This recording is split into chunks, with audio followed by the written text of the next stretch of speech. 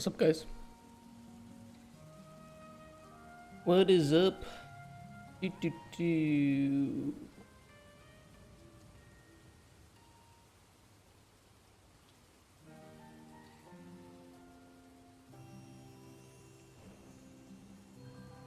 Alright, posting on Twitter.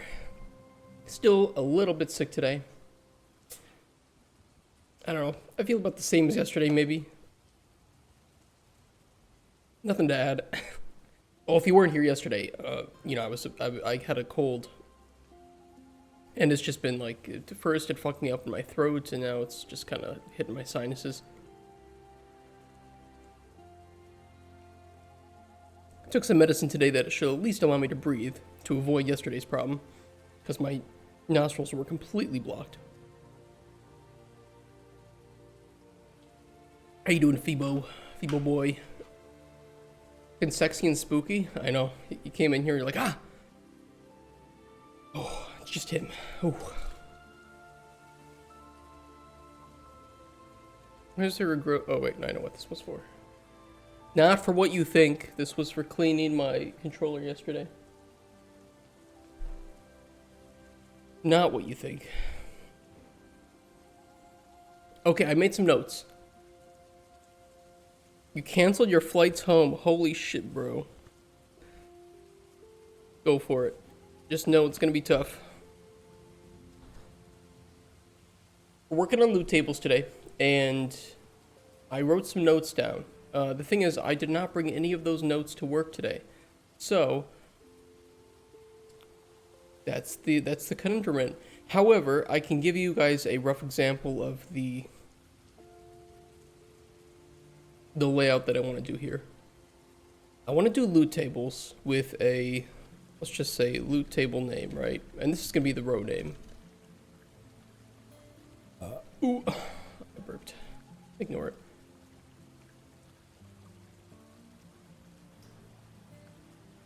Okay, then we have like a backpack. Yeah, let's just call it backpack, and then we'll do, I don't know, like a rucksack. We're going to have an array of poles here, although I think that for the sake of making my life easy in Excel, I'm going to do... What am I going to do?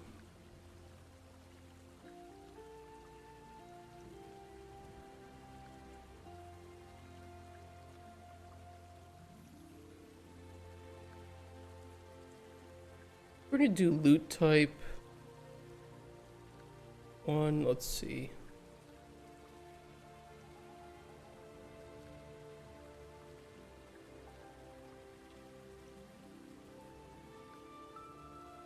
Amount 1. So it's going to look like this, which looks kind of stupid.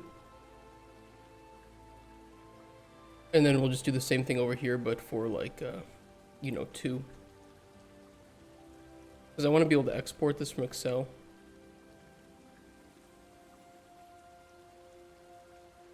And then that's going to go up to like, I don't know, 5 or something. So in this way we could then do, like potion. Or we could even do another loot table. So we could do loot type would be table. Random potion 2. So this is then going to look for the random potion table, which is then going to have, up to like 5 potions or whatever the fuck as loot. And this is going to do 2 pulls from that. So it makes sense, or, it's going to be loot type 2 would then be, I don't know, like an ingredient. What do we do ing lavender and right? And then that's 1. So in this way we can have different types of loot within the same table, and we can call tables and all this shit. Hopefully it'll make sense once we get going, and relatively speaking, it should be pretty easy to work with, but we'll see if we run into any walls. Should have been home Monday, pushing it as much as possible. She convinced her mom to let her book a hotel with me, so I'm gonna have a fantastic evening. Nice, bro. Hey, Soko, how you doing? Happy Thursday. That's the day it is.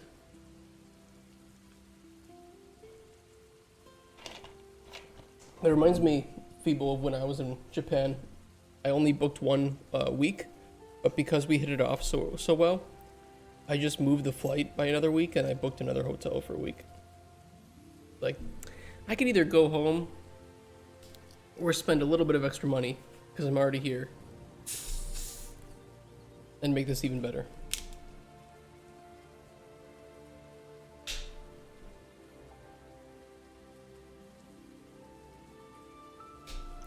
Sorry, I'm cutting off the plastic for my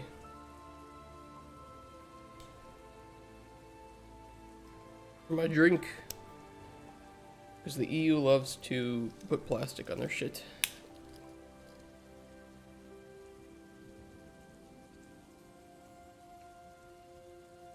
That's exactly what you did too. Nice. Fist bump. Internet fist bump, bro. Okay. I think that my notes were that I wanted to make a BP collectible. And this collectible would have a sound pickup override. And then a loot tables array. Although it's going to have to be its own structure, so let's just say loot tables array, but it's really its own structure. To call loot tables and then the amount of those tables that you want to pull. And then we were going to make, or I was going to make children of that. It's like BP, collectible, potion. This way I can do some specific things with like a mesh or multiple meshes or different unique interaction stuff with like potions and also ingredients, junk.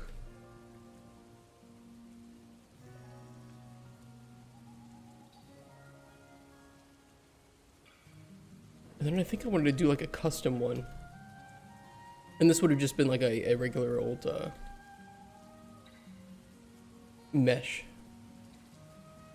But we'll see. We'll start with these three because we know that we need these three. But we need the BP collectible.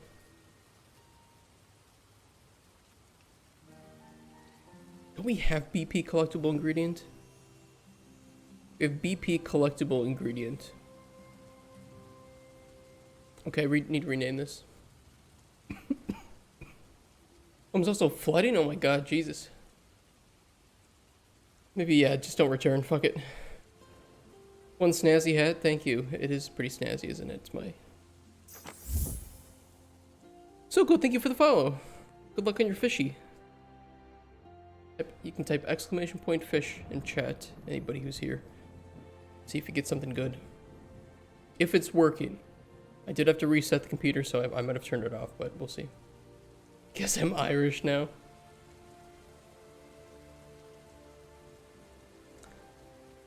Collectible ingredient.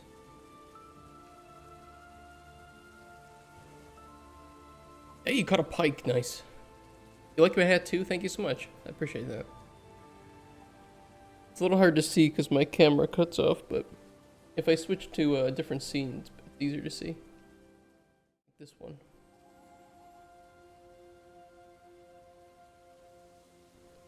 That look good.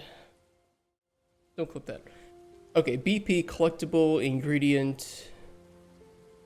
I need to rename this to collectible.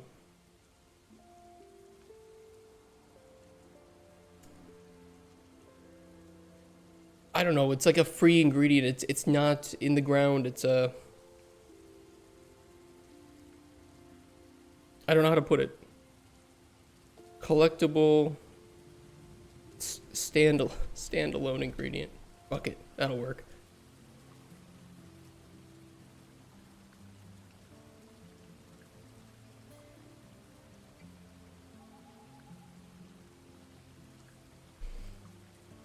Ew, my mom called me adorable. What is this, an Oedipus complex?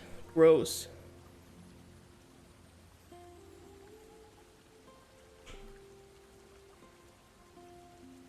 Blueprints. Let's see. Collectible. We have the BP collectible, but it's a bit fucked up right now. So what I'm going to do is... I'm gonna delete all cases of collectible in the world. Like this one.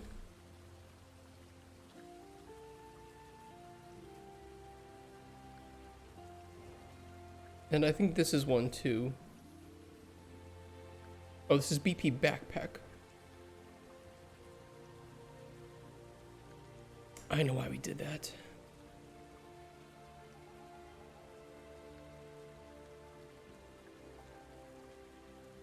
I'm gonna delete that for the moment.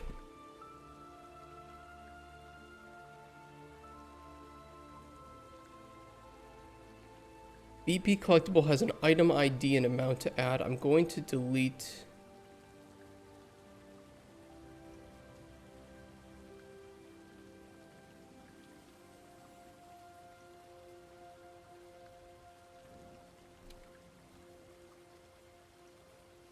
Let me think here.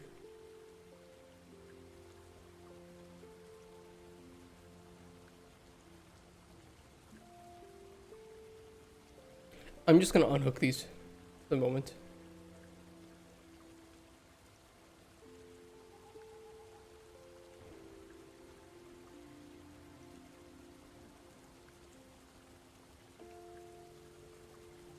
You are, oh, thank you, Mr. Vibo. Flights have 6 times in price also, so it's ended up being a very expensive decision. However, I do it again. I 100% feel you on that. Okay, I'm not going to delete item ID or amount to add right now.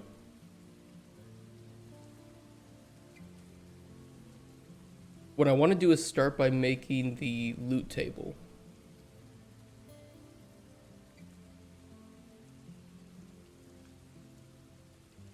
So let's make a new folder called loot.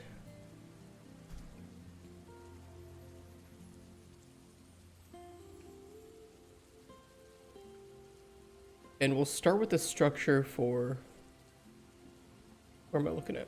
Structure. ST loot.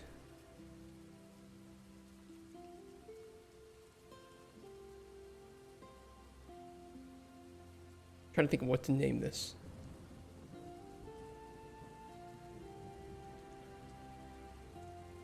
Let's do loot table entry.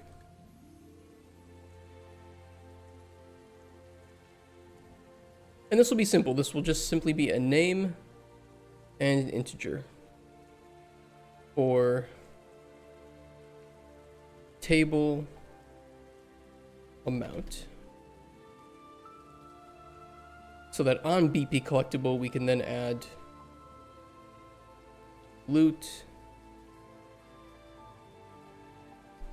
table entry as an array.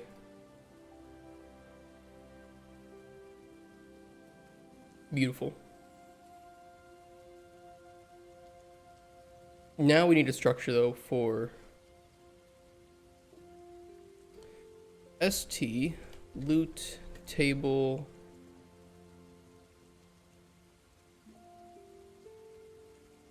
start with loot. We need a structure for this right here.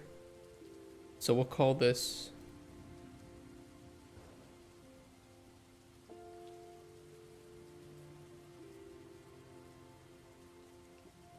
st loot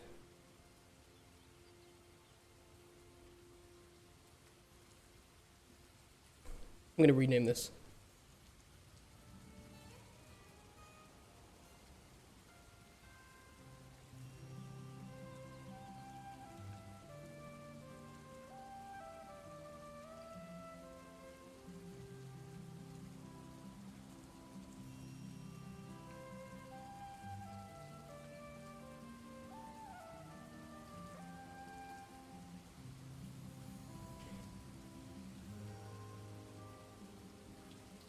She's in less than a week giving me more green flags than I got in a 6-year relationship. What do you need with so many green flags? Like, she just buys them for you or something? Like, do you put them in your yard? Do you hang them up? Why do you need so many green flags? Wouldn't you want some red flags in there too? Because Christmas is coming up, so you want half green flags, half red flags to make a necklace or something. Fucking idiots.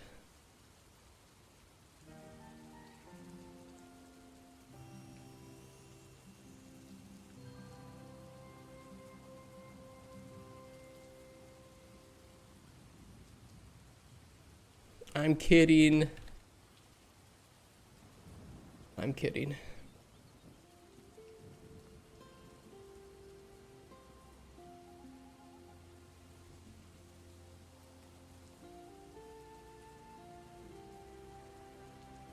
Okay, I'm happy with that. We will need a loot type enum. So let's make that loot type. I hope I don't have that enum already used.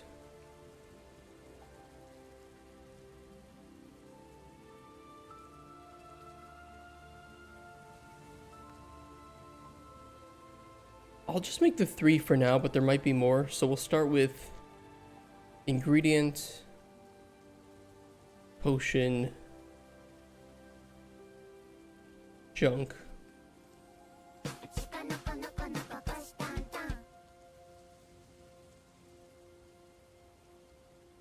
If I told you, because, you know, you use that mom, right? If I told you what anime that comes from, I don't think you would believe it.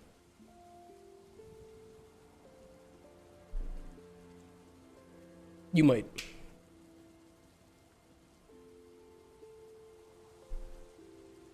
Okay, we need a loot type. This will be loot type, and then we need an F name and an integer.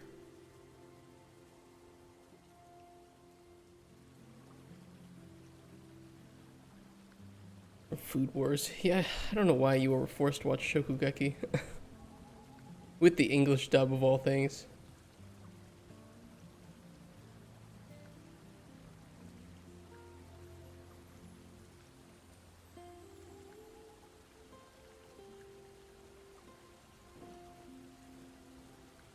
So unbelievably happy with my decisions over the last few weeks. I actually missed out on a 1100 times trade, and I'm not even mad about it, which has kind of made me put things into perspective.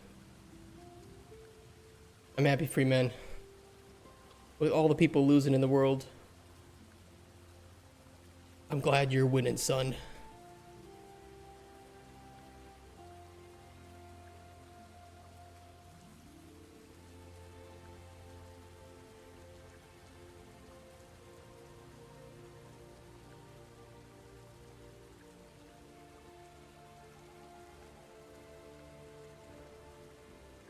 The biggest question I have is how is this going to work with potions, because we have ingredients and junk within their own data tables, which means we can just do a data table call. Potions, however, have a separate,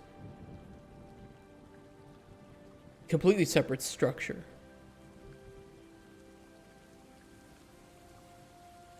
I could make a potion reward data table, and we could use that just for calling for potion rewards.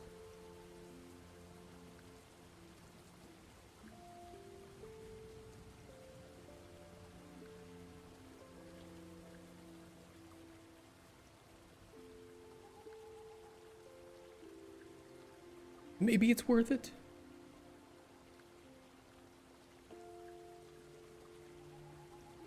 Need something to work out for you this year? Well, it's perfect. You're right in time for, you know, some nice Halloween, the U.S. presidential election, you know, which will be really good entertainment if you get some popcorn.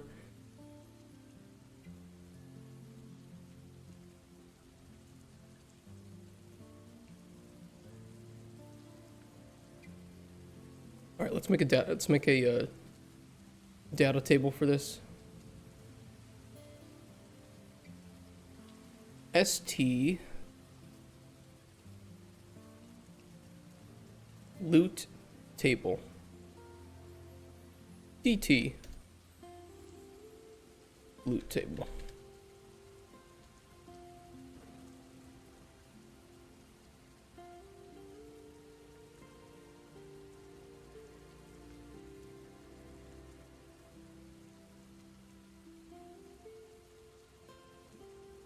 So as an example, Well, let's make this new name Backpack, right? And Backpack will have an entry for... Actually, let's name this properly. Loot underscore backpack.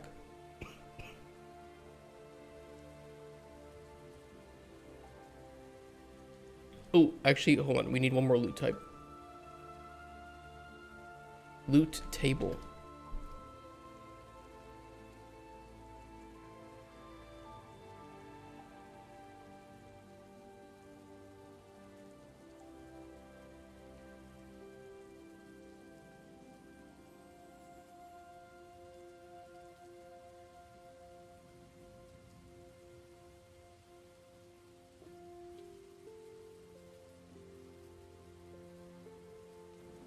There's only a couple issues that I have with wanting to export loot tables from Excel. Here's the thing,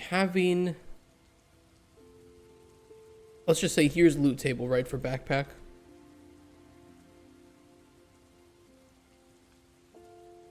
If we wanted to have random ingredients, right, we do like table,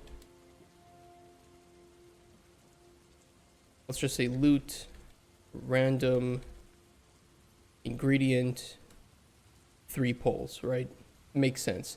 However, then we have to make loot random ingredient as a actual table itself, which would then reward ingredient. I just realized there's a problem with our loot table, but I'll fix that. Ingredient, X, normal. 1 weight of 1, right? So each ingredient is going to have its own possibility. That's really annoying to put into Excel, because realistically I'd have to do it horizontally and then try to export that, and that's just going to be too much work. I'll have to think about it.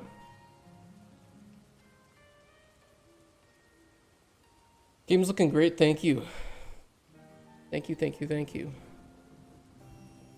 I mean, it looks the same as it usually does, but maybe it looks better today. Maybe the sun is just hitting right. Is it just hitting right? Was it Spoon? Are you sexually attracted to Spoon? Because I am too. Where's Spoon? I miss him. Spoon!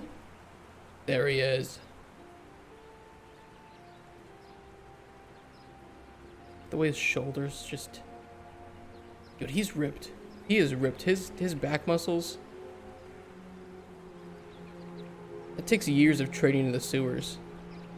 Got that slight gut to him, too. Got that old lady hunch. He looks good.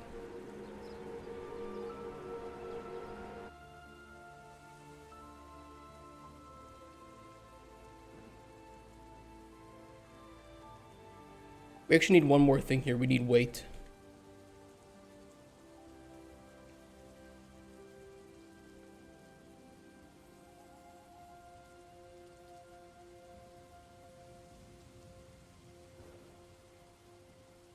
To the face. You like his face?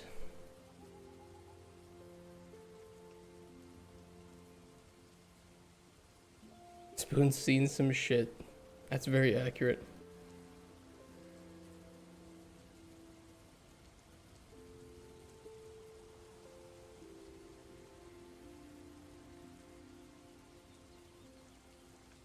What I could do is have 2 loot tables.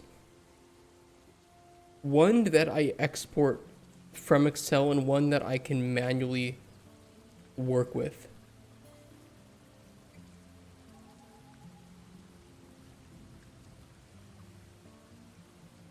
We could do that.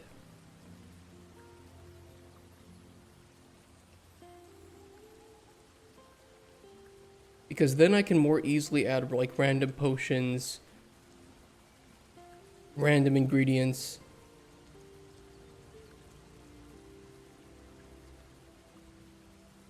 Random potions could be pretty fun, actually, if I just seriously completely randomize potions. I pick 5 ingredients of different types at random, and I can instantly brew a potion based on that, because that's easy. I just run it through a function, and then I can just do like a random loot generate or random name generation for it.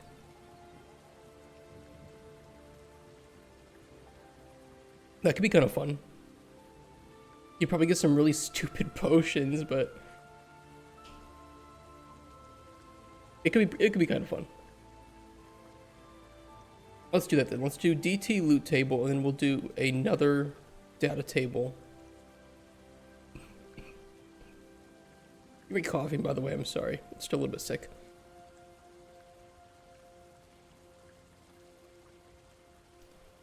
DT loot table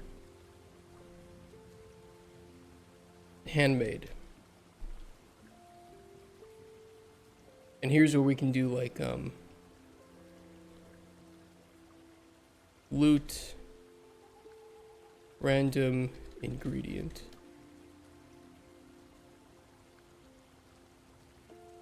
I have to go. It's been a long ass week already, and I have to be up in 6.5 hours. True.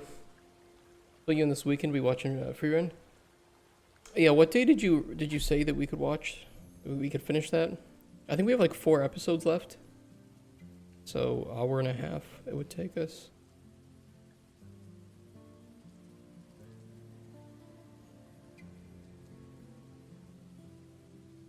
Oh, that was 2 days ago.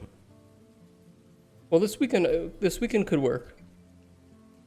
I don't think I have anything going on this weekend. Next week, I might have to go to Wrocław, or the week after, but I gotta check. Saturday's better? Okay. Wrocław is beautiful, by the way, if you guys have never been. Very nice, old town. I like their main square a lot. Colorful houses and stuff. Very iconic.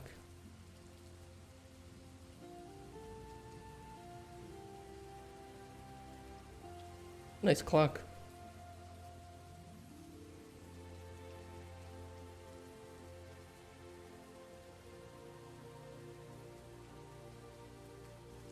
See, my mom's happy for your girl, Mr. Phoebo, not for you. How do you feel about that?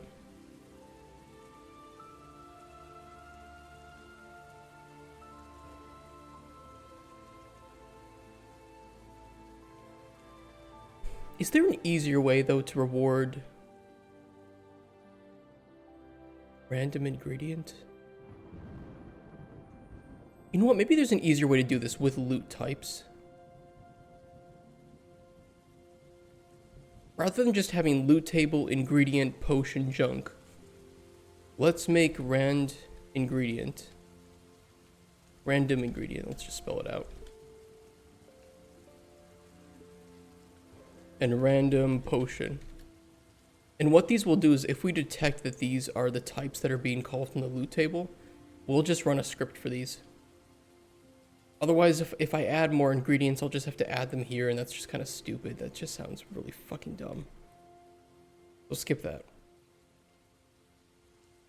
About a half decent fish, I guess, compared to other suitors that maybe I am a catch. Here's the trick to dating. Always date lower than yourself.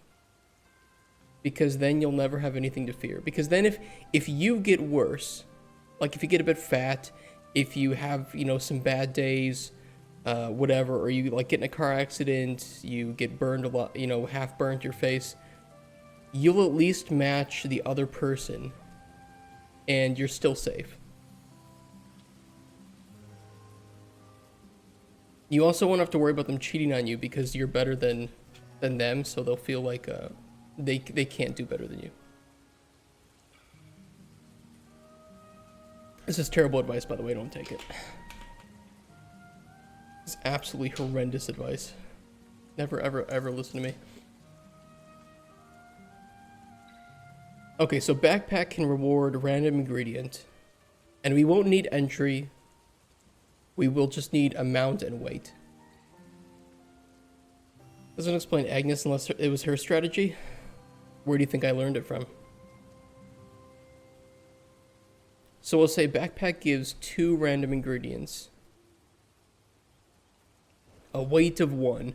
Now the way the weights work is pretty simple. It's just we add up all the weights for the entries for loot table.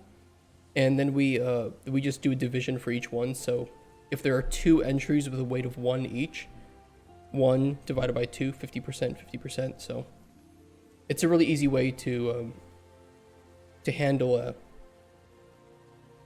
expandable array of entries.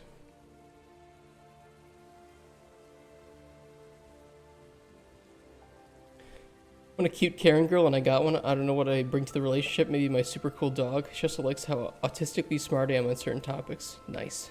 You should play old school RuneScape if you're a little autistic. That game is built for autistic people.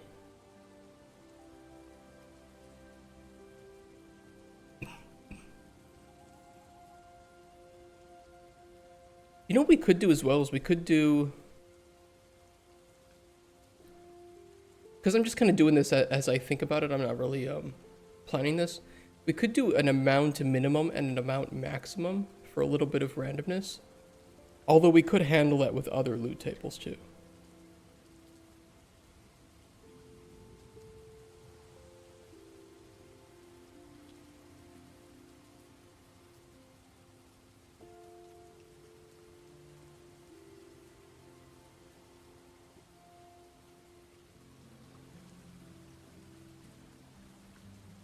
Let's handle it with another row.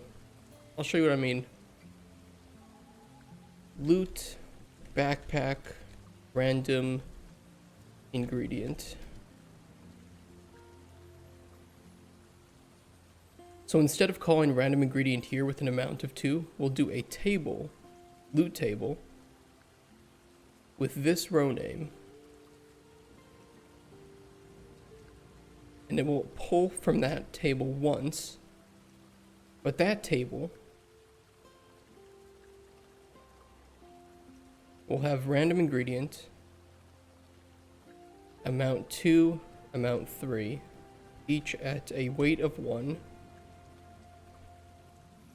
So this way when you pull loot backpack, what it's going to do is it's going to pull from one of these. If it lands on loot backpack random ingredient, it's going to call that loot table. And then you have an equal chance to either get 2 random ingredients or 3 random ingredients. So in this way, we can kind of nest tables, and we can have, separate entries. So like maybe backpacks, we also want to maybe give junk. So we can have a ton of stuff that it might give you.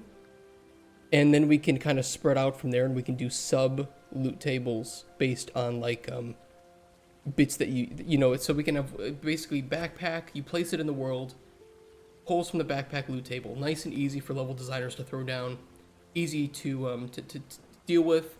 Okay, we have a new hut here, a place to explore, throw a couple backpacks in, easy game. And then we can do, okay, what kind of backpack are we rolling? Is it a junk backpack? Is it a potion backpack? An ingredient backpack? Is it maybe a mix? Do we want to pull 1 junk and 1 potion from that? So we can do that too.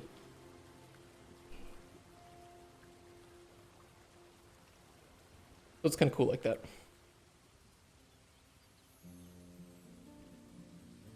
And then of course, because loot tables on collectibles are themselves an array as well, we could call multiple loot tables at once, or we can have, in this case, we could do, the same table but multiple times.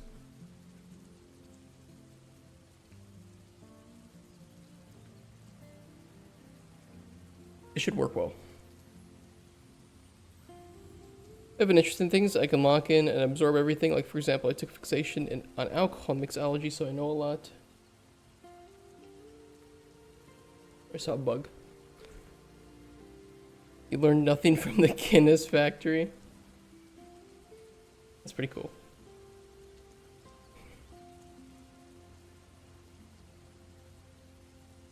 Okay, what am I doing now? I'm getting distracted. We have the main collectible. We don't have a sound override yet, but I'll do that.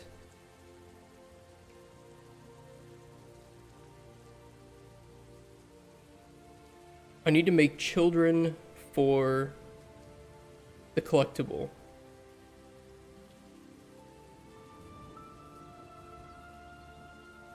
Because we'll need to determine, okay, what type of collectible is it? Is it a potion? Is it, you know, this junk one? And that way what we can do is show different ingredient, like info panels, is what I mean. You can show different info panels based on what it is in your inventory. So like right now what we can do is in our inventory that we have,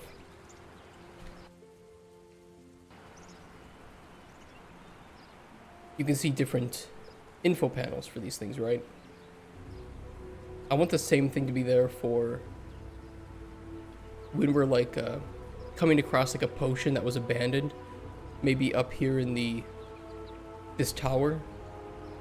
Maybe there's a potion on a desk or something, and we can show the potion info panel for when you're hovering over that.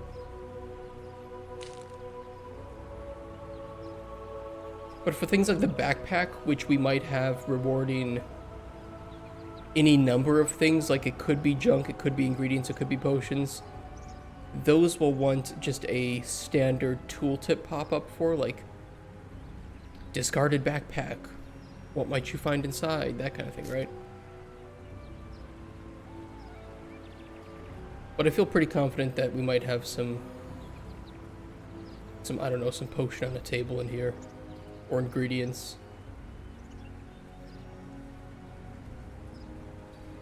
We'll see. It's kind of sparse and there's nothing up here right now, but we will fix that.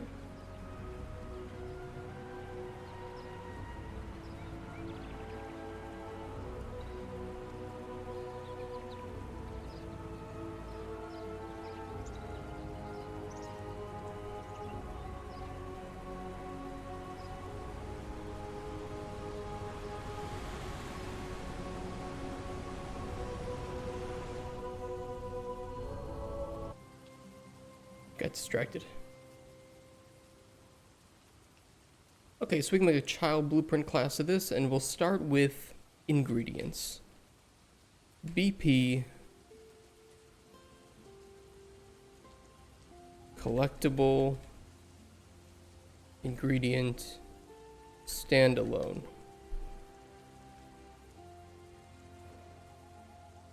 Oh, we just call this standalone ingredient.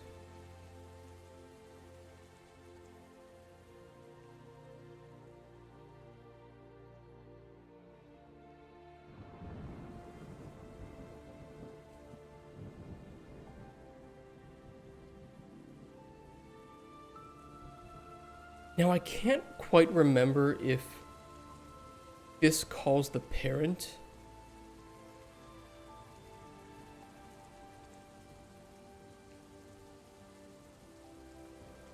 I can't quite remember.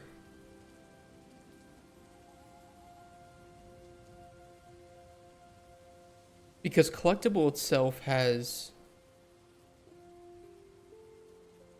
the interact interface. I don't think this would call the parent.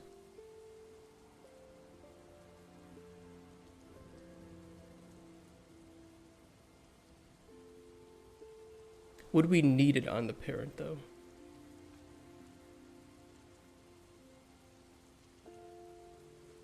No, we wouldn't. We wouldn't. I don't think we would.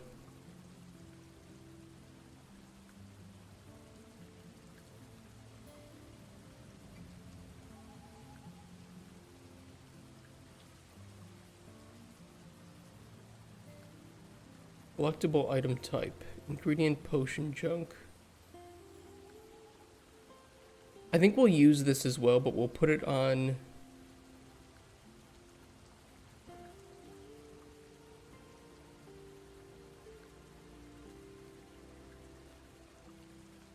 Trying to think of the best way to handle this.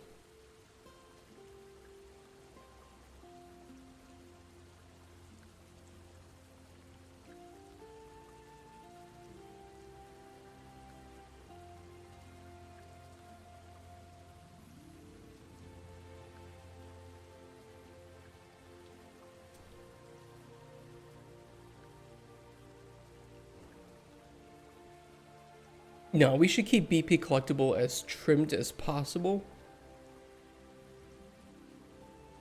And what we'll do instead is we'll put all the unique stuff onto the individual child blueprints. That'll make more sense.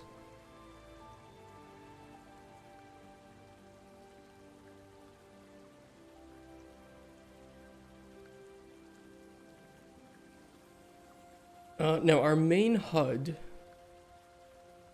right now has the junk tooltip, but I'd rather have it be more like the inventory. Not this. Not this one. Stop it. Where we have the ingredient... We have the ingredient info panel and the ingredient potion info panel and the junk info panel. And they're all just kind of here.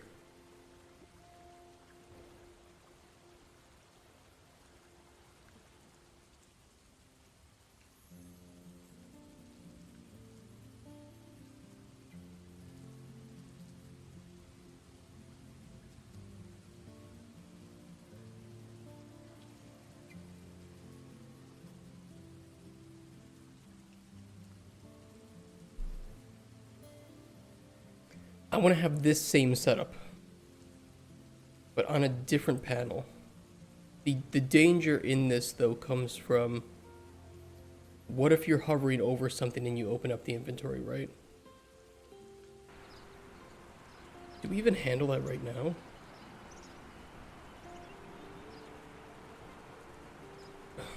we might not.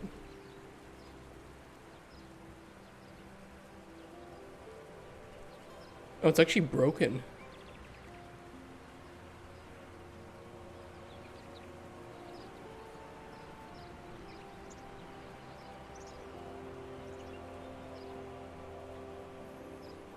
Huh.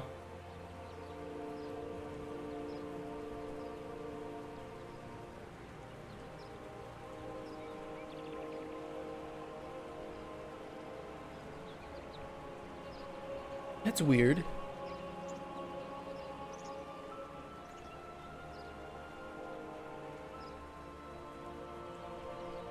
We can fix that bug though. Where's my widget reflector? I assume that it's this tooltip.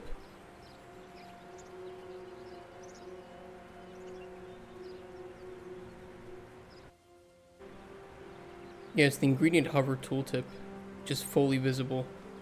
And I want it to be non-hit testable. Let's see.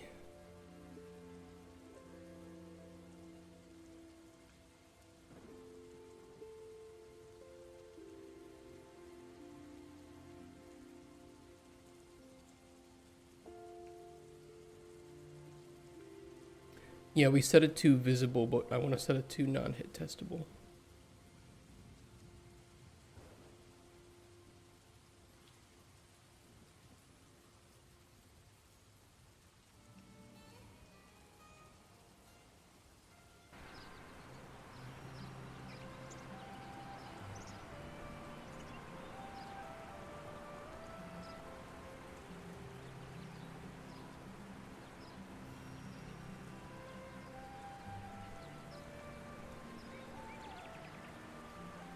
Fixed one problem, we still have another though.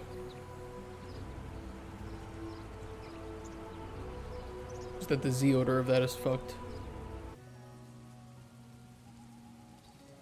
Wonderful.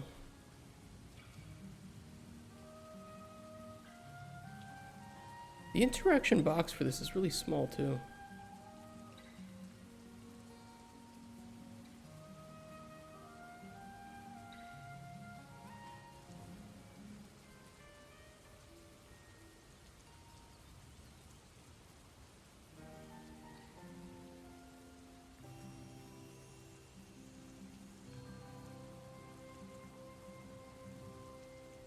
That's better.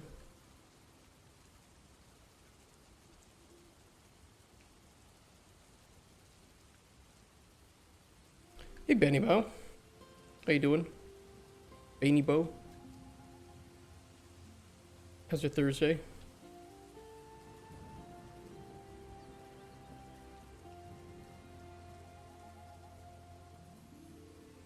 Can we fix the Z order of that?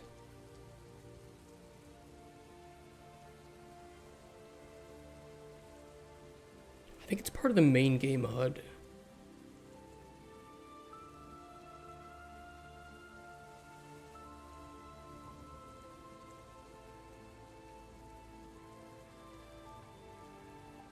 Yeah, we have ingredients. So the game HUD is being created after the inventory panel.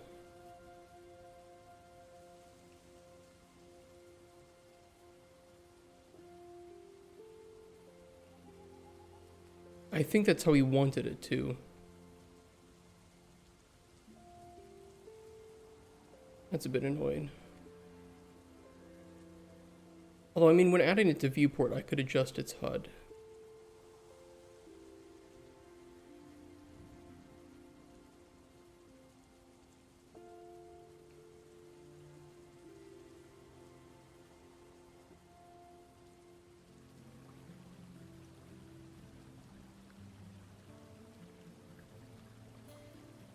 We set this to 5, it should work.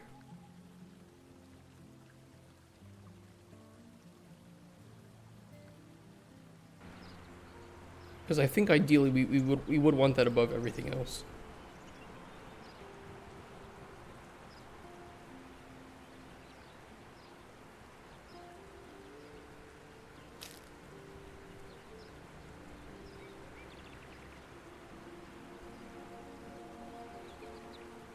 Yeah. So that's working.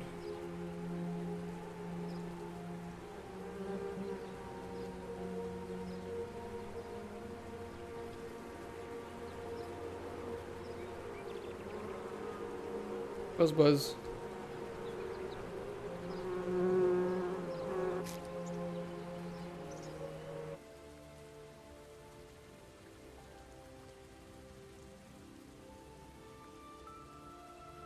I mean, it is part of the ingredient hover tooltip. Maybe if we open up the inventory, we should temporarily hide the ingredient hover tooltip if it's visible.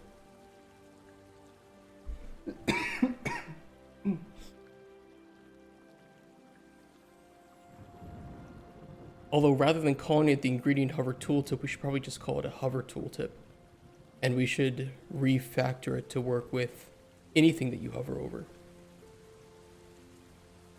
That actually seems like the more logical solution.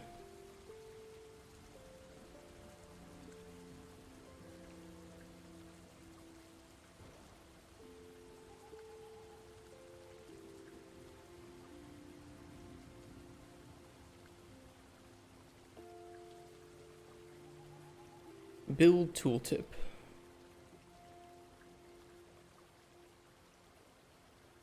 We've seen this game Alcahest. They stole your idea of using potions during combat. Well, they didn't steal it. I think I have seen this game though.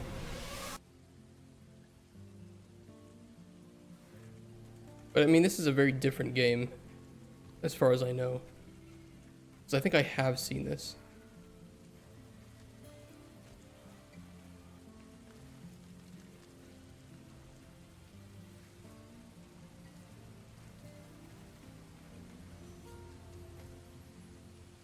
This is very cinematic, very mocked up.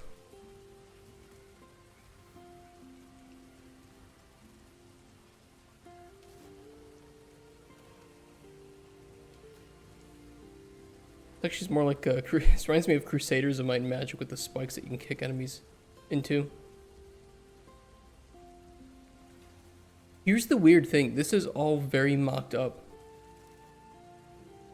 This is very cleverly disguised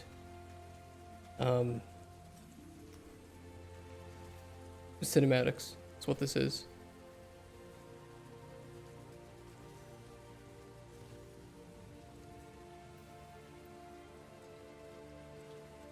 Not all of it.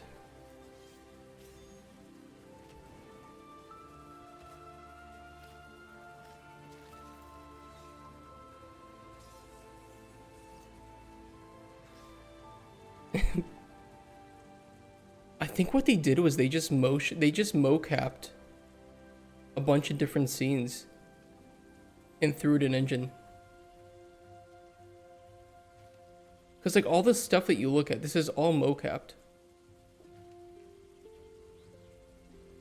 It's very well done mocap.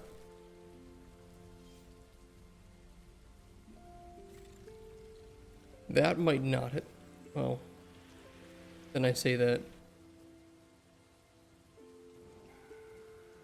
All motion, like this is good cinematic. Who's making this though?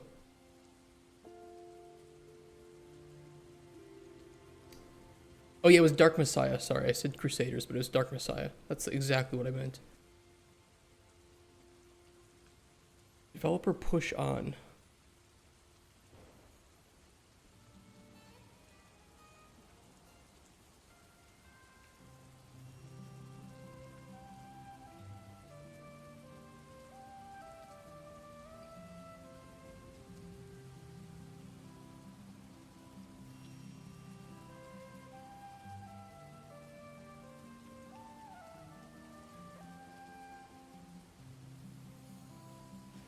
It's like this is great. There's no gameplay here though. It's some of the most well disguised cinematics that I've ever seen though.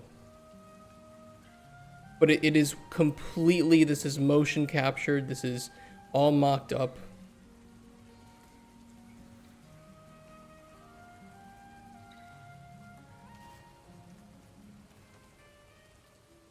Or I don't know.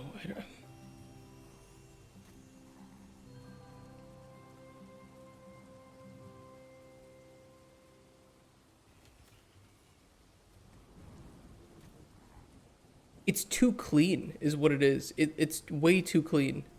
And it's not that you couldn't make something like this, but it's like, oh, he's, you know, you look over, you kick this one, and this one's doing nothing. I'm sorry, but your AI is doing nothing while it's over here, not attacking the player. And then he just happens to look bewildered to the side as the player smoothly turns the camera in a very cinematic way to then throw the sword.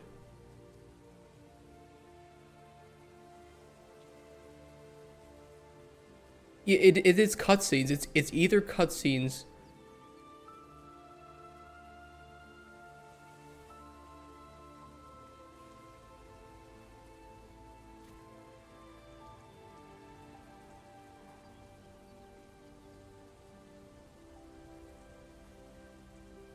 American Taco. 21, you're the 21st American Taco. How you doing, man? So you'll be making the potions in game rather than buying them. I'm getting a little bit better. I'm still a little bit sick. It's good, but this is some of the best that I've seen for fooling players. And the thing is, if you can recreate this gameplay, good for you. The problem is that this is not gameplay. This looked like a real ragdoll, so what this was... Yeah, it's all just in-engine cinematics, is what you're looking at. Very, very well made, though.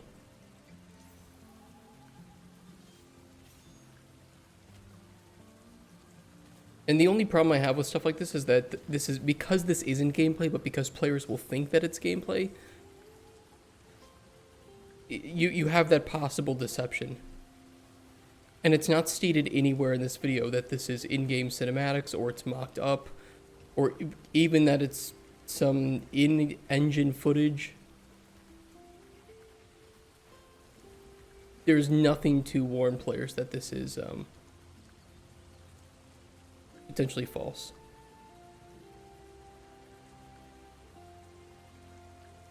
Yes, this trailer is cinematic, not gameplay. Oh wait, actually look at this. The old pre-rendered cinematic from the player's perspective so as to give the illusion that the gameplay looks like this trick. Players are starting to pick up.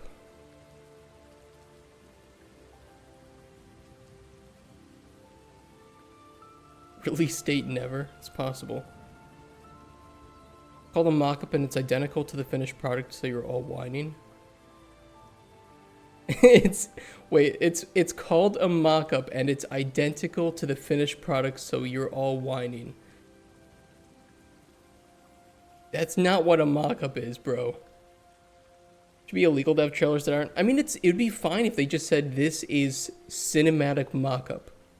This is what we want the game to look like. And if you show this to a publisher, that's great. Like, a publisher can look at this and say, okay, you want a gameplay like this. The next question they're going to have is, how do we know that you can make it? Right? That's why you make prototypes. That's why you make a vertical slice.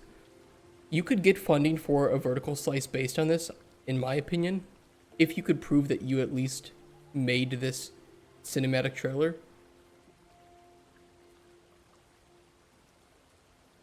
But this guy is absolutely wrong. It's not identical to the finished product. It is a mock-up. Yeah, the AI won't react to things like they're in a cutscene, walking around isn't gameplay. All the combat they showed were pre-programmed animations shot from the first-person perspective. That's exactly right. Exactly right. For there to be a giant cut after the cutscene and it goes into gameplay. If it did, I'd be like, you know what? Fine, okay. But it's really cleverly disguised. And I think while some players will know it, a lot of players won't know this.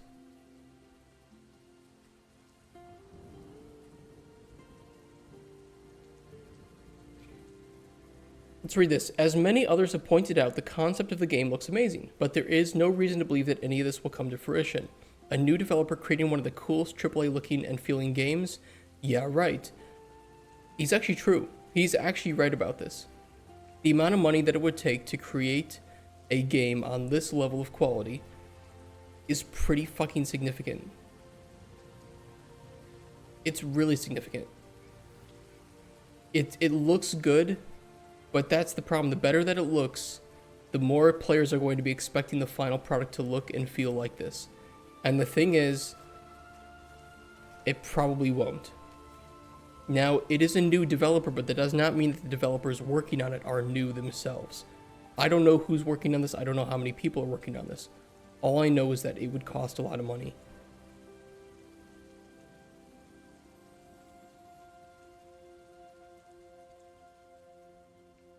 This reminds me of Hellraid. I really, really want a game like this, however, without real footage, and it being a new studio, gotta keep expectations realistic.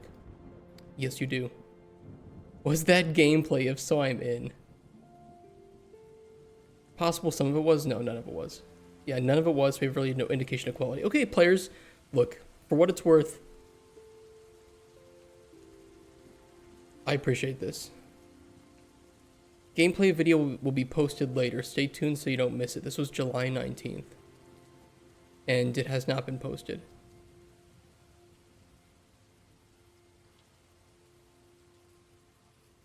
Yeah. Unfortunately, you're going to see more of this. High quality mock-ups being sold to players so that they can get wish lists, and then take that to a publisher and say, hey, if you give us this money, look at how many wish lists we have. The expense is the players. Is that you'll just be shown a whole bunch of mocked up bullshit trailers without actual gameplay, because all that matters is that your wish lists, that you wish list their game so that they can take it to a publisher and say, hey, we want to make this game. How much money can you give us? We expect it'll take $20 million to make this game. Well, the best we can do is $2 million. So you're going to have to cut the quality down by 1/10. Well, now you've already sold players on this level of quality, and you're going to have to dumb it down. And then what do you end up with? You end up with a game that is barely standing up to the quality or to the polish that you saw in the trailer here.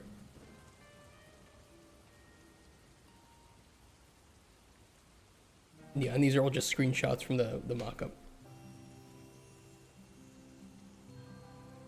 Join the playtest. Oh boy. Go for it. Prove me wrong. Seriously, prove me wrong, because this looks good. What do they promise as in terms of the features?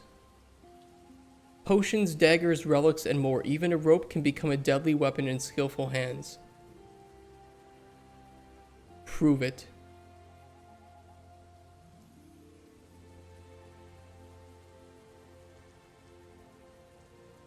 Use the substance as a throwable, a weapon oil, plant it into an NPC's pocket, or even drink it yourself. In each scenario, outcomes can be unpredictable. That's such a hard system to make, though. It really is.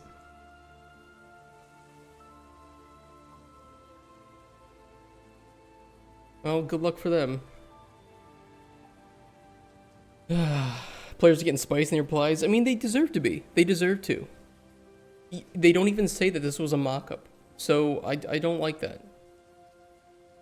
I really don't like that. Their trailer only has 32,000 views. This one probably has more though, right? Yeah, 670. They have a Reddit. Do they even post anything? They literally have nothing. They're probably scrambling to make some gameplay because they created nothing.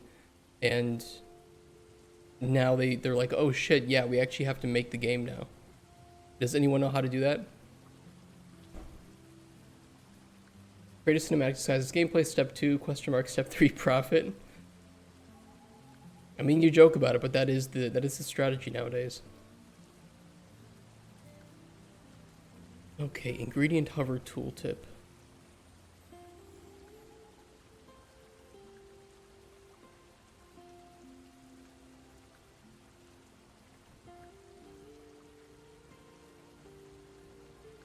I think we'll refactor the ingredient hover tooltip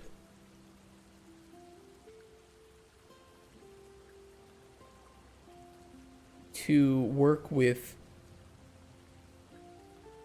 all types of tooltip, just like these ones.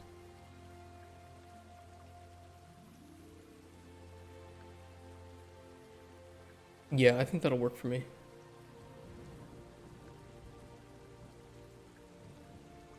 However, we also have like just a general hover tooltip, I think, right?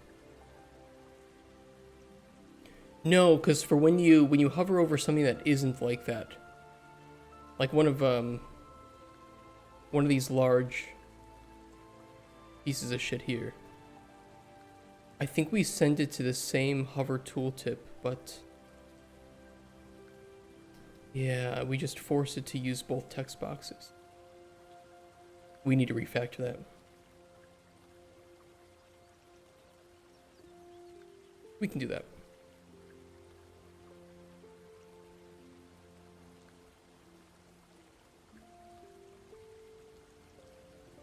So we need the potion info panel, ingredient info panel, and the junk info panel on here too.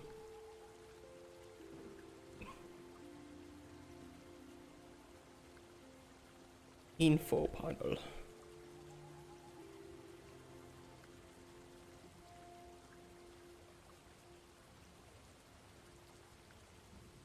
And I think we wrapped this all with a scale box, didn't we?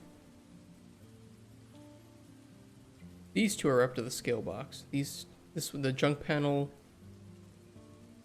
Oh no, it's part of the scale box as well. We bump it down to 85.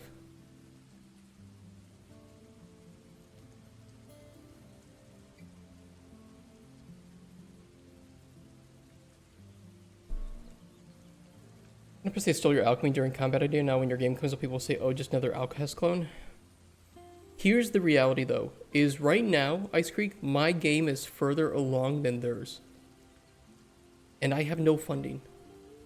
So...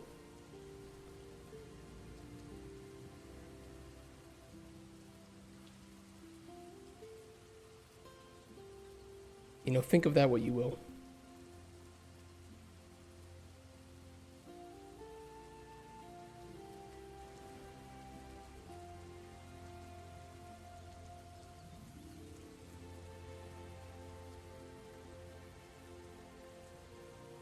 But people won't say that. Mainly because my game idea has been in development for over a year, and I think that the... where's the link you sent? When did this come out? Yeah, it's 3 months ago.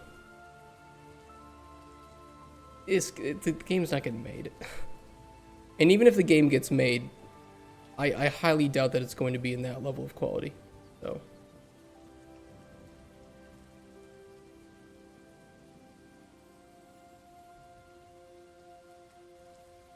Oh no, we only scale the... Okay, I see how we did that.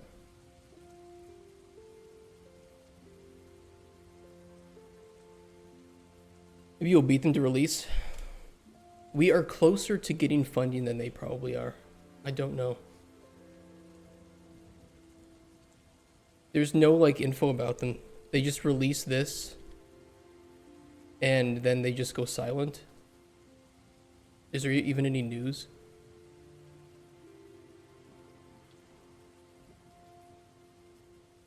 There's no news. They were covered by PC Gamer, IGN. That's about it. And then there's just not really anything.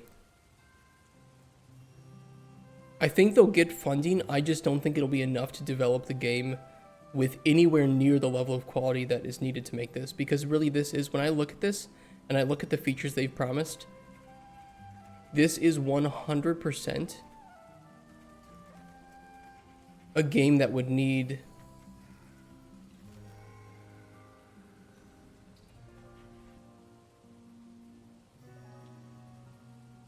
you're looking at least 15 million. With shit like this, the price goes up significantly.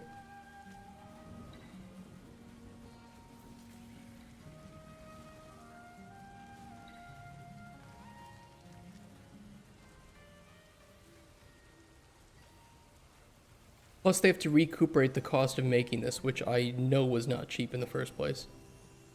I don't know where they got that money, but yeah, it's not gonna happen. And players know it.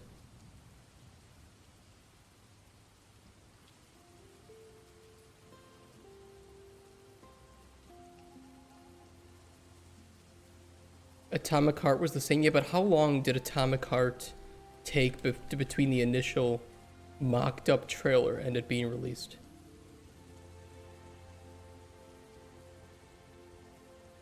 When did this first get showed off? Founded in 2017.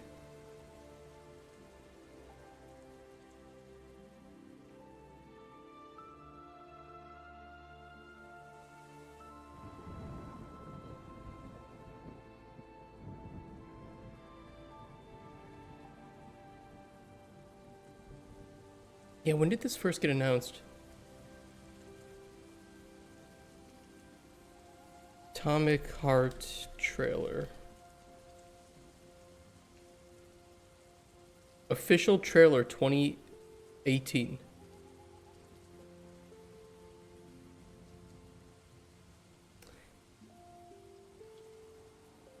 So yes, if we were to get funded for Cauldron Chronicles, we would beat them. We would beat Alcahest to release, probably.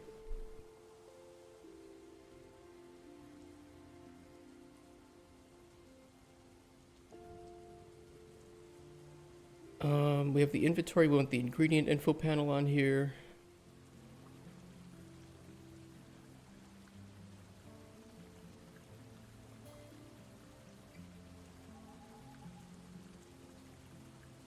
And then I want the junk info panel thrown on top of that. Hey, Blitz3D, use blueprints over code? We use both, but I primarily use blueprints. They're much faster to prototype with.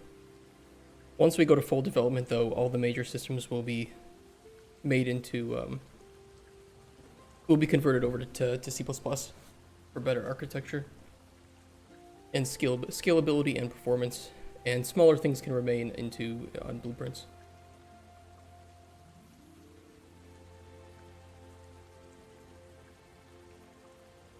Let's just call this... I want to move this and rename it, but that's a little bit dangerous.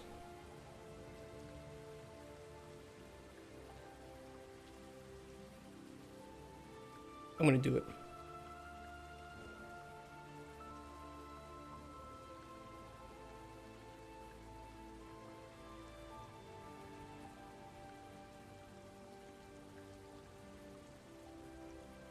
Delete the redirector, delete that. We're just going to rename this to hover tooltip.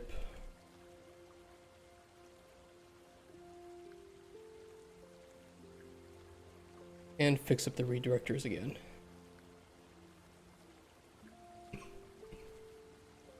XDay actually promised a lot of concepts in their game that I've been independently thinking of for over a decade for my game, but then when their game came out, it had none of it. Yeah, I mean, and I think that's a perfect example of a game that was way too... It promises all this ambitious stuff, but it can't prove that it delivers on that. And, you know, like you, I see that as well, just time and time again from developers.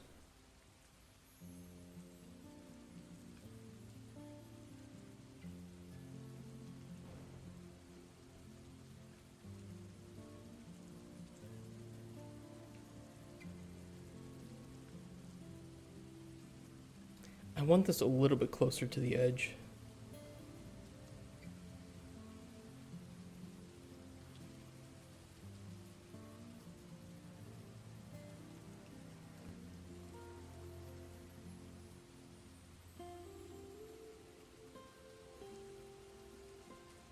Yeah, I'm gonna scale this down too, actually.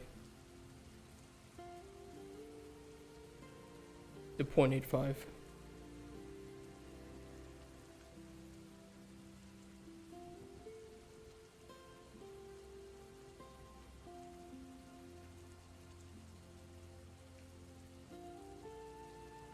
You know, that's why when I saw the trailer for Arcade, I was pretty impressed. Because it's really common with these MMOs that you have those mocked up trailers that don't end up being anything special. This, to me, though, when I saw it, looked like gameplay. It looks to me like there's actual gameplay here. They do say mix of gameplay and in-game cinematics. This is a cinematic, right? It's like, okay, looks fine, whatever. Cinematic. Then they show this, and I'm inclined to think that a good majority of this is actually gameplay. One of the biggest ones that you can see here, and don't look at the boobs, okay? Don't stare at them, is the way that the characters move is exactly like you would see with an MMO. Like an actual character controlling it, moving up awkwardly, then interacting, and there's like a brief delay. So I'm hyped for that just because I feel like what they're showing here is actually tangible. But we still have to see. We have to wait for the gameplay, the unedited full UI gameplay trailer.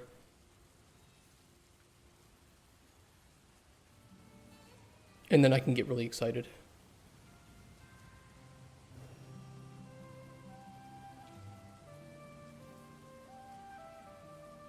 Is Arcade Agent MMO? Well, this one will be. Cinematics. That looks like gameplay. Cinematics. So yeah, I don't know. It looks interesting. Oof.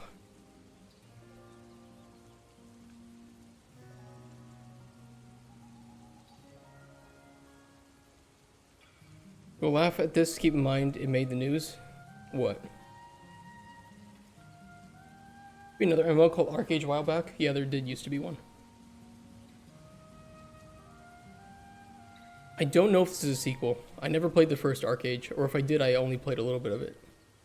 Like a demo. And it was like, okay, it's alright.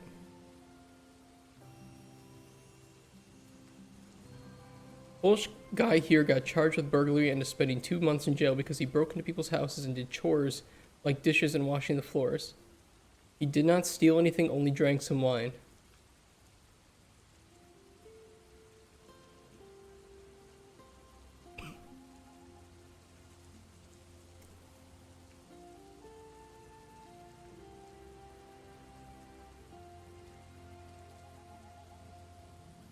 That's wild.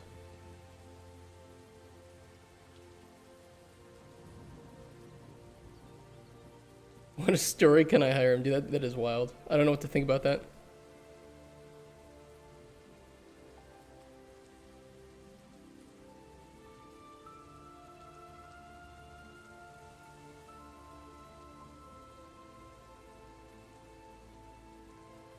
Okay, we've collapsed all these. They should actually be on the screen if we load in.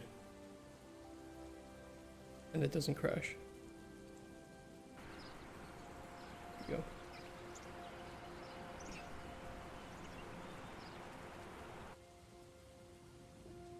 What's your plan? As you said you want to move later to code, aren't you a solo dev? I'm not a solo dev. I'm mostly solo.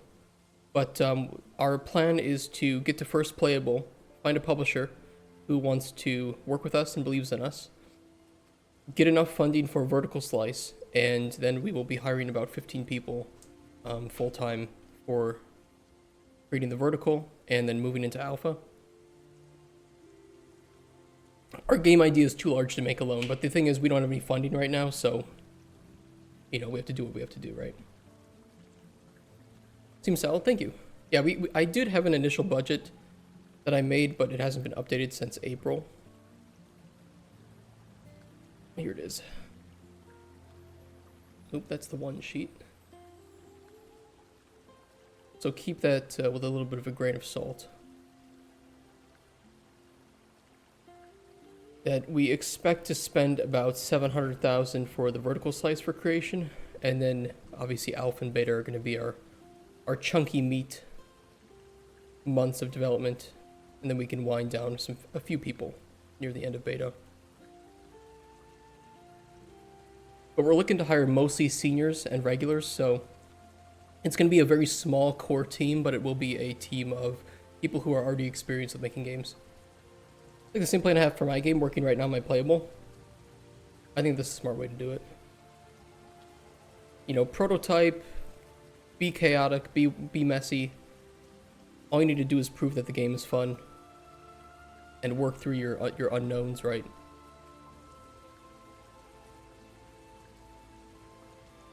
I think a lot of indie devs just jump to, they'll jump into an ambitious project too deep, and they won't necessarily think that they can delete everything and start over. But you need to sometimes do that. Get shit done and learn a lot of stuff, exactly. Like, oh, well, you know, we think we only need one writer for our NPCs. And then we write... I'll show you. Some of the dialogue files. And then we have dialogue like this. And it's like, you know what? Maybe we're going to need more than one writer for this. Considering this is one NPC and this is not even one of their encounters. Here's one of the encounters. And we added some more lore to it. Yeah, thank you for the follow, Blister. It's like, okay, we're going to need more than one writer. We're going to need 2 writers. And that increases the budget, but of course, I think that's how we can make our game more unique, is by doubling down on the storytelling, which is, of course, one of our 3 pillars.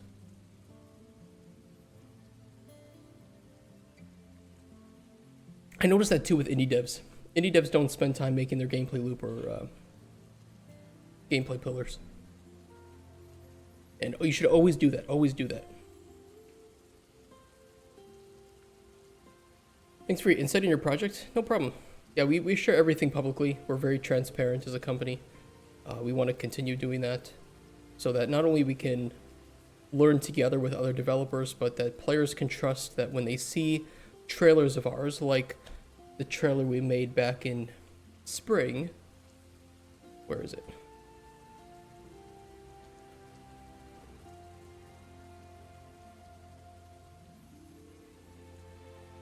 Like this one, that this is 100% gameplay. Yeah, you know, jerky mouse movements, whatever. I was playing with a mouse, should have played with a controller. But that everything that they're seeing here is 100% gameplay. And I think that helps build trust, even if the game is, you know, early and it looks a bit messy. I think that does help build trust. I wonder if ChatGPT would make a good dialogue tree. No, not really. I don't know if faking is about making.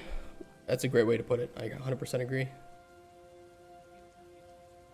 This also builds trust for publishers too.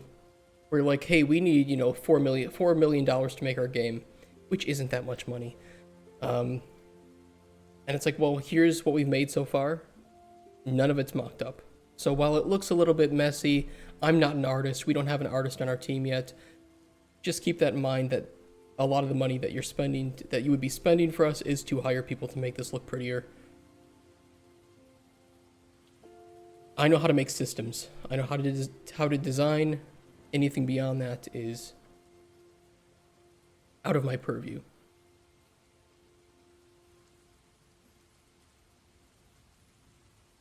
Junk info panel. Yeah, we can delete the junk info panel from here, actually. And then we'll just call over to the hover tooltip.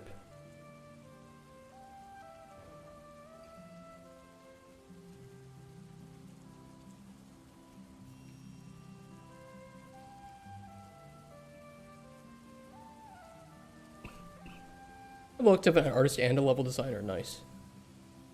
Yeah, we're looking for an art director, but art directors are already a rare breed. And the ones that do exist usually want money, understandably, but we're looking for somebody who can join us who wants to build up a studio from the ground up. And that is even more difficult. Publishers care if the developer intends to use asset packs for the final product.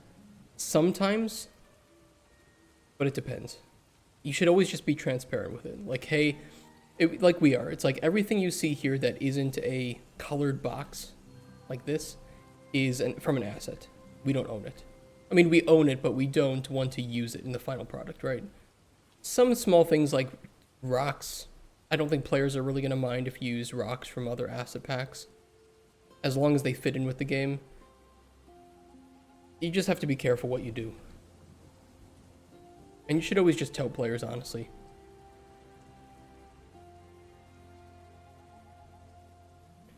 As everyone, yeah.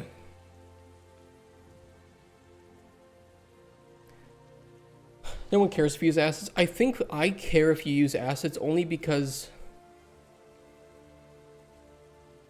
I won't know what's real. Well, that's weird. Look at that. Whatever. Who cares about the tree? I mean, from the player base, I think players do care.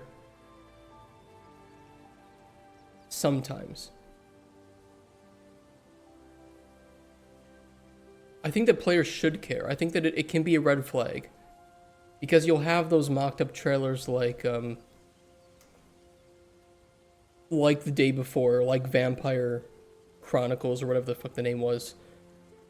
Or even Wayward Realms to an extent. It can be a red flag that the developers may not necessarily know how to connect systems.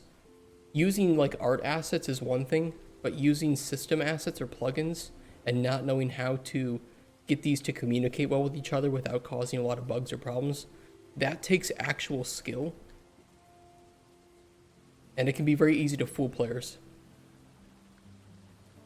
You mean art assets only? I think there's less care that players have for art assets. I think players should care more about like non-art assets. Most of them don't know if it's from an asset pack or not. It depends on how common the asset pack was. Because I know for sure that you can easily find about 10 different games that use the assets from the Dreamlands pack here. If it's a really cheap, really high quality asset pack, I think you're more likely to see it.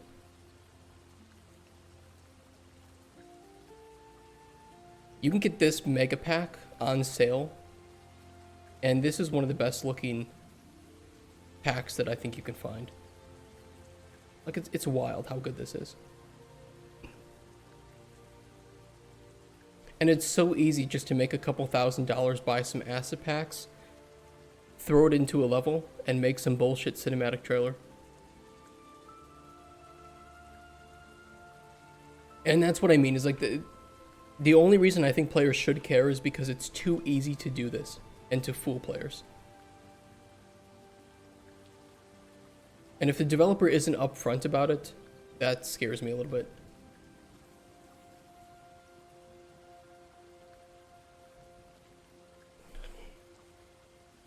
I know there's a line here. It's a little bit hard to draw because, you know, sometimes it matters, sometimes it doesn't. But I hope that I've clarified what I mean without sounding like I'm shitting on solo developers or something, right?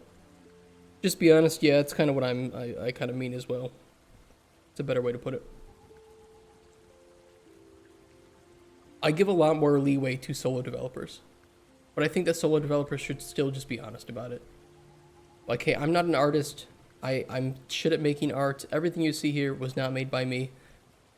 We intend for the final product, which won't even be this project, it will be a completely fresh project, we'll be using unique assets in at least almost every scenario. This is so that I can give this to publishers and say, hey, we want our art style to be kind of like what you see here. Vibrant, you know, stylized, cartoonish, that kind of thing.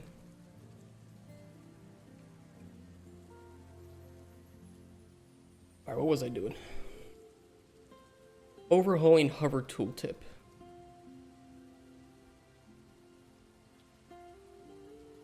Build tooltip.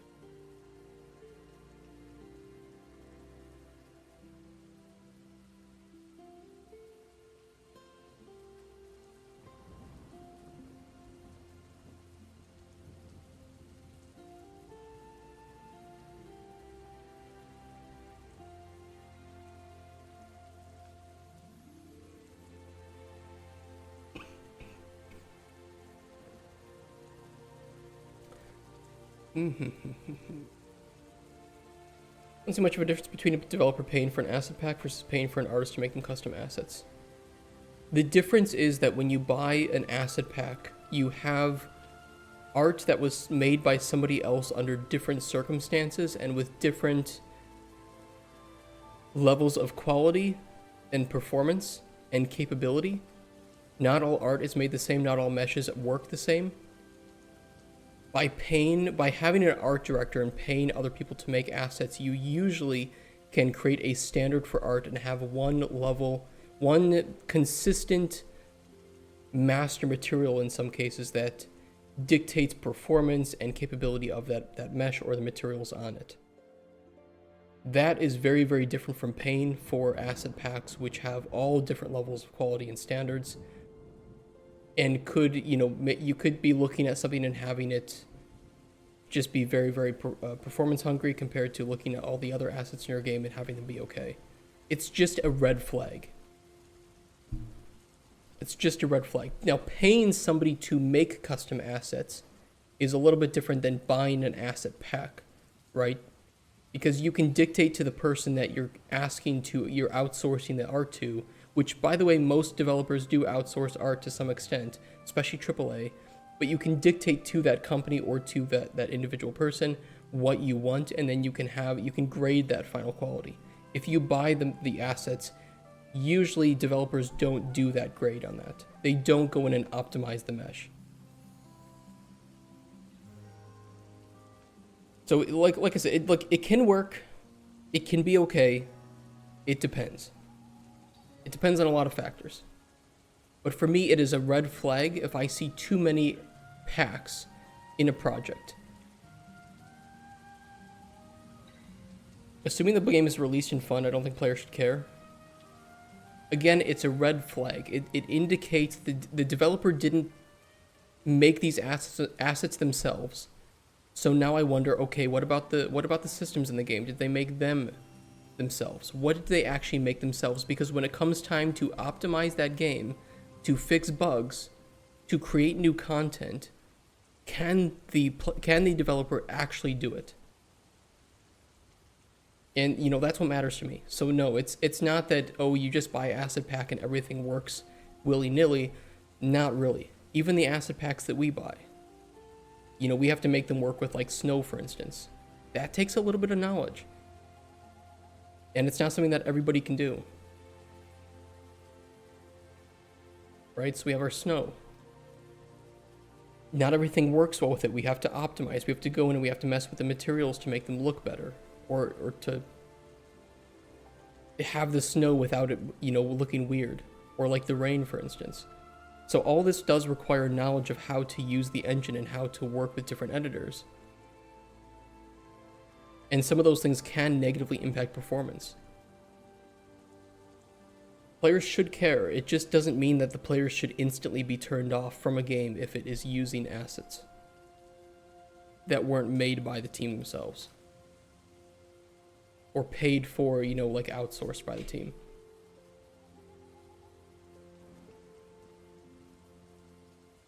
And if you want examples, go look at the day before.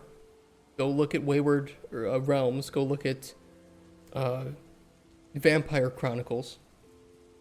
Those are 3 good game examples of where developers put up enough red flags that I think players can get fooled very easily by what they're seeing without any decent gameplay being shown.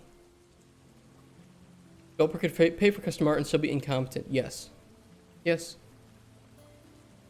These are both true. Both of these things can be true.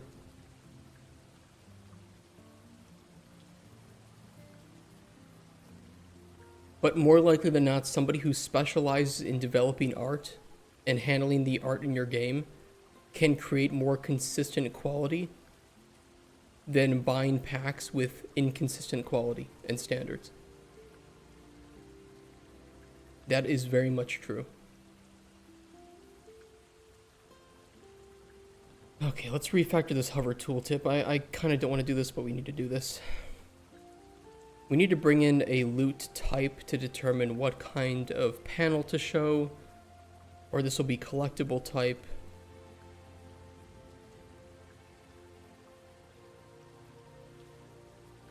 Where's my enum?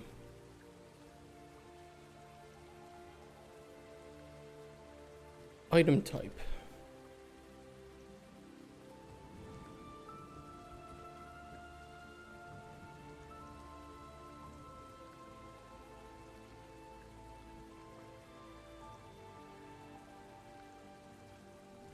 I mean, if you're still skeptical about what I mean, I can prove it to you. I will go to lengths to prove to you why I'm not wrong.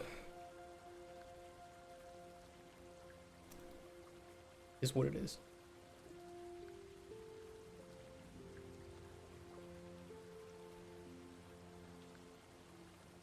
Where did I put the collectible item type? There it is. Ingredient potion junk.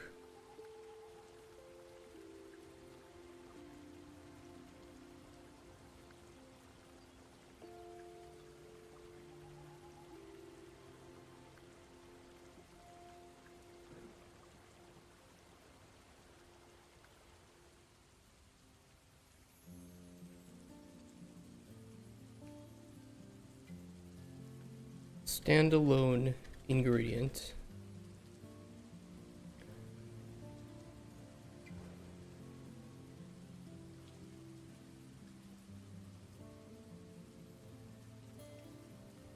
No, because I'll just, well... There's a reason I have to do this. It's weird, but there's a reason I have to do this. Standalone ingredient, junk can remain the same, and we need to have, like, just tooltip.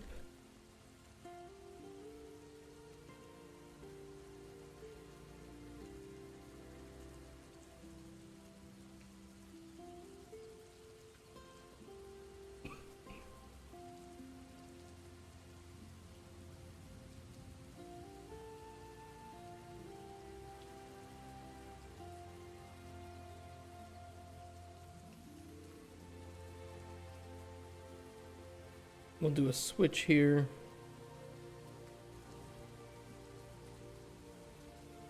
Just tooltip goes up here.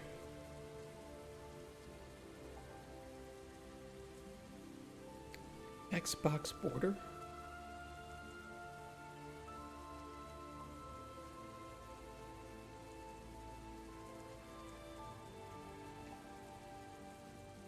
Oh yeah, okay, I know what that's for.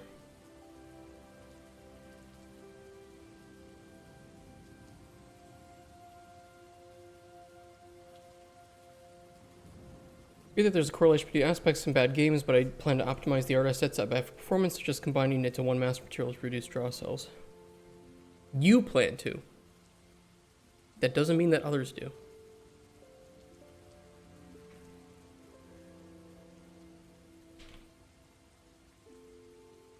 When I see a trailer from some, you know, indie dev or you know, whatever developer, and they don't show me any gameplay, or they show gameplay that I can clearly link to just purchased assets that are almost completely off the shelf, that indicates to me that this developer has this big ambitious idea, but doesn't actually know how to connect systems and to work with the engine itself to create something new.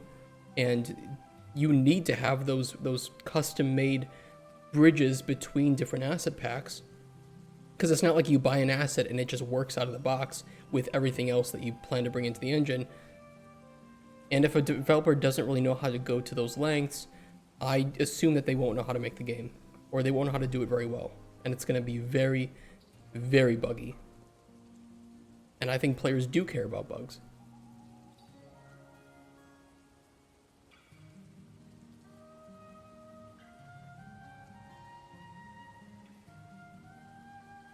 You're a programmer. Just remember, not everyone is. It is very easy to buy $2,000-3,000 worth of plugins, throw it into the engine, make a trailer, and trick a lot of people.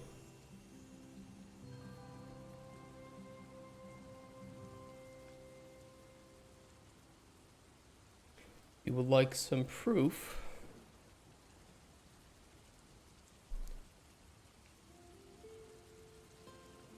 Here's one that just made $112,000. And I can prove that nearly every single thing in this trailer is an asset pack. Nearly everything. And the developer has no experience making 3D games or working in Unreal before this. And that's fucking scary to me. How do you prove to customers that you're legit not an asset flipper? Asset flipping is a little bit different than buying assets, right? But I think the one way you can prove to players is to just make the game and like show them gameplay. Release a demo. Say, here's my trailer, also here's a demo if you don't believe me, or if you want to try it yourself.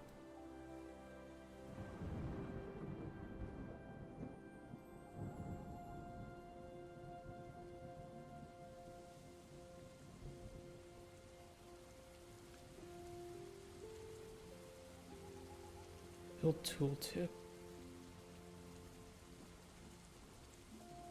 Make a new function on this called hide all tooltips.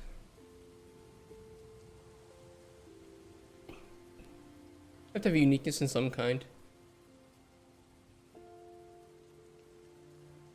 I think it's okay. You know, it's okay. Like we use Ultra Dynamic Sky as with pretty much every single other Unreal developer out there, right? We use, what else do we use? That's like bespoke, or I'm sorry, purchased assets. Fluid Flux was one. So our fluid system here. Purchased, of course. I don't know how to make this. I promise you though, there's not a lot of indie developers who will know how to work with this and get it working. This was a very, very, very advanced bit of shit to work with. Yeah, we do have it working. Like, it's working fine. We have our waterfall and our river. But even these two things, getting just these two things to work together in tandem is wildly advanced in terms of development in Unreal. Wildly advanced. So I don't trust that the average new Unreal developer is going to be able to get these two things and just make them look good.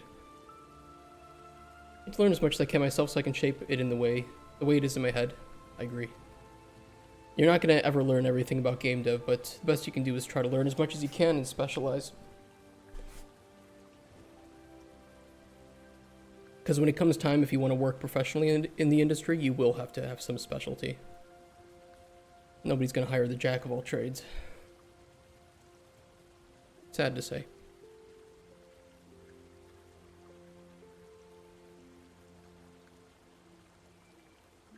I don't want to hide. Whole box. Main tooltip box.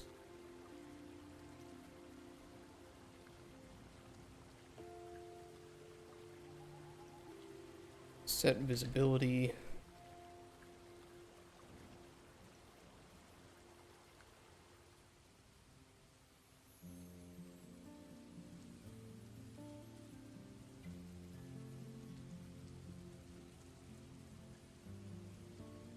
To me, indie development can be one of those things that is looked upon as a holy grail.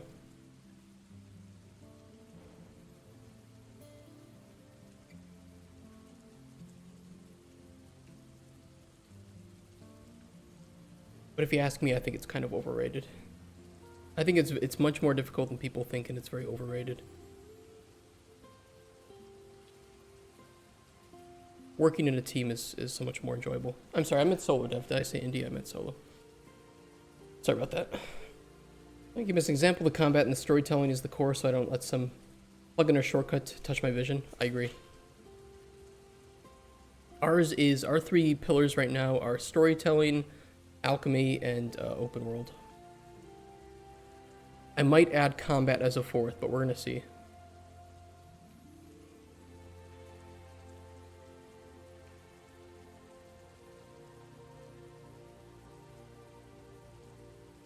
Starting to get overwhelmed by game design decisions because I am confident I can make a design work for one thing but not everything, which will leave one aspect feeling really polished but another like crap.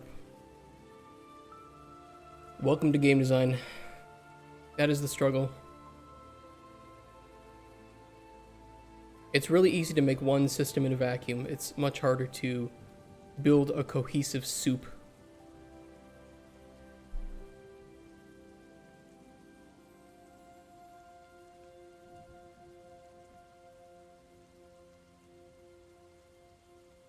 Most good soups need good ingredients, but you can't just get good ingredients and throw them into a pot and make a good soup.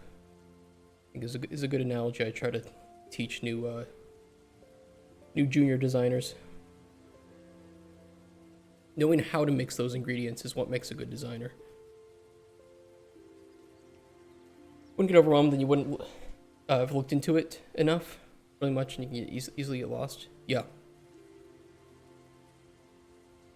I don't think you two were here, but I was, we had like an hour-long reaction to Tim Kaine about game design, and one of the things I mentioned is that previously when I've worked as a designer, I've had managers, I think they look at me not working, like I'll just be sitting here and I'll just be like, and I'll do that for like 5 hours. And I think that they sometimes think I'm not working, but really I'm just constantly running through a system in my head to see how it would work and if there are any problems that the player would have playing it. You need a really good imagination if you're a game designer, because the entire game has to exist up here before it ever exists on the screen.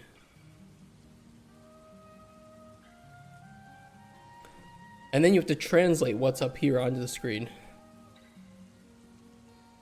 That's a challenge. That is a fucking challenge, is what it is.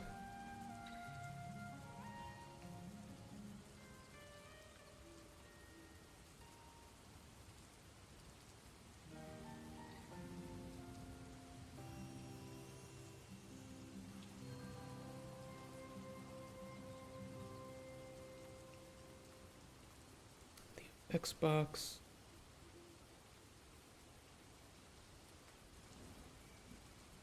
And alone just tooltip. Yeah, we're gonna have to refactor all of the times, all the places where we call that. Which I think is in collectible ingredient. One day when I lay in my bed to sleep, I'm at least 2 hours awake just thinking about my game and what I want to change the next day. Sadly, I have to work 6 hours on my other job before I can jump in.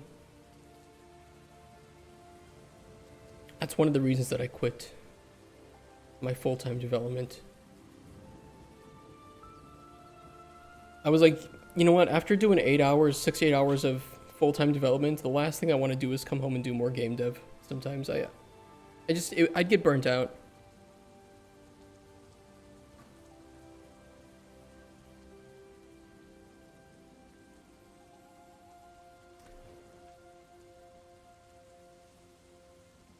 Yeah, I need to refactor this.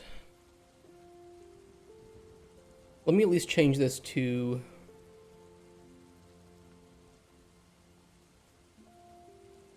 That being ingredient is fine.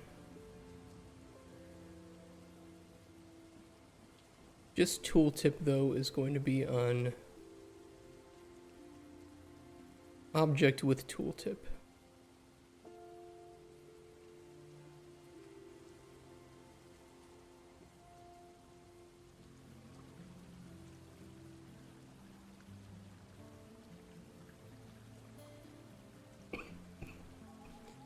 Oh, you don't work in game dev on your main job? I've heard that that does help.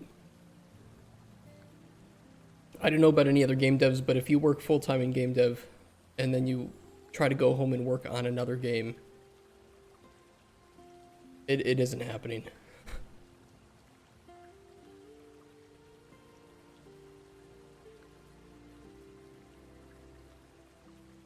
And the money funds my dream. I'm happy for you.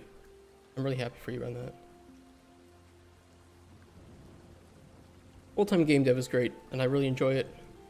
That's what I'm trying to work towards here, is to start up my own studio. That way I don't have to work on other people's dreams. But it is fucking difficult. You're inspiring? I don't know about that. I'm just a dude wearing a $2 hat. Still sick with a cold.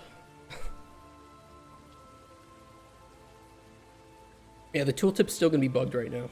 Oh, my function library is bugged where?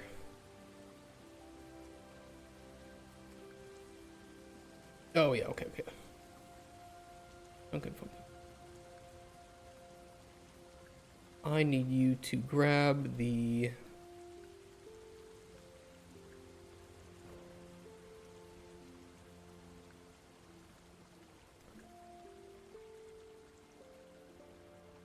I need this to be broken right now. I need this to be broken right now.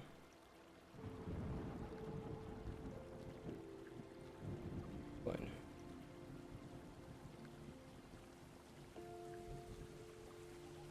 Okay. Oh yeah, just fine, just crashing me.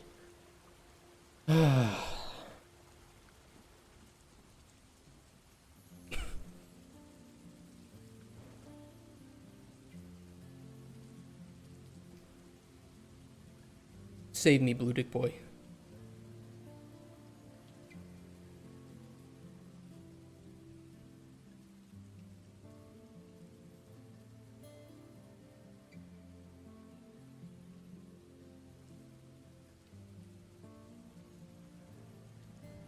It's part of the dev game, yeah, it is. Dude, the number of crashes.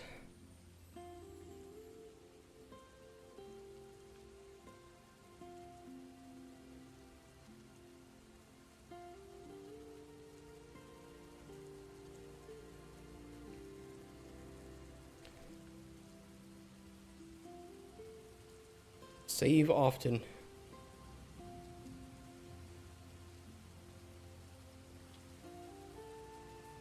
Save often, use version control software. Make your life easy.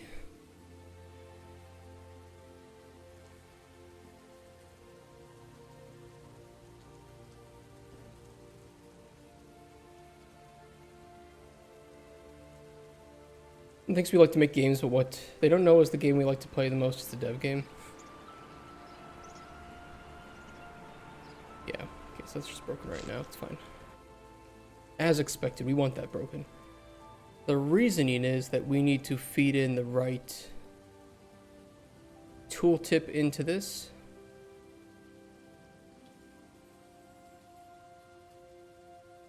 And we need to set up visibility for all this. Actually, these can be closed right now. You need to forget was 99% complete, and then your version control glitched out and the game vanished forever. I think it would be very unlikely, just because every single person would have a copy of the game on their hard drive, so every single person's copy would have to be fucked up. And it would require every single version of in the source control to be fucked up, which for us is, you know, like 100 something versions.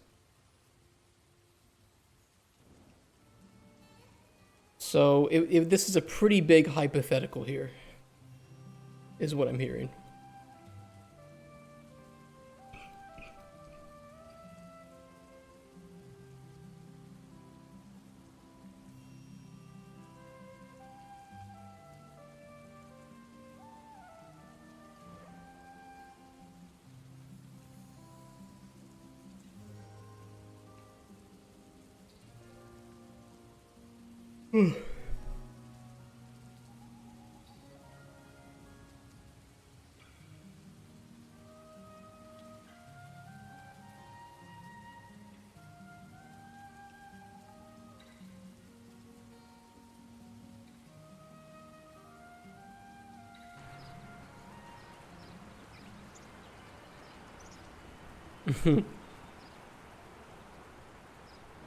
Yeah, it's fine. It's because we're not bringing in an ingredient ID.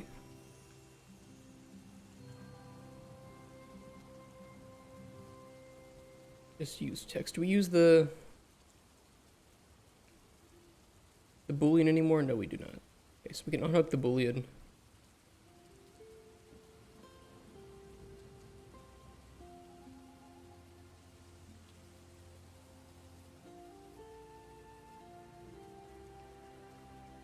I'm going to change ingredient ID to item ID. And then I'm going to add a potion structure on here.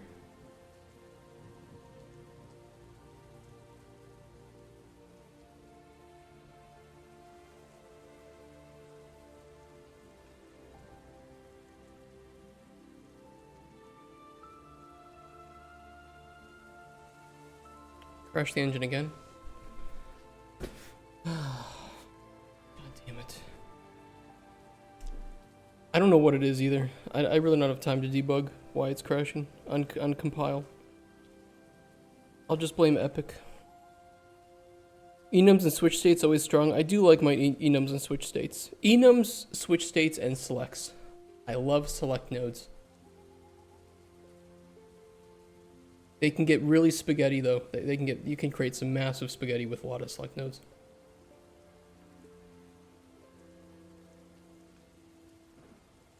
Especially with math.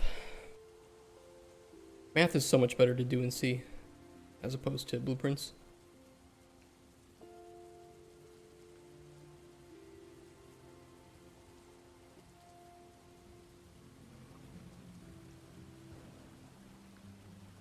Crashing. I bet if I gave this to one of my programmer friends, they could tell me why it's crashing though. Maybe I'll do that. There's some decent short blueprints that are usable in many ways. That's true. That's very true. I mean, you could just create your own macro library. Like, we've created our own function library, right? And you could just create your own macro library as well if you want to do some math shit.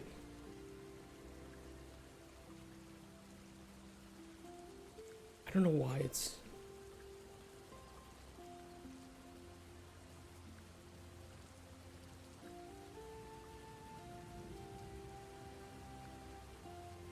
We actually probably don't need this. Let's do that.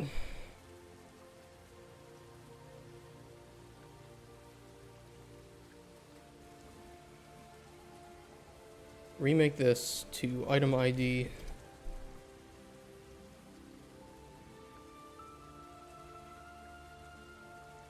I know you're bitching at me. I get it.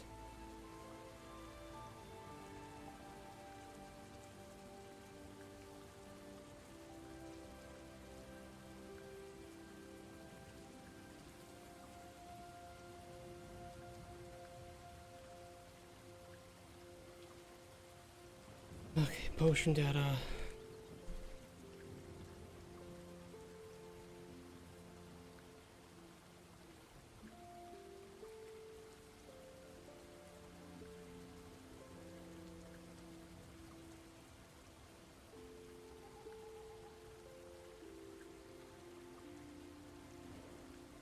And switch on gameplay tags too.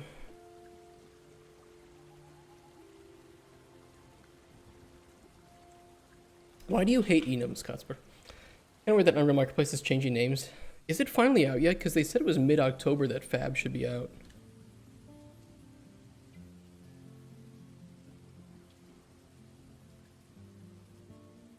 Not yet. I know, I'm just kidding with you. What's the premise behind changing to Fab? I think it's so that they can unify everything.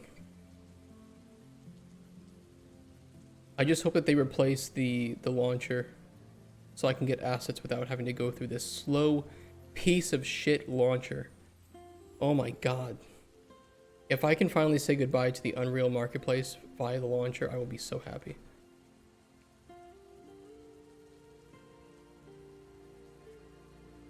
Unify everything? I think that's the point. 8 overuse of states. The thing is, states are very strong and rigid. I agree that the overuse of states is something, but I use enums to define like types.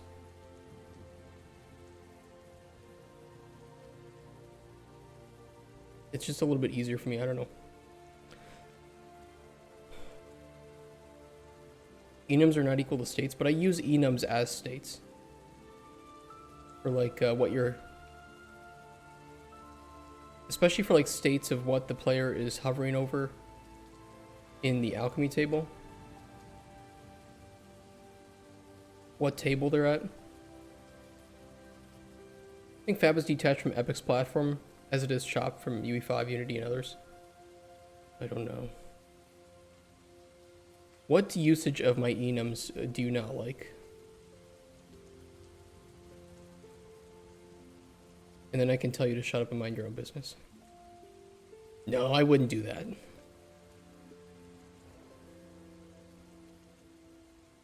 Don't have any? What is a bad usage of enums then? So I can not do it. Do you have any personal examples from like places that you've worked? You know what I mean?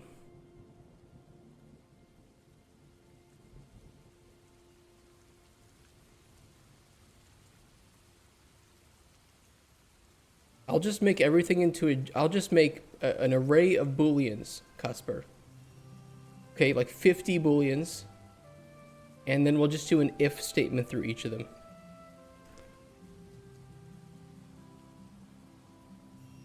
We'll do Balatro game dev. I joke, but Balatro is a great game.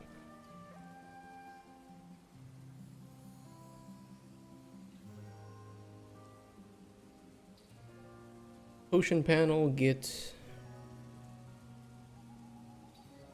visibility.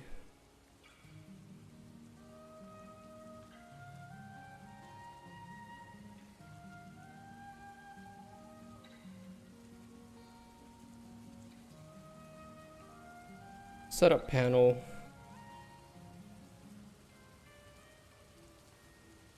Potion data.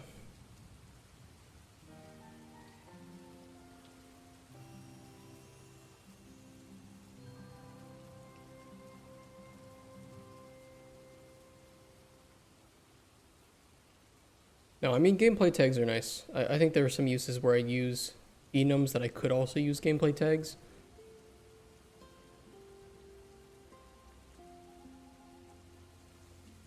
It just depends.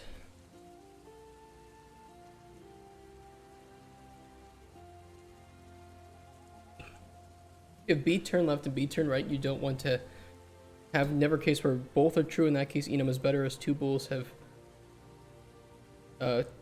2 to the power of 2 states. Agree. Combinations and 1 enum gives same information with only 2 or with 3 case of none. Yeah. Yeah, that's exactly what I would use it for. Is like in which case is the player turning either none, left, or right. Easy.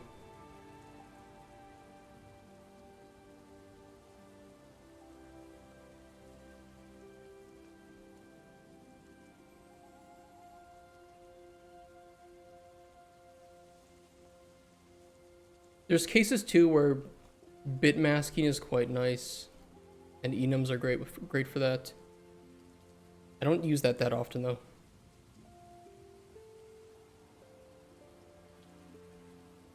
there are times where you could. Some people are making all game into big state machine. Yeah. I know Balatro and what was it? Oh god, what was the game? Undertale are good examples. It's really dangerous to do though. And it's just dangerous. It's not recommended.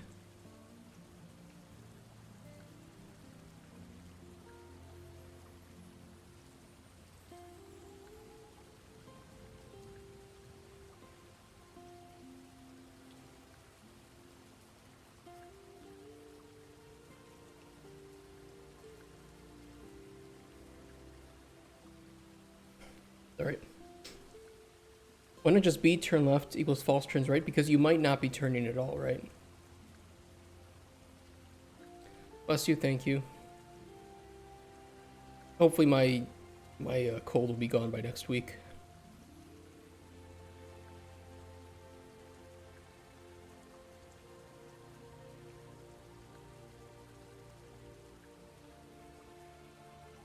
Set up widget.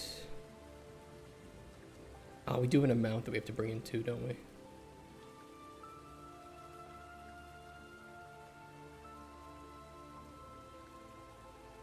Yeah, I'll bring that in too then.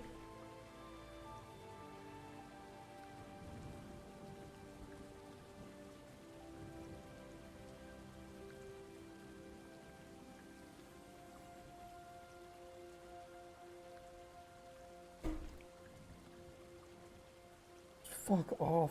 Why today? Why? Why do you crash and compile?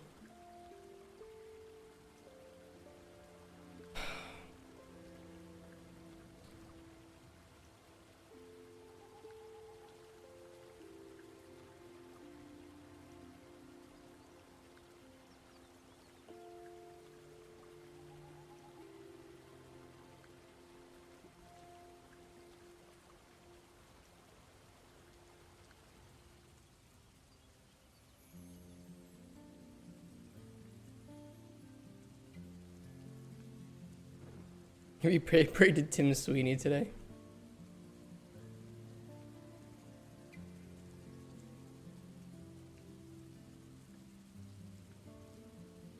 Yeah, don't worry, I did my Fortnite dance before I loaded up the engine.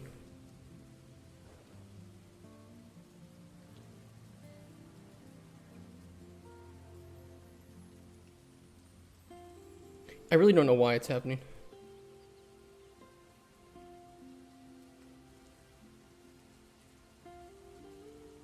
I assume it's because there's some uses of build tooltip out in the wild that need to be updated, and when it's compiling, it's like something is getting thrown.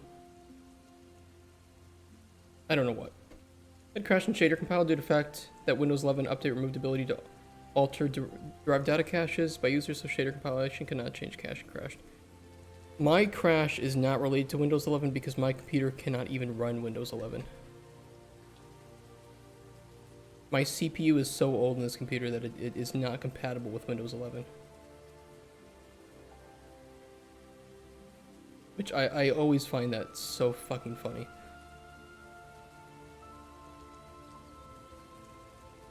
An example win would be a good case to bitmask. I've been wondering that too. I think that it's really just like down to optimization. Because in cases where you could bitmask, you could also get away with integers or other custom variables of some sort. But, you know, of course, using bytes is just way more performance friendly. And well, not way more, but it is more performance friendly in terms of RAM usage. So like for mobile games or consoles, you might want to do something like that to limit RAM usage. Real handles bitmask, so they have really good UI for it. That is true. Similar like F names, they're all hashed. So F names are very, very performance friendly.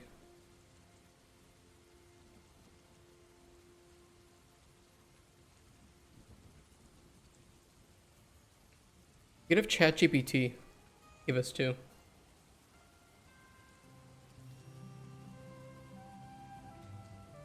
Give me 3 good use cases for using bit masks in Unreal for a game.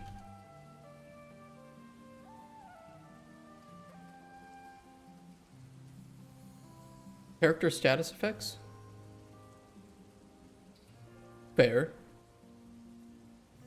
Environment interaction. I mean, this just seems kind of overboard in terms of making it performance friendly, but these could work.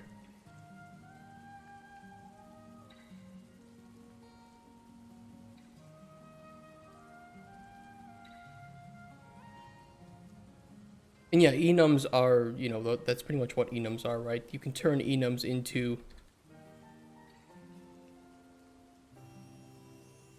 where is it? You can do byte to enum or enum to byte. So if you know that you're not going to have more than, you know, 256 things of something, using an enum could be pretty useful. Just note that they are pretty rigid, so you don't want to like move them around in the list or something.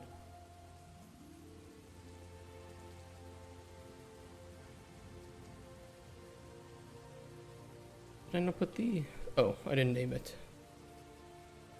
Amount.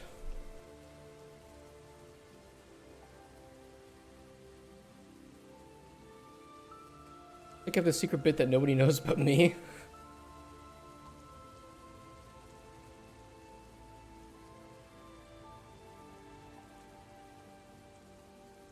If you're using enums, you're bit masking, even if it doesn't look like it. This is just a very user-friendly way. Why? Why do you crash? Why do you fucking crash? On compile. Fuck. God, it's so fucking upsetting, angering. Why do you do it? Tell me why. Oh, god damn.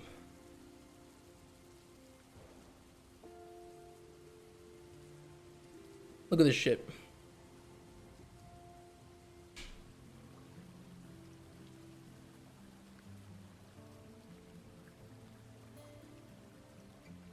Someone look at my dumps. Someone analyze my dumps. Okay? I need a dump analysis.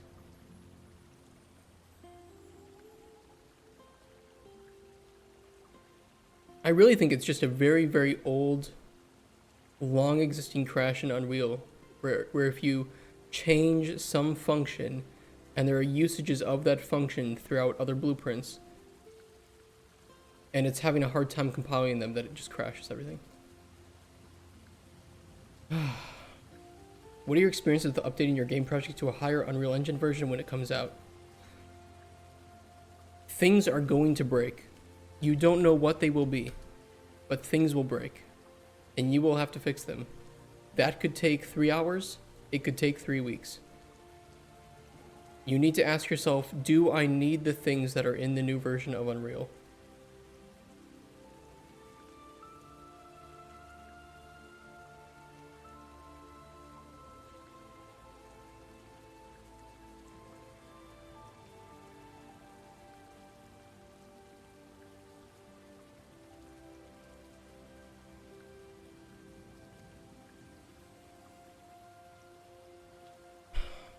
It's not always worth doing, and there will be a point in production where you will want to cut off version. Usually I would say at the end of vertical, maybe somewhere in alpha. It's going to be up to your heads or to your leads to just say, do we really need these things? Is it worth the potential problem? And then of course you just make a new branch, you update on that branch, you see if there are issues. If it's easy to fix, you can, you know, merge everything over to it. If it's causing too many issues, you just say, you know what, not worth it. We're going to stick on this throughout to release. Not a big deal.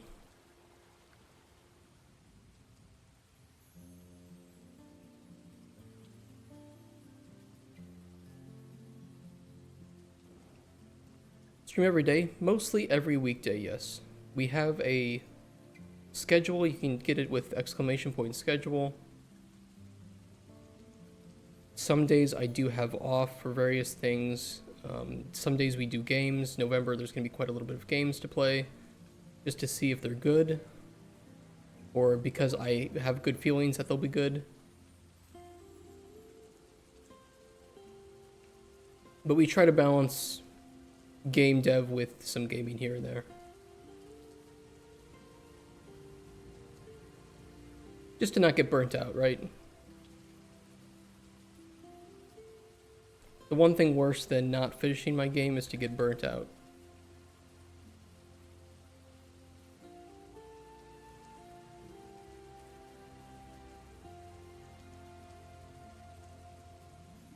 I might cancel Kickstarter reviews. Just to be honest. So, we have done those in the past. I might not do those in the future.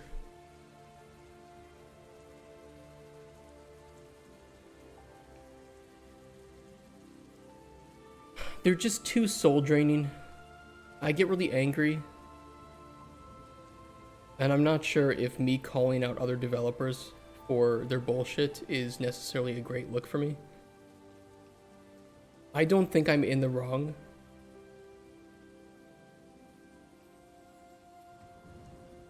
But there are potential issues with that, right? Need more alcohol for it? I don't think that's gonna help. Usually it's worth an updating is taking less time if most of the code base is in C++. That's true. But you never know what breaks, so it's worth just, at the very least, know that it might take time to fix, and that should be part of your production schedule. It's like, okay, make a new branch, we're going to update to 5.5. Are all of our plugins updated to 5.5? If not, we need to wait. If they won't ever be updated to 5.5, we need to find an alternative, or we need to make a custom solution. I wonder why game dev is more prone to burning out than other jobs. I think it's incredibly competitive. It's very stressful. It's very creative. And the threshold to make a living off of it is incredibly high. You can't just be a game dev and make money. You have to be a good game dev and make money. And more than that, you have to be good at marketing your game, even if it's good. And even if you're good at marketing, you could just get unlucky. Oh, shit's run by money bags. I think a lot of game devs run by money bags too, sadly.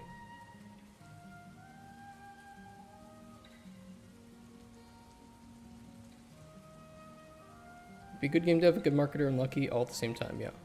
Yeah.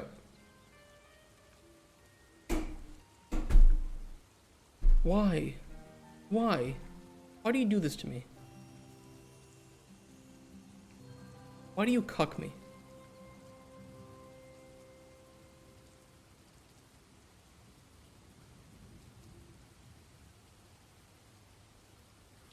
How much time these crashes waste?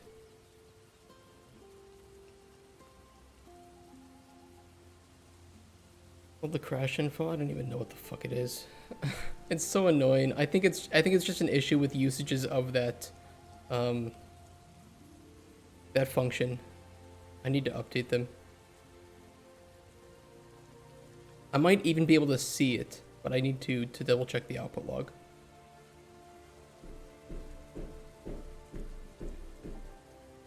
As a specialization, if you're a C++ dev like me, you are working at C++ but earns 30% less than other C++ programmers, true.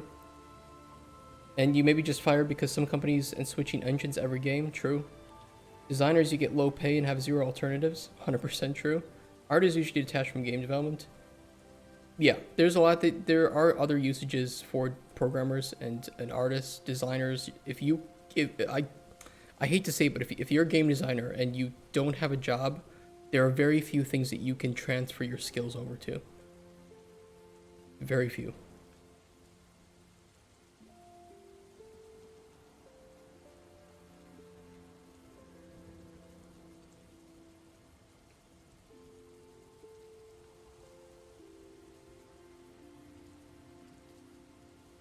don't see any problems in the output log.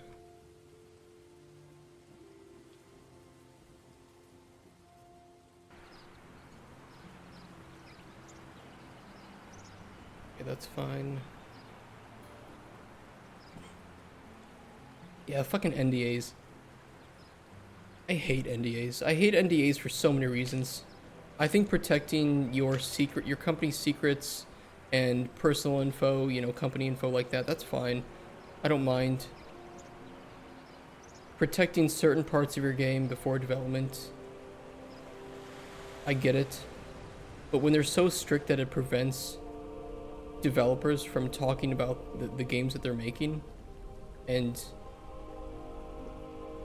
sharing that happiness, or preventing them from talking on like online forums,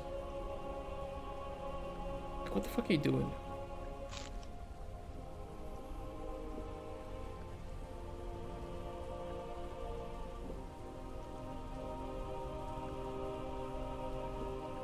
Okay, those are working.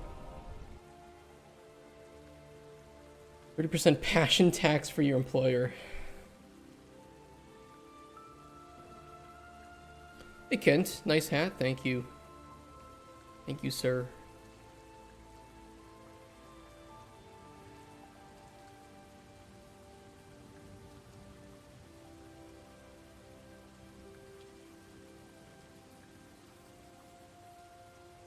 Okay, I think these are set up properly. I just need to hook them up into the right locations in the world.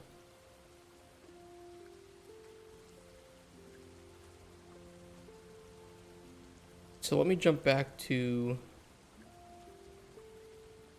the collectibles.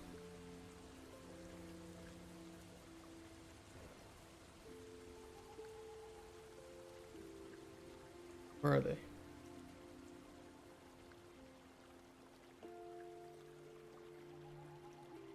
Oh, I'm looking in data. Sorry, blueprints, collectible. Like, did it delete my blueprints? Nah, we Gucci.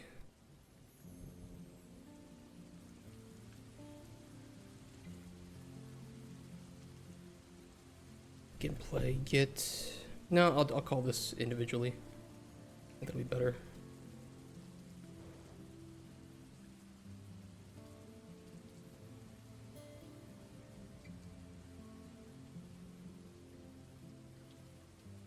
This is a standalone ingredient.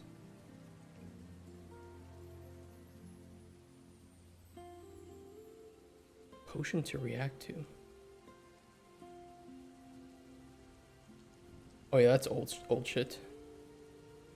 But I can add a variable here for the collectible item type.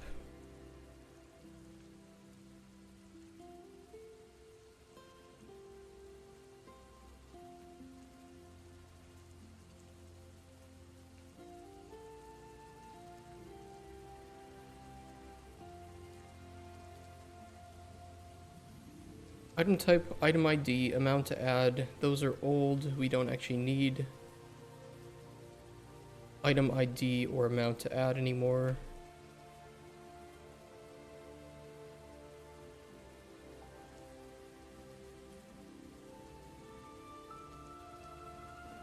We just need the item type, standalone ingredient, and then the loot.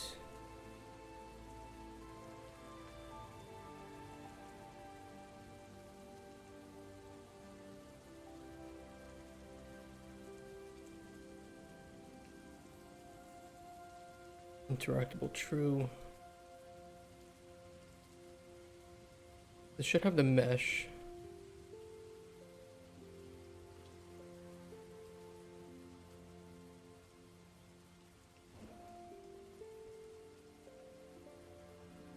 What is the default for that mesh? Nothing, it's empty. Okay, then on construction script, what we're gonna do is grab the loot. For the standalone ingredient, it should only ever have one entry, so we'll just grab the first entry.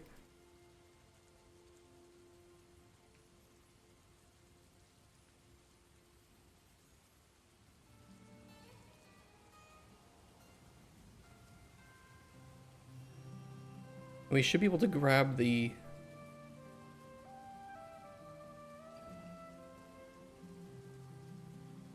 the exact ingredient.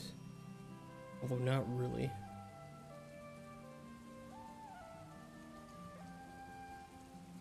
Not if it's random. Hold on, I gotta think about this.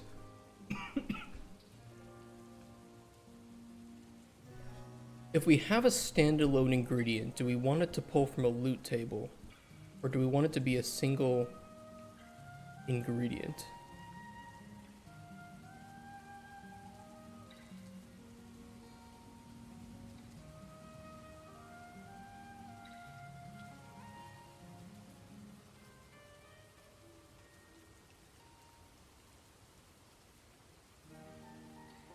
That's a bit of a problem. We could ignore the loot table in this case, because we know it's a standalone ingredient. We could just reward that standalone.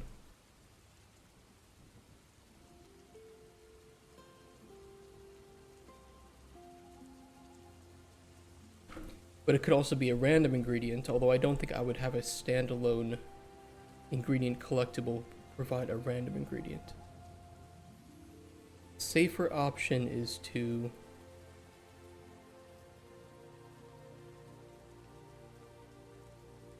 use an ingredient ID, which will then call a mesh, and override the mesh in the construction script with the mesh that we want to have displayed. So yeah, fuck the loot table.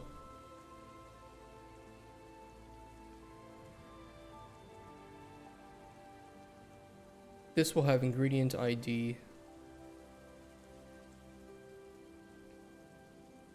amount to reward.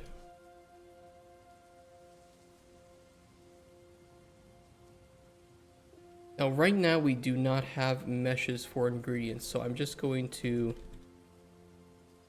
use the default box that we have. Just a cube, tiny cube.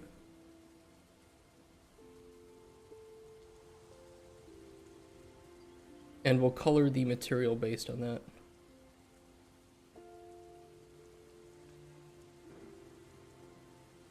It's gonna be too big though. I don't know what scale we made ingredients.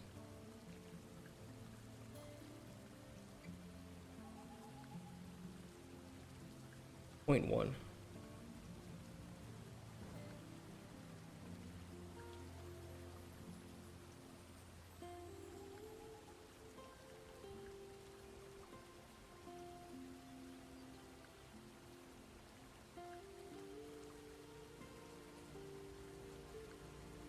I don't have a prototype material. Let me see here.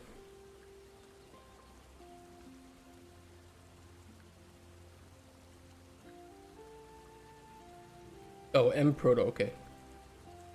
So yeah, same thing for here. We'll add the materials M-Proto.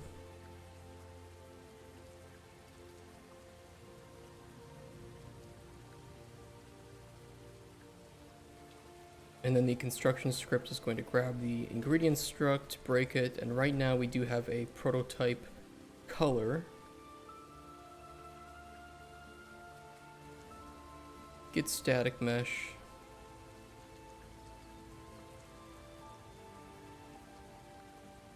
Set scalar parameter value on materials.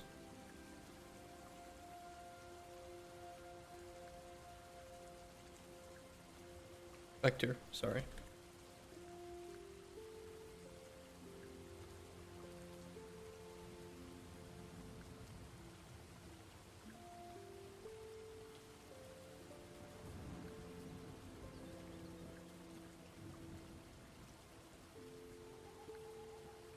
Yeah.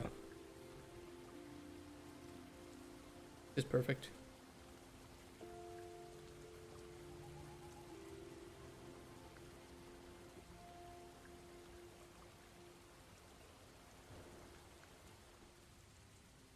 I want to see you eat a banana like a good boy. How slowly do you want me to eat the banana?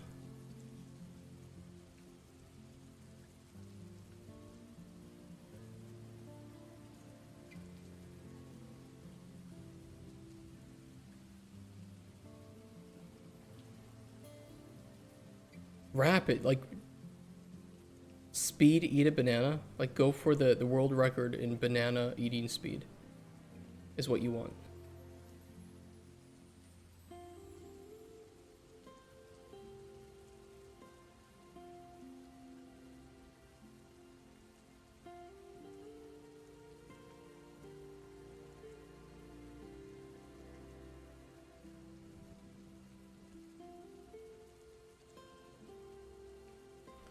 Not quite, but you kind of get the point.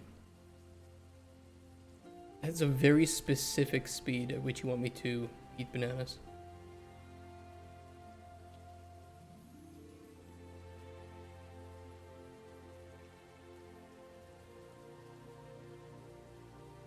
And I think for all collectible ingredients, we will just modify the collision size.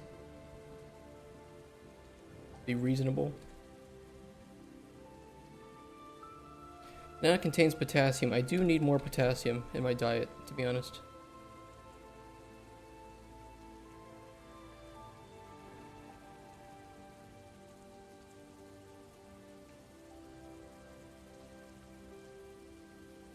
Apparently it helps regulate your heart a little bit, and let's just say I need that.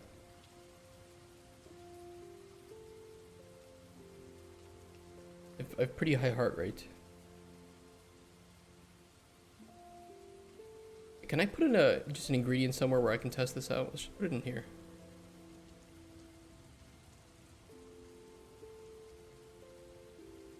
Oh, not that. Collectible. Standalone ingredient.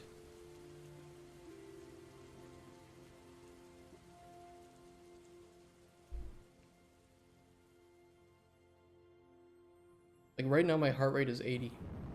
I'm just sitting here. That's pretty high. That is pretty high for just sitting doing work.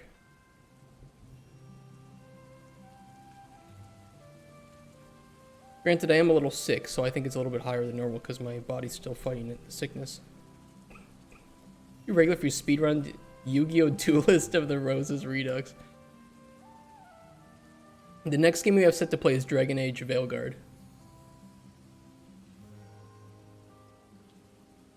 So think of that what you will.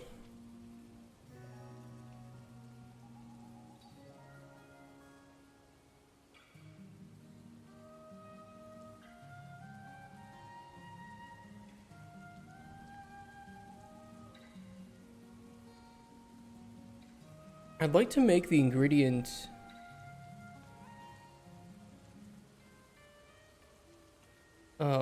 have physics. The thing is, I think that the interactable collision on this would not have its physics updated in the same way. Let me test this.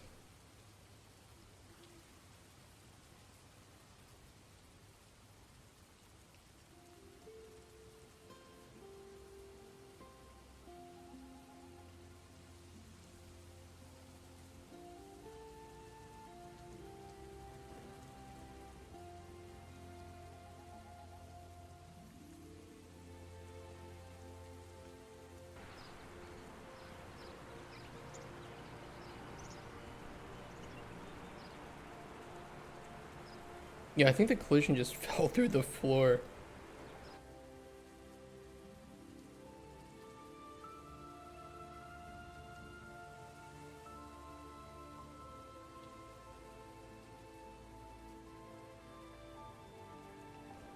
What do you think of Postal 2? Yeah, see, that's the issue with it.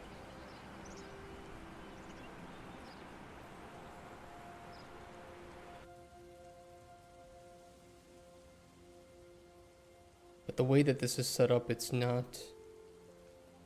The collision is not a child of the static mesh. I think it should be, but I can't...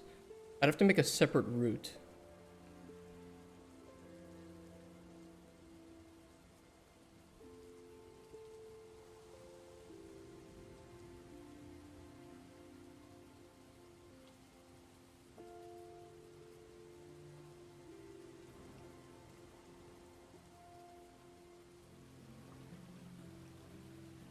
Right?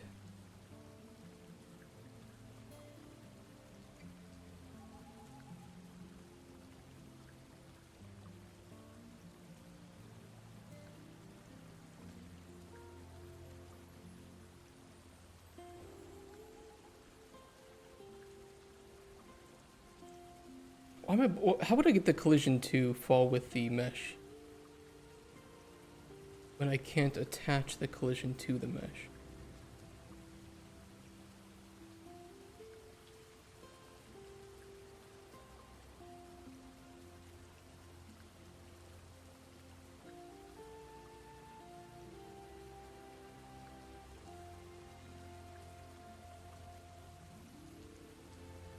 Why am I blanking on it? What do I feel like I've done this before, but I forget how I did it.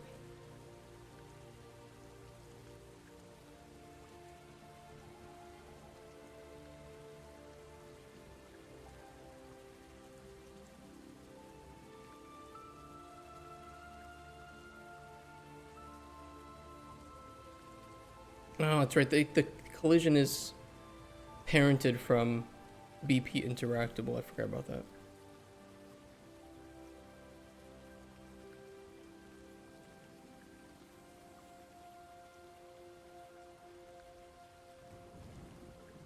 Didn't I set its parent? I could attach to component.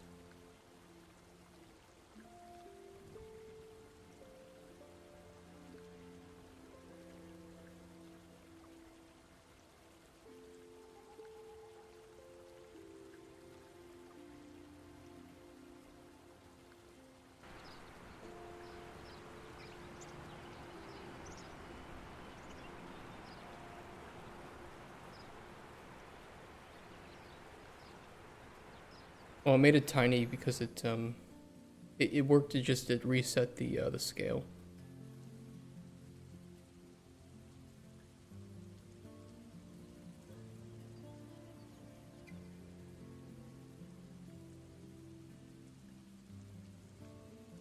I think snap to target is what I want here.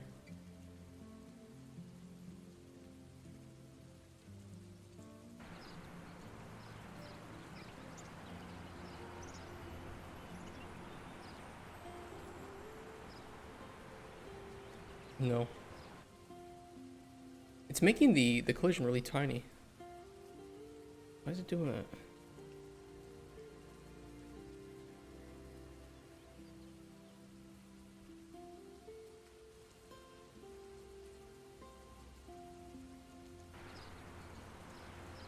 There we go.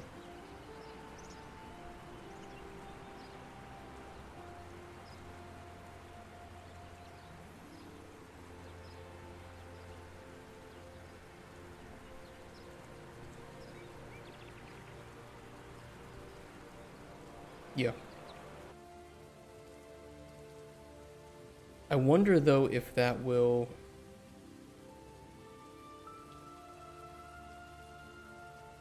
I'm just curious if the collision will rotate with it if it's falling and rolling.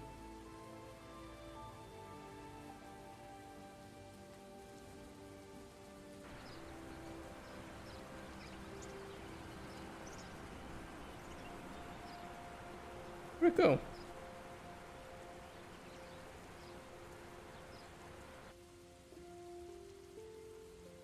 All through the world? What? Why'd it do that?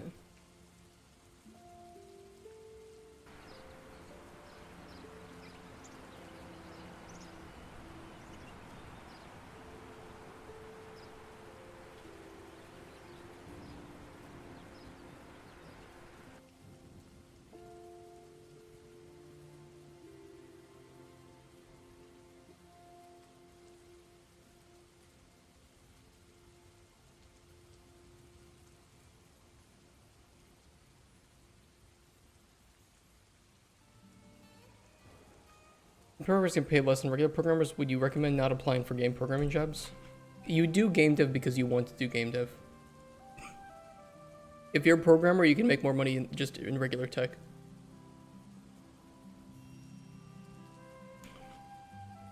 And it'll be a lot more stable.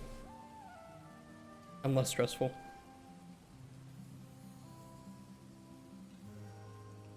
You can apply to be a game programmer so I could gain more experience.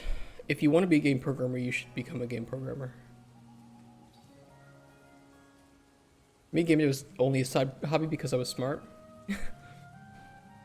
There. It's funny, but it's fair.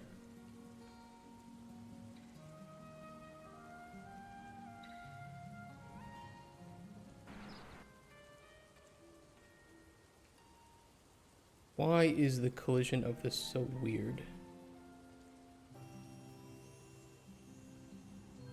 Like, I know that the interactable collision box is set to ignore pretty much everything, right? Only blocks, visibility traces, whatever.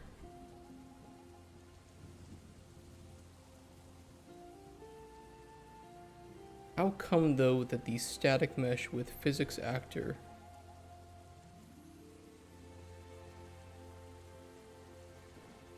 and is set to be a physics body?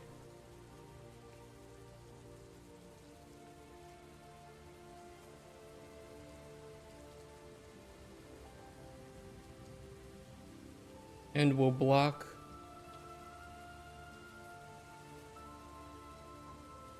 all collision responses except for water surface.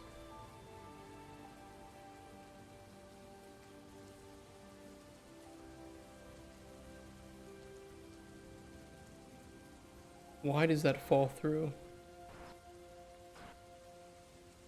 The terrain.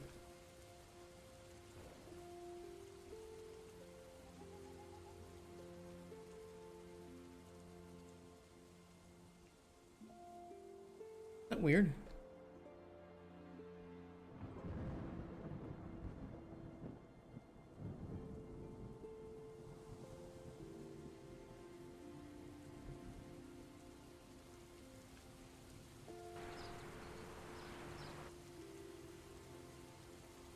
Maybe it's because the static mesh I'm using itself has no collision.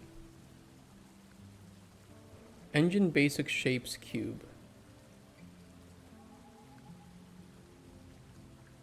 The same one. It's the only thing I can think of is that this itself has no collision.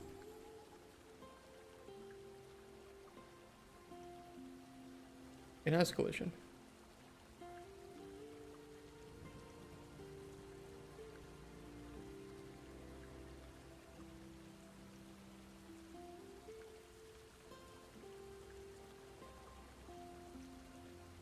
Look.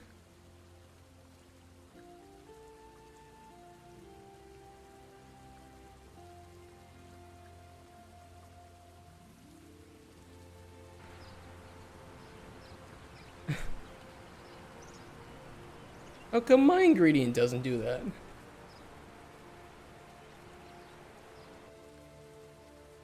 What's up with that?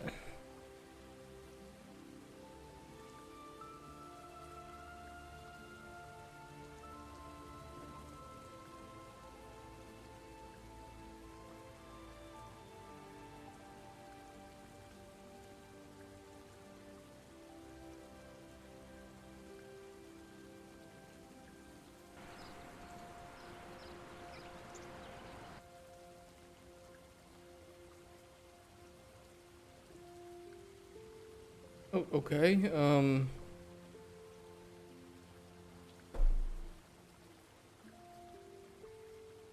you want to talk about this static mesh? Do you want to discuss this maybe over some drinks?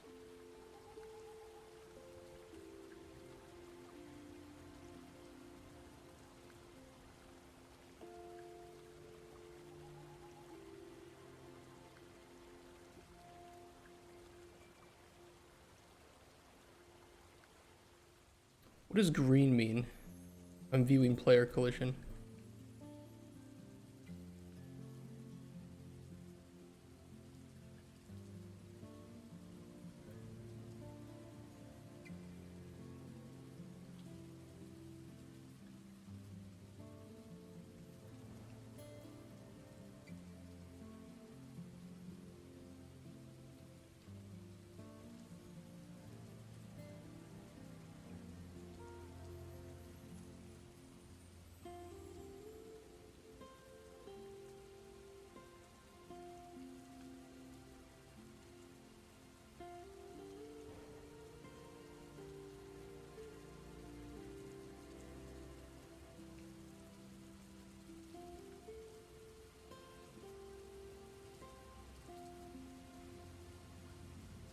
That's so weird.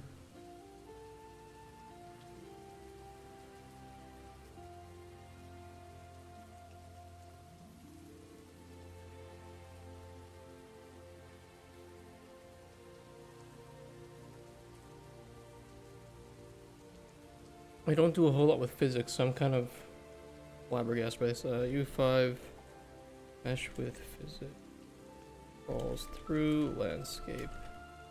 There's probably just something simple I'm overlooking.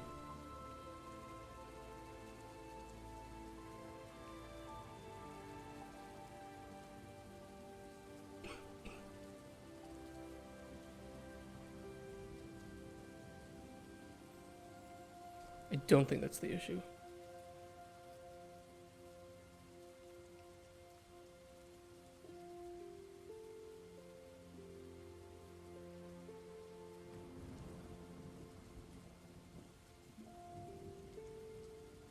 It's doing the physics query.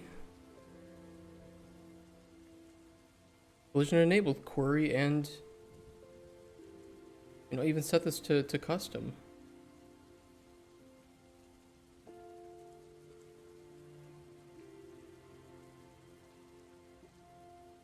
It's set as a physics body.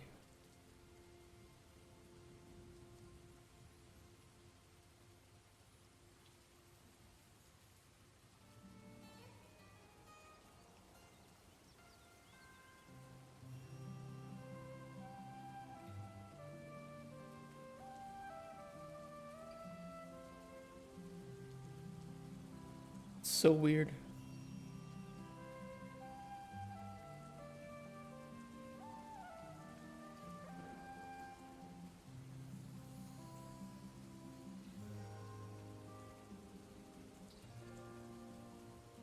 Our collectible ingredients even work the same way, and I think that they would have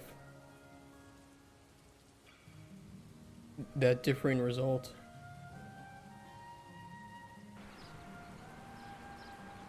Well, now it's working. I changed like nothing about it.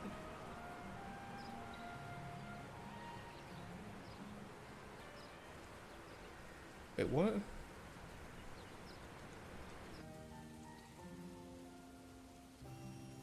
What?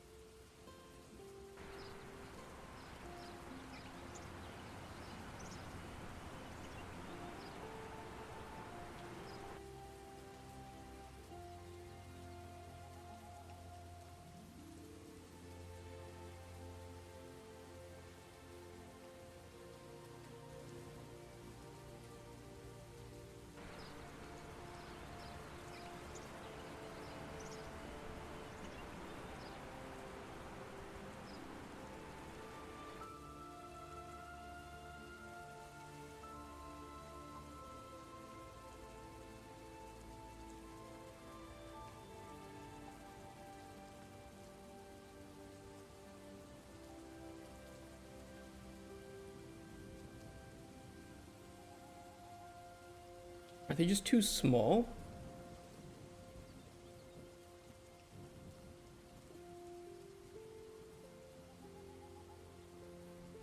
It's like sometimes they just fall right through this. Other times they do roll down, but then they fall through here. I can't have that happening. I can't have them just disappearing into the wild.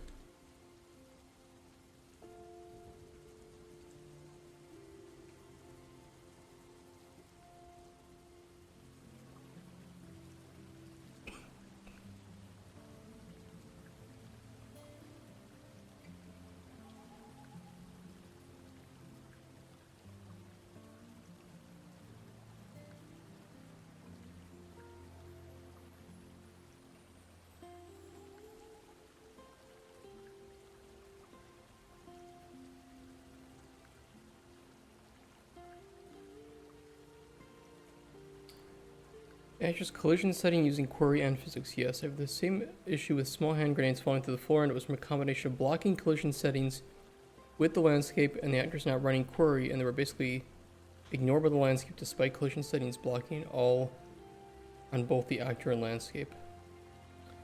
Hey Drinkog, what the fuck are you wearing? How will others take you serious? I do not know. That is their problem.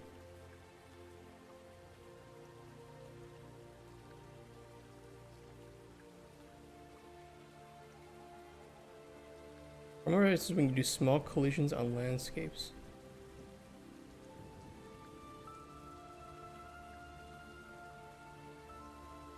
Should have an option hidden somewhere to extend the collision area of it.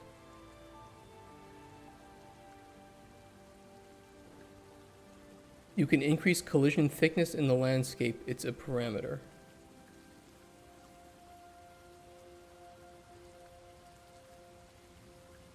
So it seems like other people have the same problem.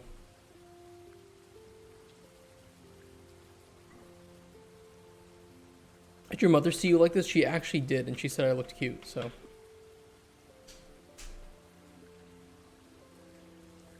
So, Ligma.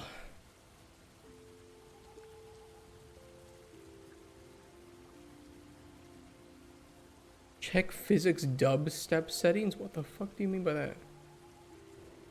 Substep, oh.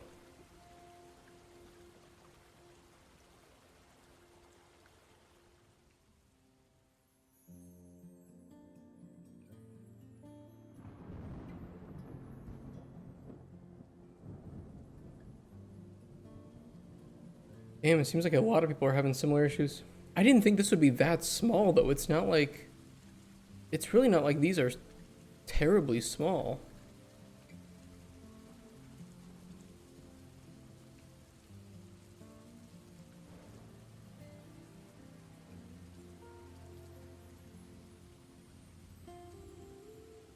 I mean, I could trick this out a little bit. Well, here's the thing. So what I did was I took big cube, right? Normal size cube. Simulate physics. That has no problem. But sometimes it like they just poof right through. And apparently it's because the landscape collision is very thin. Enabling CCD within a blueprint didn't work. It helps enabling CCD on the mesh's actual physics asset.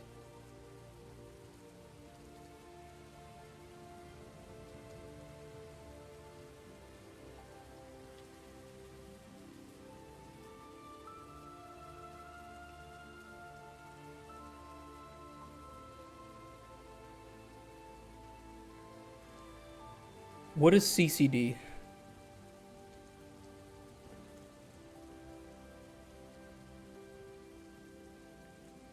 UE5 physics CCD. Continuous collision detection. They said to enable in the physics asset. Do they mean the physical material? Is that even a parameter that you can have on a physical material?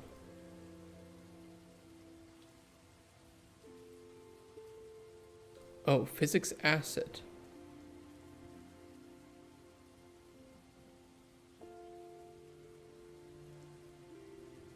It's for a ragdoll.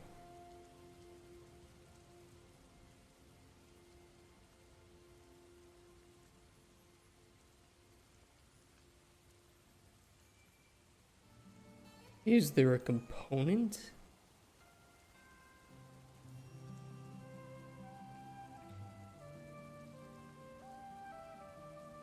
There's a physics handle.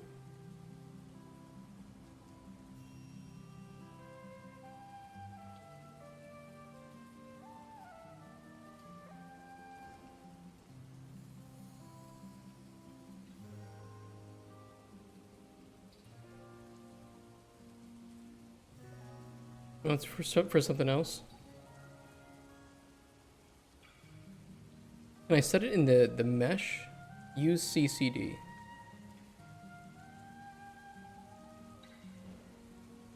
there anything else here that might help? Motion aware collision detection will be used for this. What is MACD? Motion aware collision detection. Smooth edge collisions. Expensive though. It'll be enabled in hero objects.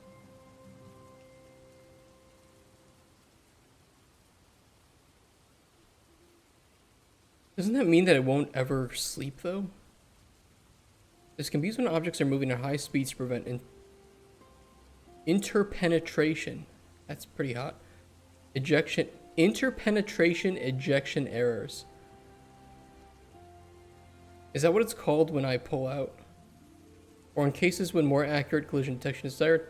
Also, physics body is set to report overlaps and collisions from a single object type. CCD can be enabled to prevent double events where for a single frame the physics body overlapped or being ejected on the next frame. Okay.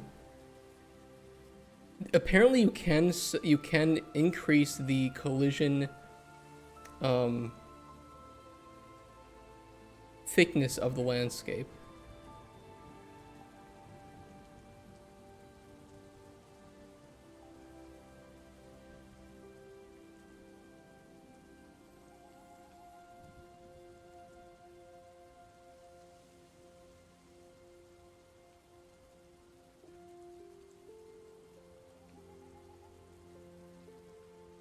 I could increase the collision MIP level. Thickness.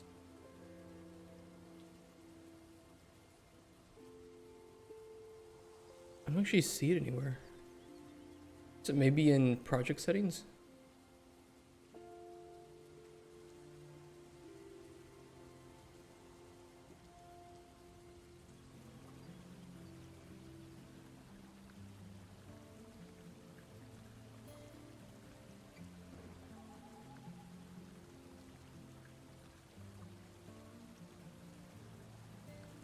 It said it was hidden, so, but I don't know where it is. Glassdoor accurate way to estimate salaries? Not really. It's not horrible, but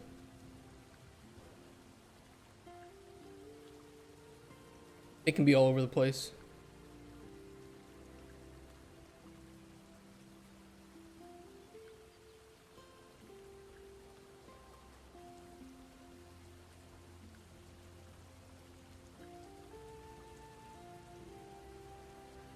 Let's see if the CCD works.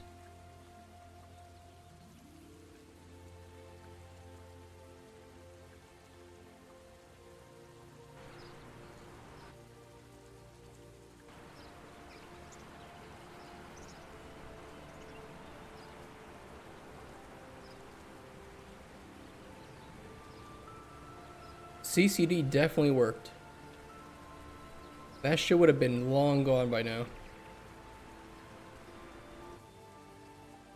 Although I'm a little worried that that will prevent the physics object from sleeping. I'm a little worried about that. I don't know if there's a way to test it. There might be. I might be able to do a Boolean check. I don't know how intense it is. It didn't say that it was increases CPU processing needed by the physics body. If the physics object can still sleep, it's okay. It just means that the initial, whenever it's awake, it'll be a little bit more intensive. We'll see. Can I check in some way?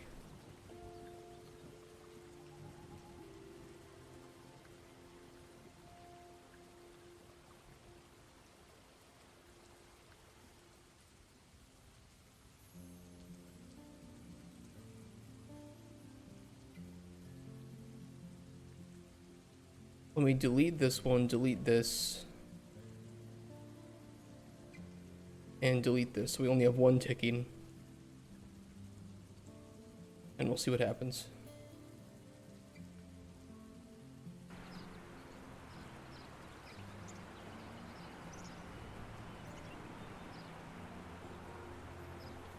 Don't know where it went. Okay, it does not prevent it from sleeping. It still sleeps. So there might be a small spike initially when loading up the level while physics are settling. We can always just let that stay in the loading screen, and then we can just run a check to see, hey, are all the physics objects settled? And once it is so, then we can load into the actual game. That's good. That'll prevent a lot of potential issues. Because there won't be a case where there's going to be an explosion of these ingredients on screen, right? It will just be a case of maybe one or two might get bumped at a time. You might bump one off of like this this box or something, and then it's gonna fall, and it's not gonna fall through the level. So that's good. That is a problem solved.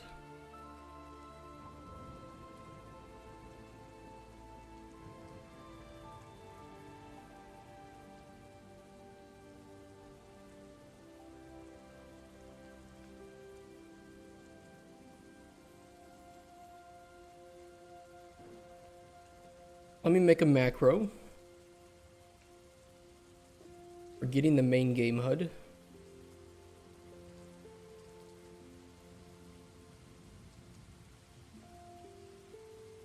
Always tries to stress test your games. There'll be a YouTube video. I mean, you can spawn ingredients, at least you can right now, but maybe if we allow that in the future, yeah, we might have some problems.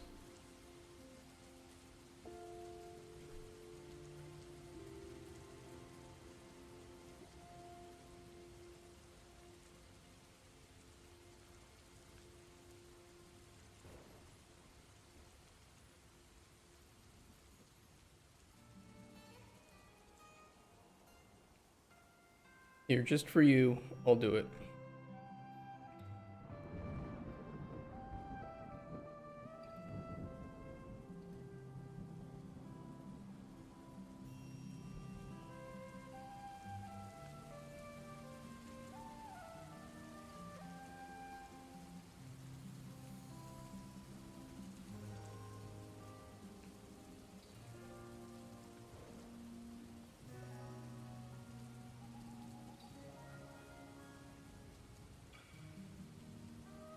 It's already not liking this.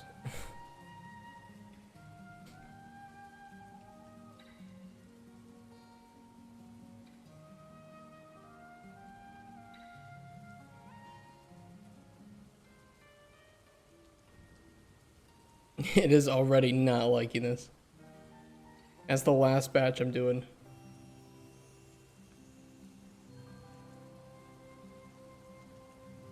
Oh yeah, just auto save after I fuck around like this. Thank you. Appreciate it.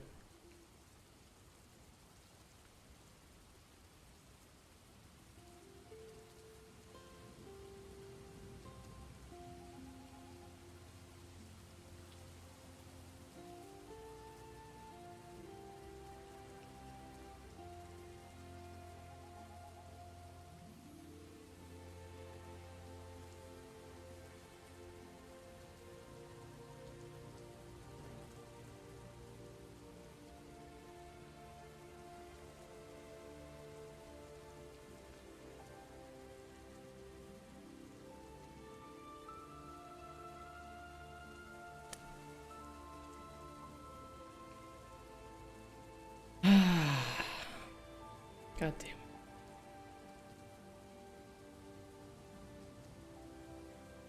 It could be related to that, it could be something else. Just know my CPU is below the recommended. It can't even run Windows 11. Like even Microsoft is saying, you know what, dude, we can't even upgrade you. Like, it's time to stop.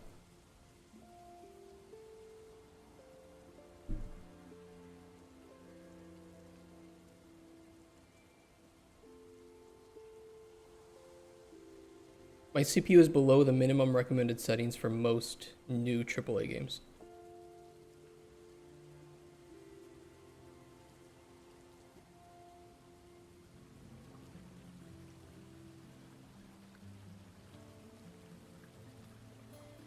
Bad blueprint. No, it's not.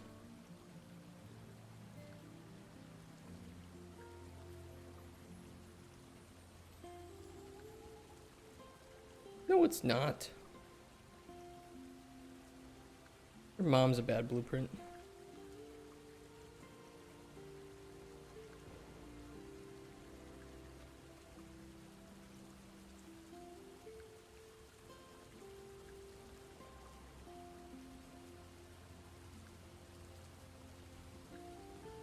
How was it bad?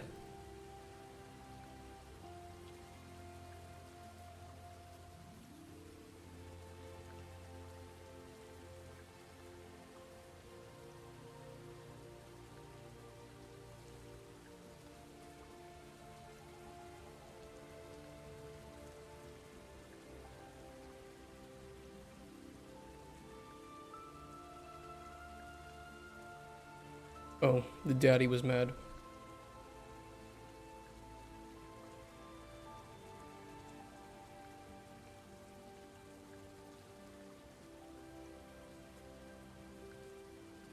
Wait, where are they? Look. Why are they over here?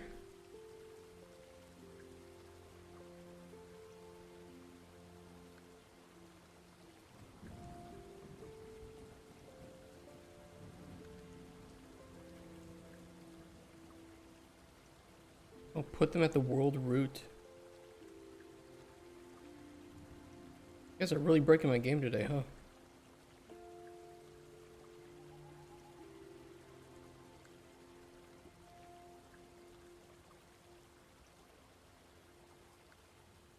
I'll try it again just to ease the anticipation.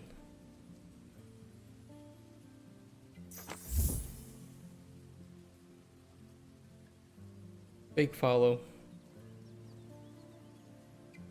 Don't look at it.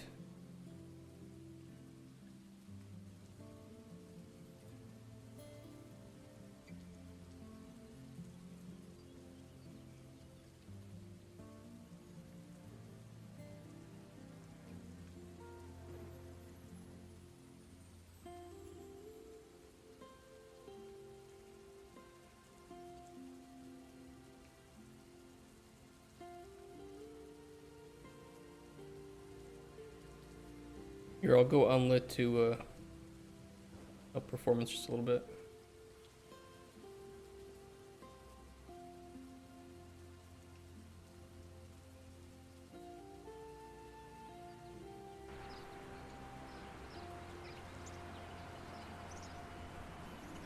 The funny thing is they still interact with the player, so you can kind of like glitch yourself out by standing on them. I can fix that, but it is funny. It really didn't look that bad though.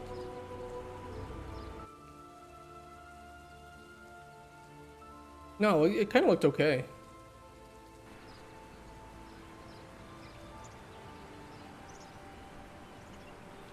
Apart from standing on them. Alright, I can fix that. Static mesh. Custom. Pawn. Ignore. NPC. Ignore.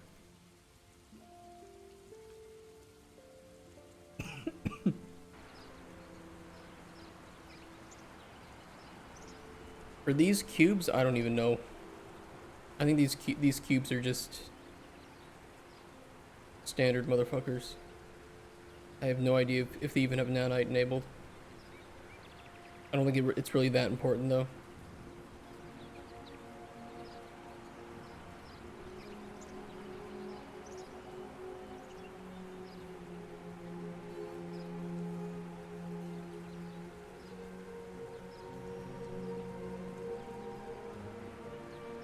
I could make a new cube asset and just to enable nanite, but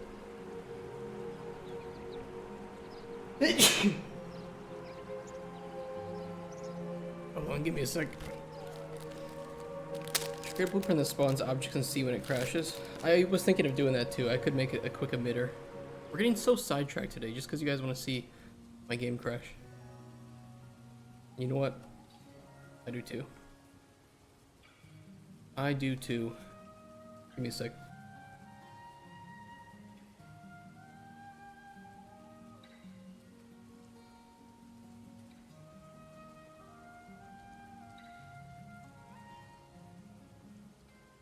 I'm gonna be selling that for charity, by the way, if you guys want to buy my used issues. With mystery fluid inside. Sometimes it's snot. Sometimes it's not snot.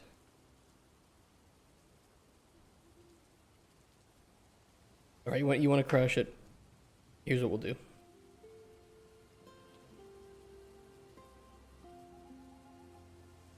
BP crash.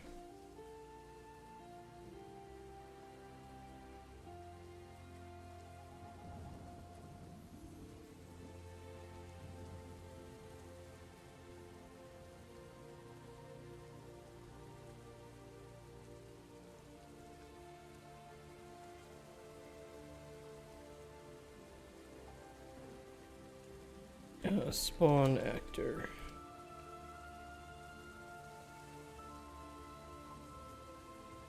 Oh, it's collectible.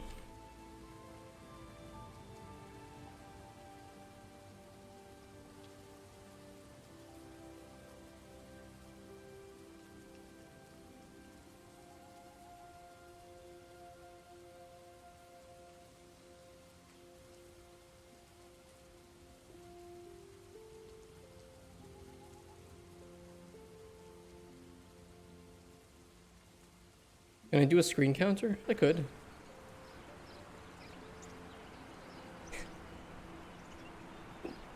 I could do a counter.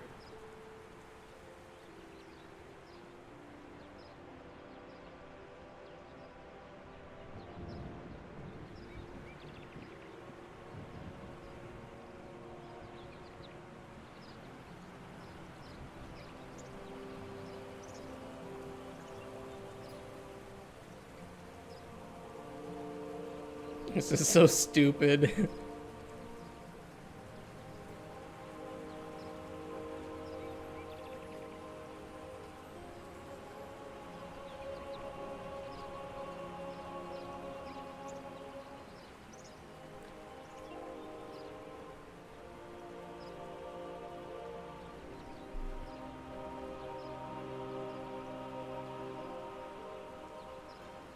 We're at 12 FPS. Starting to get down to 11.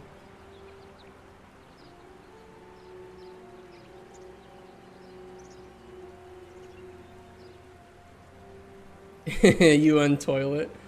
We're down to 10, 9. Getting pretty bad, guys. It is not looking good. Oh, the FPS is so bad now that they're having trouble spawning properly. So now they're just kind of spawning within each other, which is not helping the physics calculation of the ground. So, you know what? I think we're fine for the amount of ingredients that I would like to have, especially because the physics will sleep after a while. Even the butterfly's like, dude, I'm out of here. Fuck this shit.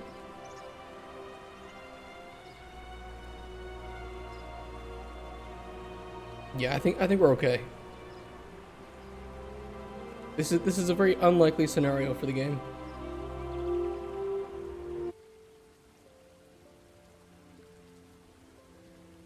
Yes, please force delete the crash blueprint. Thank you. Appreciate it.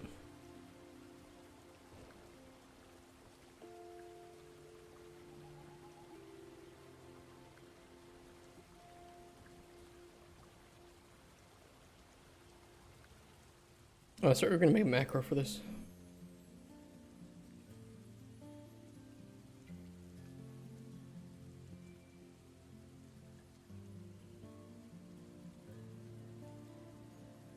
Input, output, execute. And we're gonna name these sneakily execute.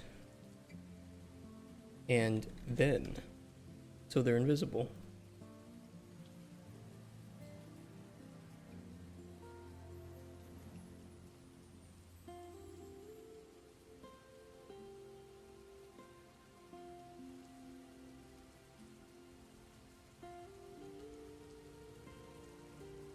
What do we just call it? Game HUD? What do I call it? Main HUD? Main game HUD. I call it game HUD. Okay.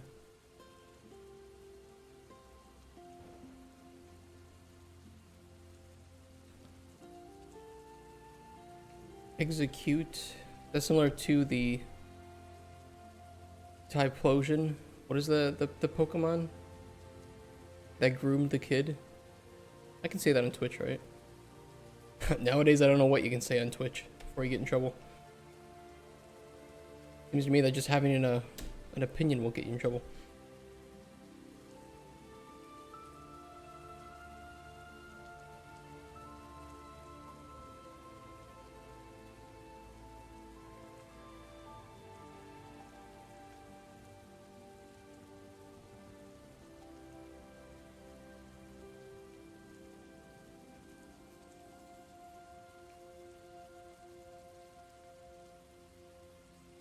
Build tooltip.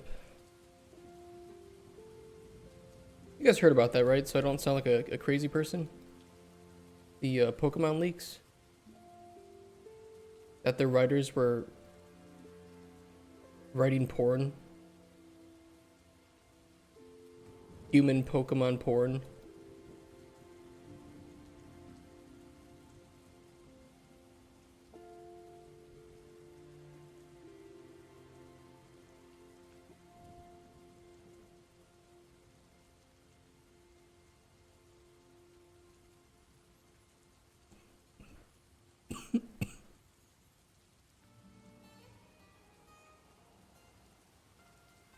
Okay, standalone ingredient. ID. We'll hook up the amount.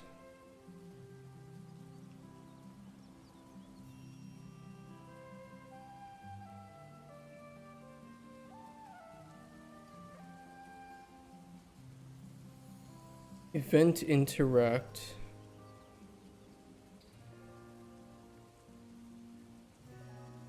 We have reward loot. That needs to be overhauled. There should be another one for ingredient.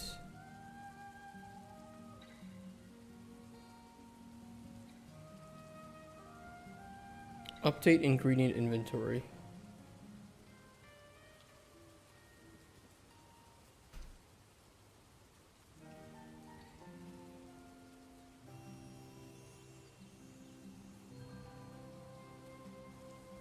Amount to reward. Show on loot widget.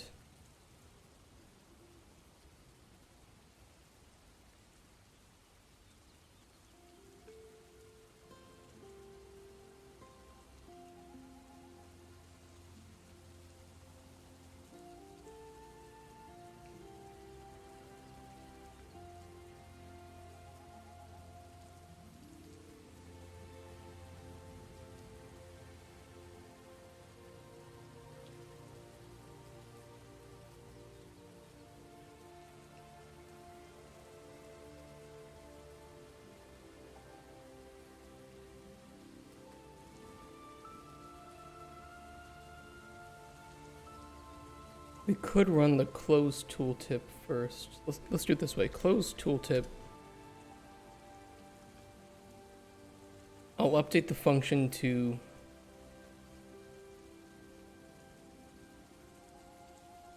have this.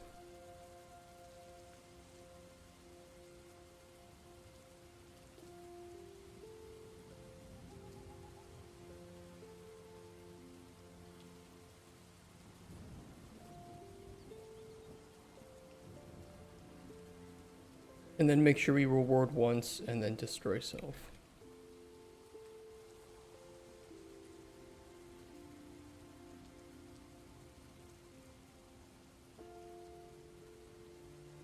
And I think that'll work. I deleted this one up here, yeah? Okay.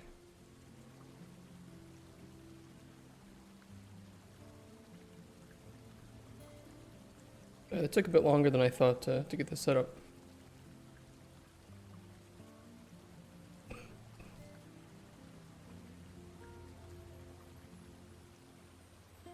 Make those instance editable. This should be instance editable. Item type does not need to be instance editable.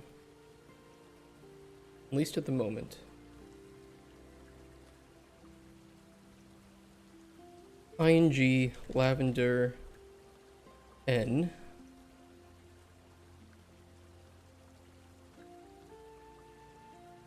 And it updated the color to be correct.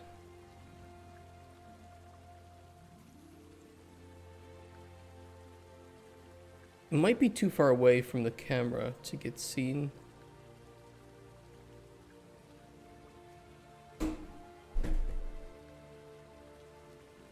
Am I like... Is my RAM dying, or is something dying in my computer? It might be. Who was sending me messages?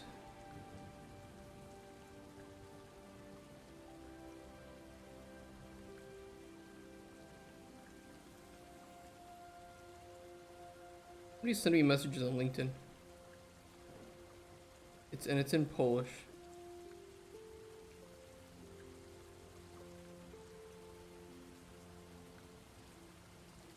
Somebody wants to offer me service to increase the number of users. Increasing users is LTV. I don't know what that means. Is that like LG TV? LG HD TV? And reducing user acquisition costs.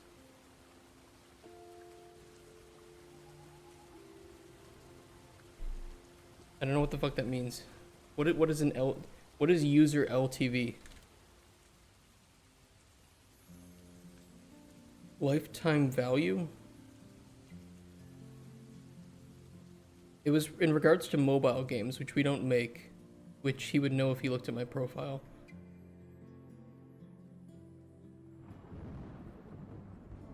I don't know what to feel about that.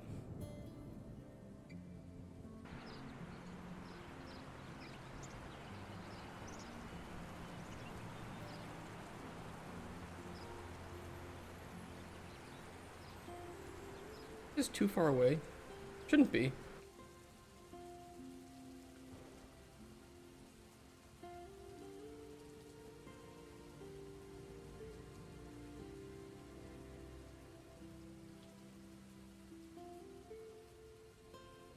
What?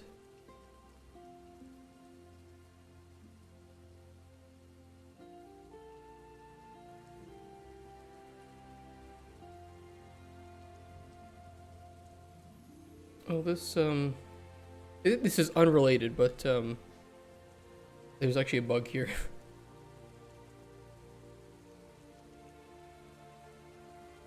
And now the bug is gone.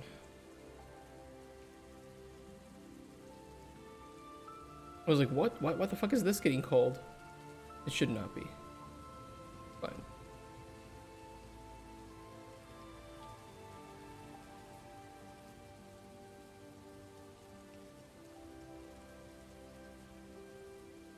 Let me put it on a cube. I can test if it's working properly.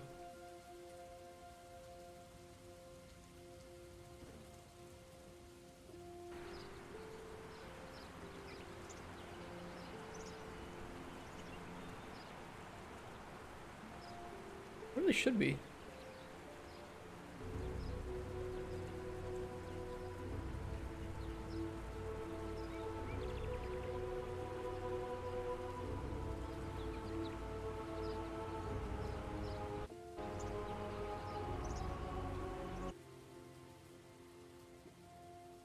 Build tooltip should be...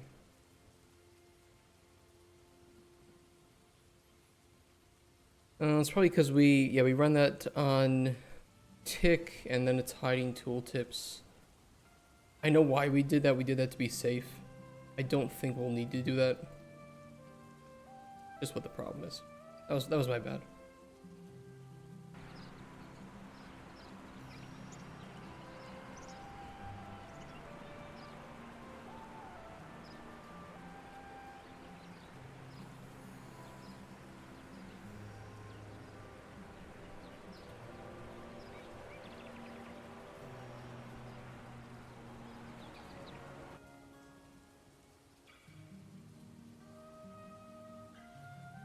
Any of the companies you work for use Unreal? Yes, 2 of them.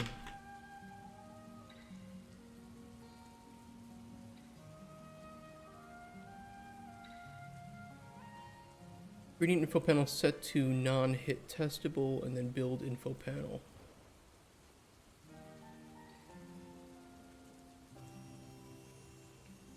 That should be working unless it's collapsed or something. Kind of weird.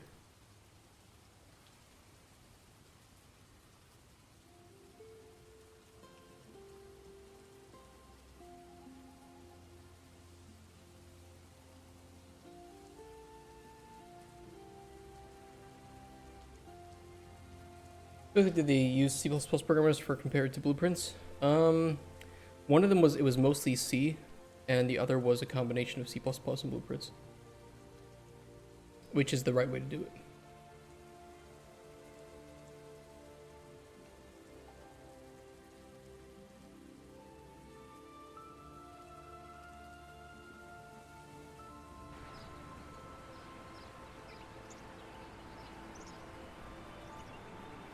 I'm gonna fall off.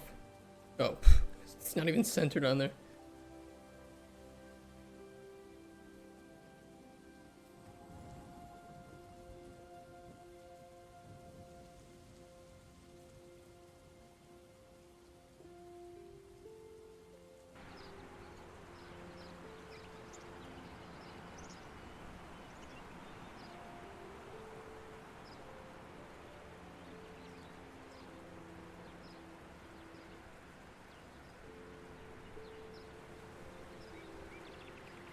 Weird.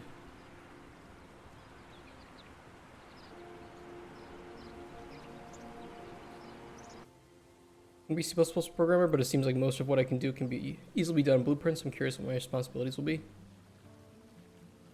Blueprints are not good for organizing, and they can get pretty messy, and they're not as performant as C++ in larger cases. So what you'll mostly be doing is adhering to the code architecture and, again, ideally transferring blueprint prototypes to C++ code based on your work with the designer who's in charge of the feature and the design document, or documentation, let's put it that way.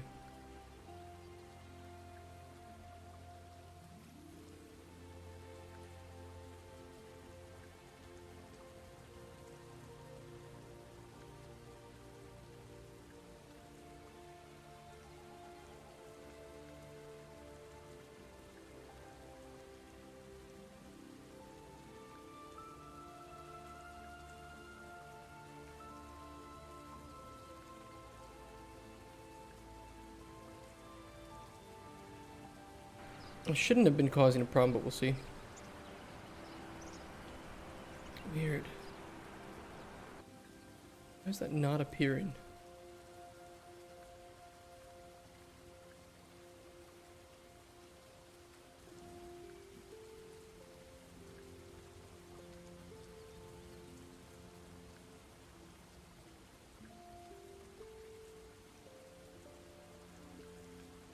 Yeah, even this sets self to visible.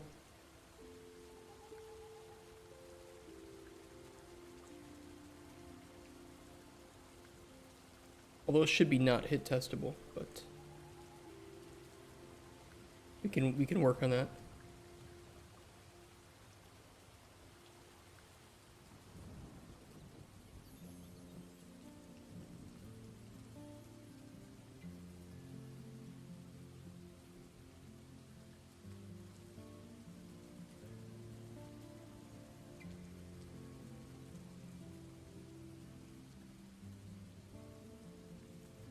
I do not know why that's not appearing.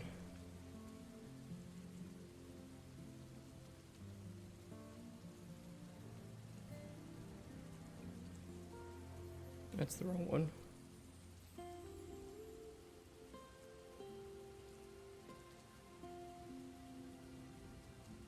Maybe because the entire hover tooltip itself is collapsed.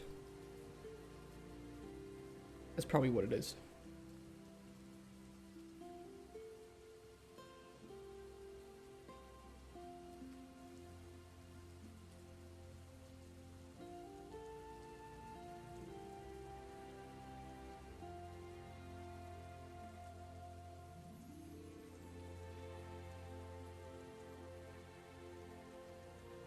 When do we update the visibility of that? Of the hover tooltip? We said visibility for the effects box border. But if the entire tooltip is collapsed, that's obviously a problem. Now I want to know where we handle that. probably in the collectible ingredients, which we shouldn't be putting it here.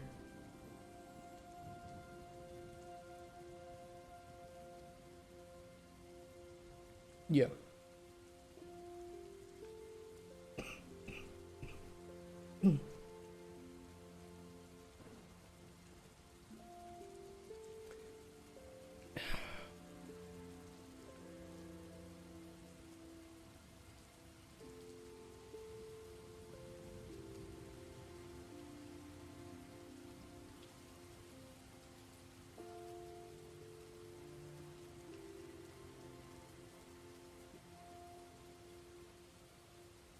Set visibility.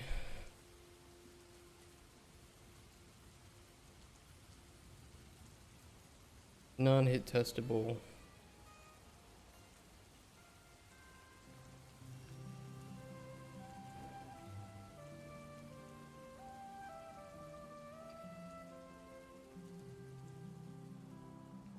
Hide all tooltips.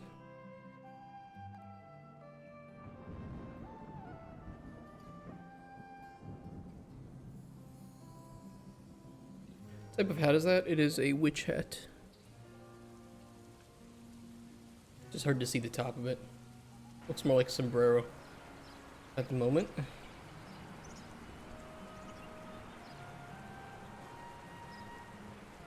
Well, that's working. Yeah, that's the first step. The rest of this should go pretty smoothly from here. Although we will have to write the whole loot table shit. That'll be pretty easy though, I've done that before.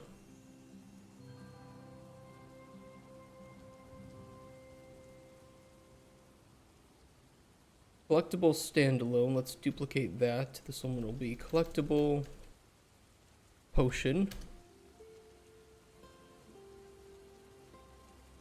Do I have a potion mesh that I can use here? That'll work as a temporary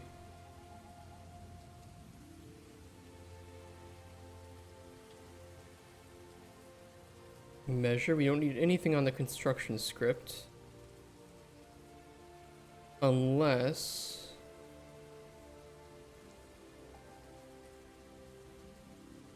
Does this allow me to change the color for the potion?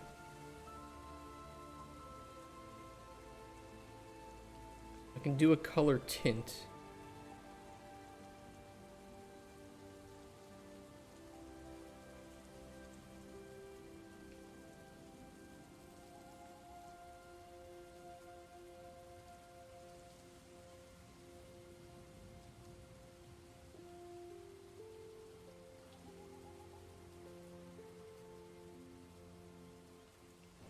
It kind of works, so I don't know how I would feed it the color tints, so we'll just leave it like this.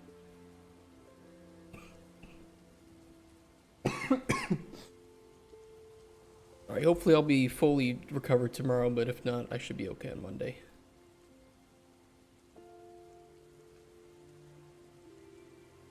Is what it is. Why are you updating texture streaming data? You okay, Mesh? Hello? Unresponsive?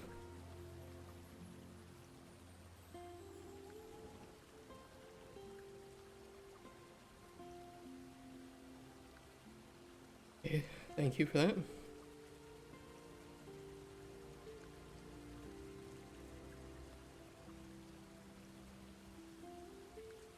Okay, small difference here is we don't have an ingredient ID and no amount to reward. Instead, we set this to potion.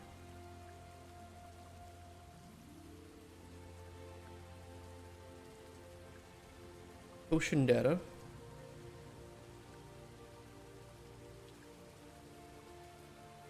This way we can kind of like hand write some potions, right?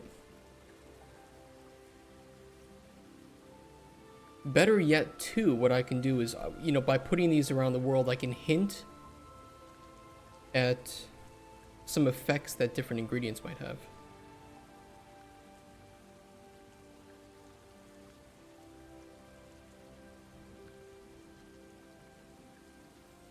Potion data, amount. Well, we don't show amount on the potion pop-up. Instead of upgrade ingredient inventory, we want to update potion inventory.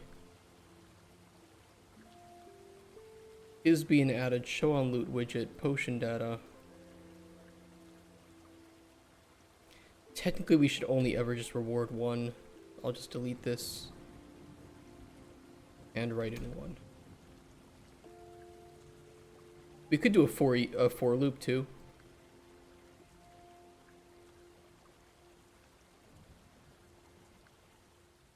Yeah, I'm gonna do that.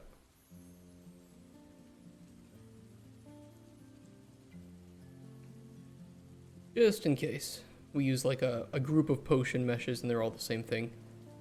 Realistically, you should use one of the other blueprints for that though.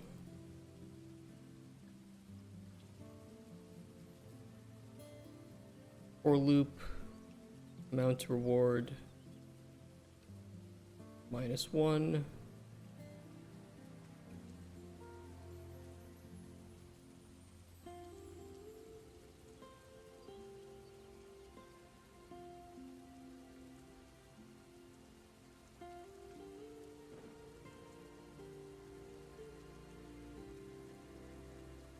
You were confident you could finish a game all by yourself, would you still seek a publisher or self-publish? It depends. I could still seek a publisher to assist with like localization, porting, and marketing. So there are still uses for publishers that don't directly mean that they're paid for the development of the game.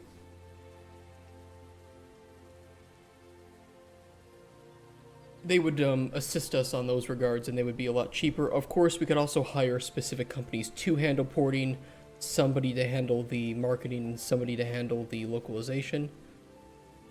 Publishers, though, in this case, they do it all in one, and they can publish you under their label. So if they have a lot of renown, like Devolver Digital, for instance,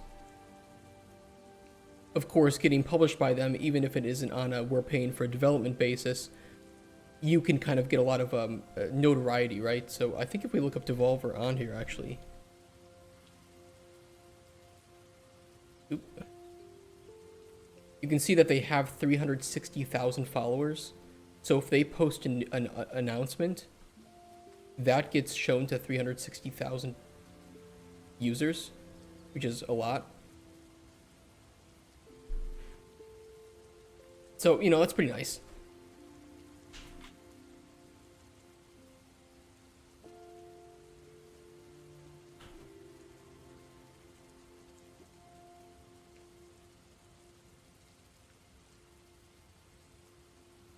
Okay, I think that's okay.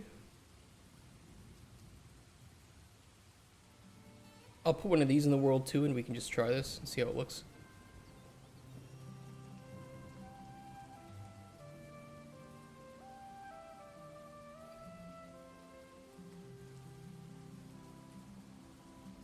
I'm not sure might be good for marketing. They have a bunch of streamers behind them. They do indeed. Although we have to consider what streamers they have behind them and what those streamers usually play. Because if a streamer picks up your game and it's not their type of game, they can make it look or feel worse than it is because it's not their typical type of game that they play.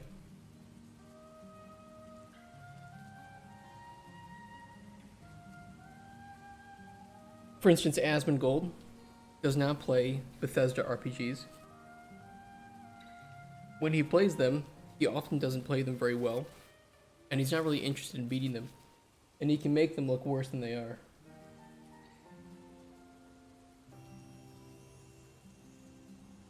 There are a few companies, though, that you can go with to get keys into the hands of streamers.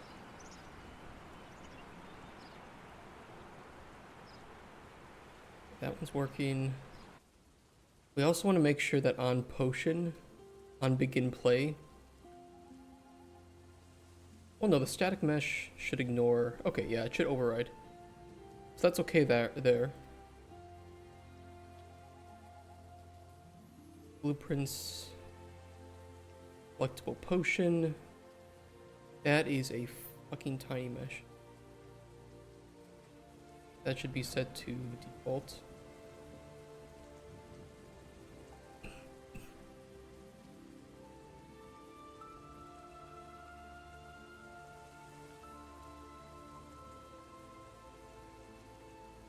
I actually do have a potion plugin that I was going to bring into here. You guys want to see it? I purchased it. I think it looks really nice. Not that. What was it called? Fluid.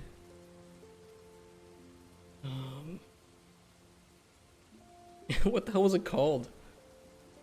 Hold on, let me look it up in my receipts.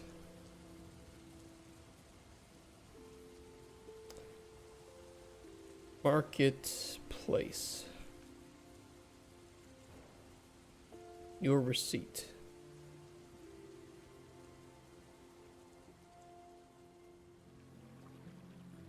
Did I actually buy it?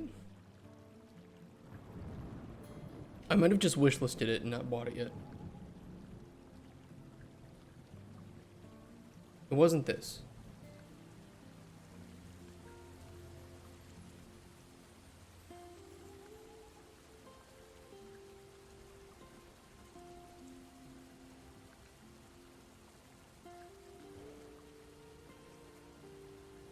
Those were sound effects. I do need to buy that.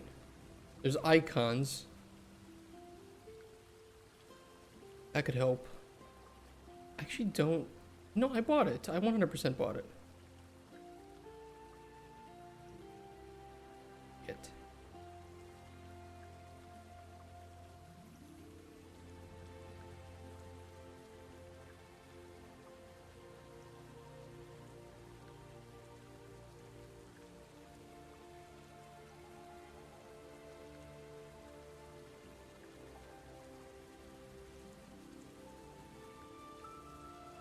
Buy it.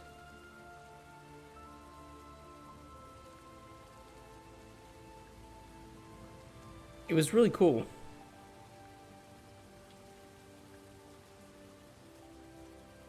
You sort by recent. I cannot sort by recent. I wish that I could.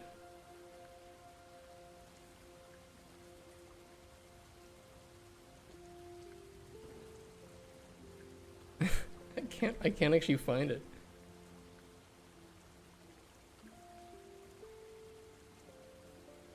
It was something like fluids and bottles. And it looked really fucking cool.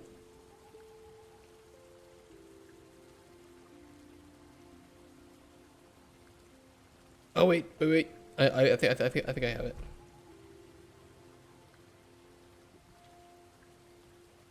Here it is.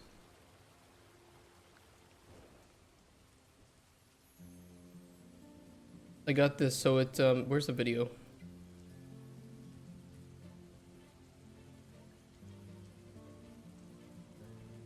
We can have fluid in our potions, and you'll be able to see that when you're walking around. And when it's like in your hand and you're gonna throw the potion, you'll be able to see it sloshing around as you move.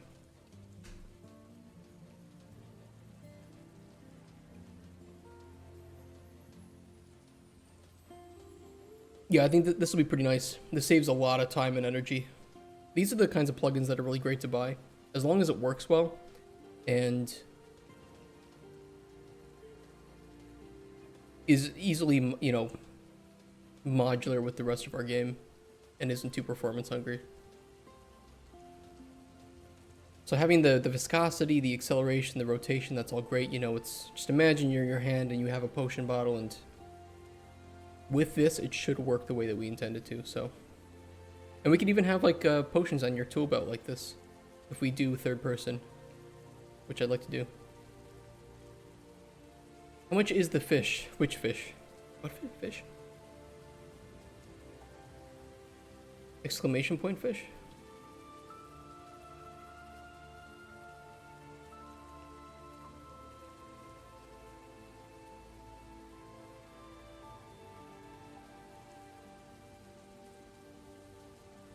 pack? Which one? The fish... What? Fish plug-in pack. Which of those three things are you asking about? Are you asking about the liquid, the VFX? The bottle pack? This was, I think it was like $15. It was 10 or 15. Let me see if I can find it.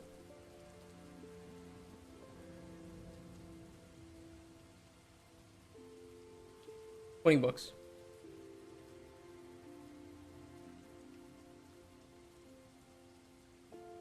It is fucking cheap. Yeah, you're 100% right.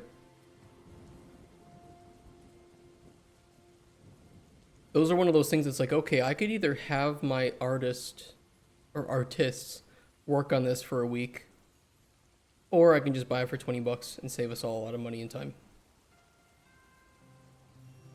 But again, you do run the risk that this is not as performance friendly as your artist could make it, that it is not very modular, that it's a pain to work with, any number of these things, depending on the scale of it, right? Like the smaller the thing is, probably the better it is. The fewer issues you might have. The larger it is, that's where you do run the risk of that problem being the case.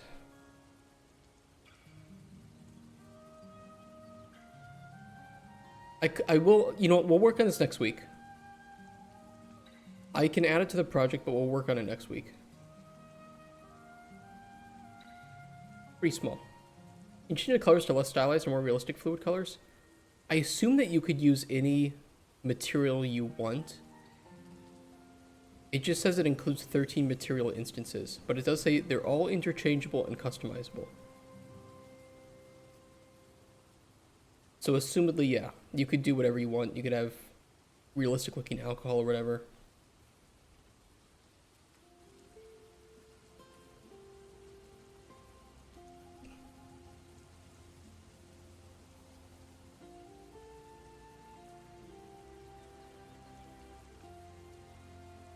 Will you be here next week when you work on it? Yes.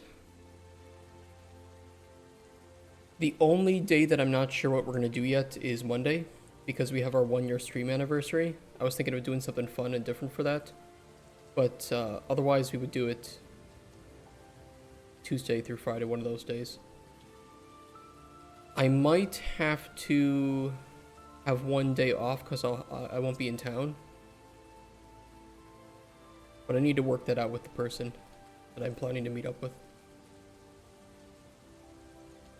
If they're even available this month. Otherwise, I'll try to set it up for November. We shall see.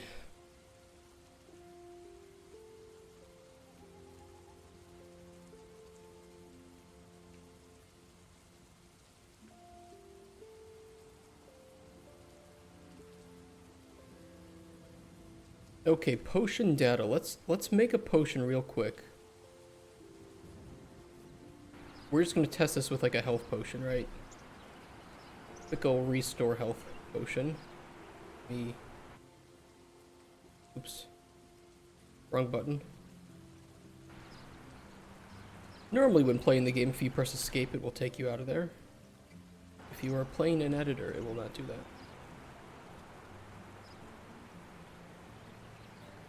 Okay, let's use a toadstool and a carrot. That'll work. Brew potion.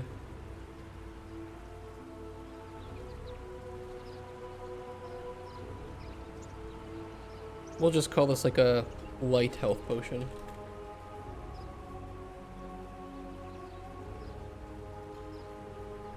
And I'm going to take a screenshot of this so that we can recreate this with the potion data here. Are you able to pay your rent right now when you go full-time? I had some savings, not much. At about the time that I left to do this, I had about $15,000 in savings. Oh, not much. Not much.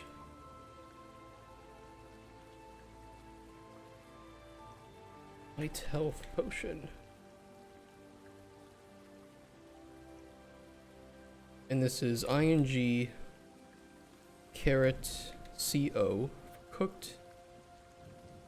Ing toadstool n for normal.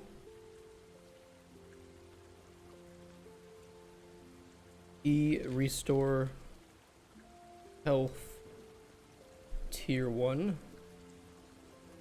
The flavor is sweetness 20, sourness or sweetness 20, earthiness 40, saltiness 5. Thank you for your honesty. Yeah, I don't mind being honest. It's like, it is what it is.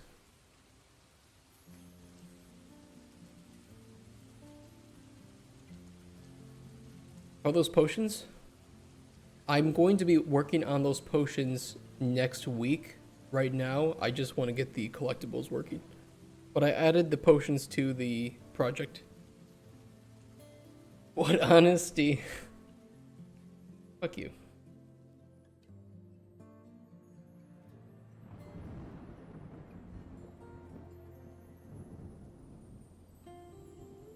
Your games is super scummy. Let's buy a Microraptor coin and Mid-Raptor NFT.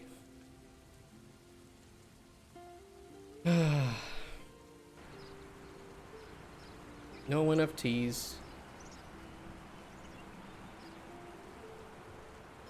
Well, that's working. And if we loot it, that is also working.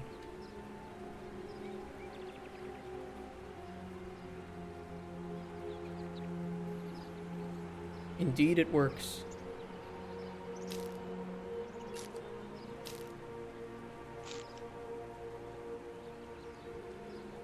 Why does it say mystical thistle when I look at the tree? I know why it does that. I know why it does that. Awesome to see the game growing. Yeah, sometimes it's just like there's a lot of setup, and then the payoff is really quick. Like with these, I just duplicate the blueprint and we're good to go.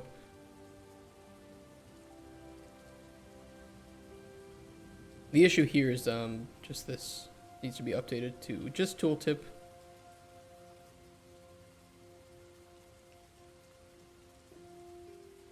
And that's it.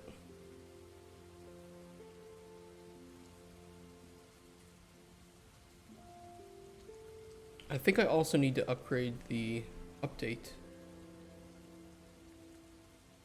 The obstacles, anything that uses a tooltip right now. So like obstacles need it.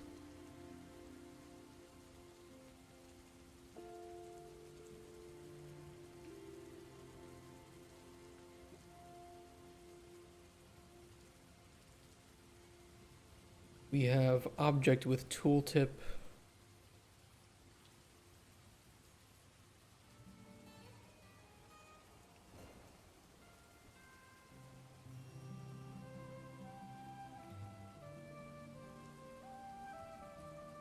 Should be better. Wanted to ask if you bought that plugin? Yes, I did. What point do you want this game to be when you start seriously looking for publishers? Ideally, we'd like to have the first playable finished.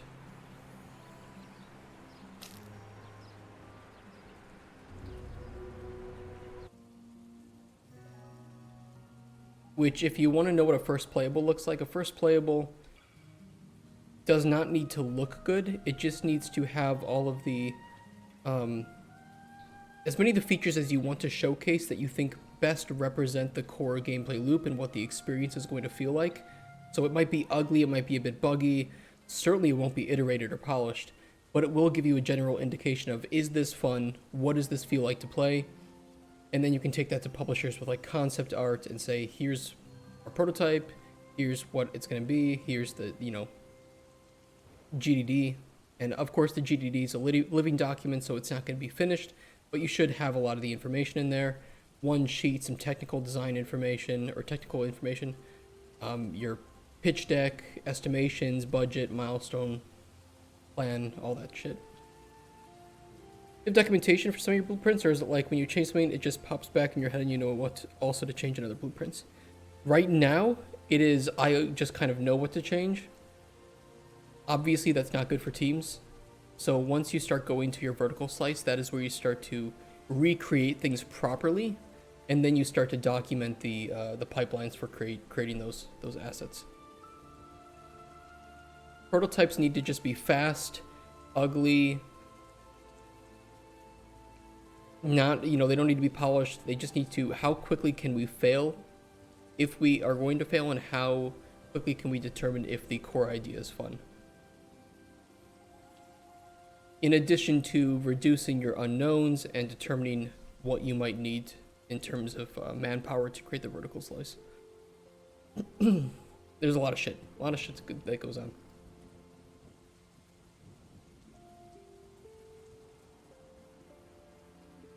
If you're curious, we have a little bit of an older video that goes over all the stages of game production as like an educational thing.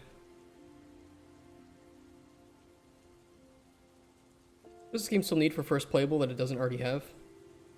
I roughly laid out a board for us of what we still need. So we still need potion combat and everything that goes along with that. So basic enemies, one dungeon. For open world, we need some more puzzles. We need fishing, farming. We need the corruption mechanic. Altars that allow you to teleport and increase or cleanse corruption. That's going to be a lot of work. Seasons, I am still thinking about how we're going to showcase this in the first playable. I might do it in separate maps.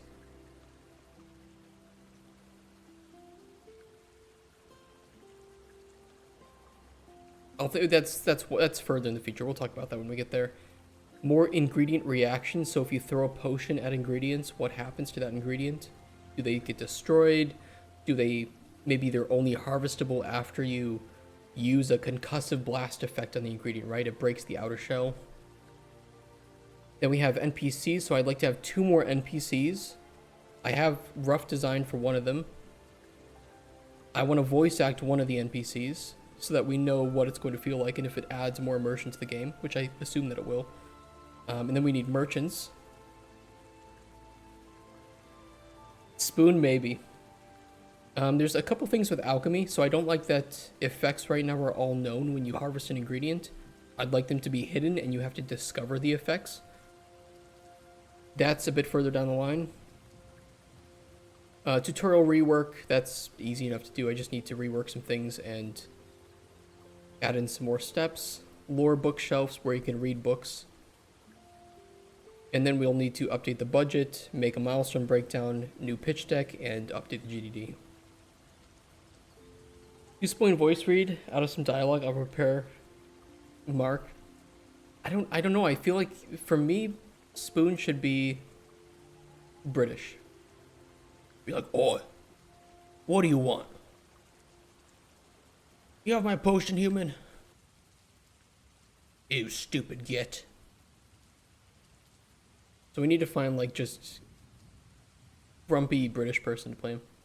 What percentage of players actually read lore books? It depends on genre. If the lore books are narrated as well, that can help a lot of players engage with them. So if they can go up to a book and have it be read out to them in the background while they're playing, massive more amount of interaction there. It's like maybe you're making potions and you're like, I want to have this read the lore book out to me. That can be huge.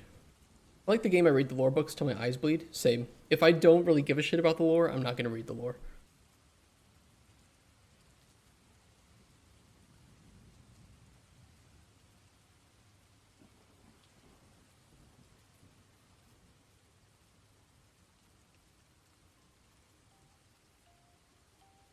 Okay, let's rename this to BP Collectible Junk. The problem is voice acting is expensive. It's really fucking expensive. That's one of those things that getting funding can help a lot with, though. We're not going to use AI voice acting either, so don't even broach it.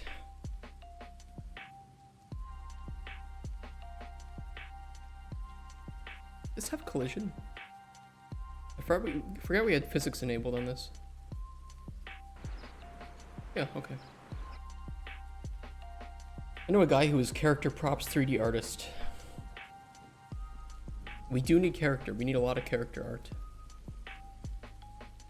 I did just, for reference, by the way, I did buy 2 characters that I think we could use for the, let me see if I can find them.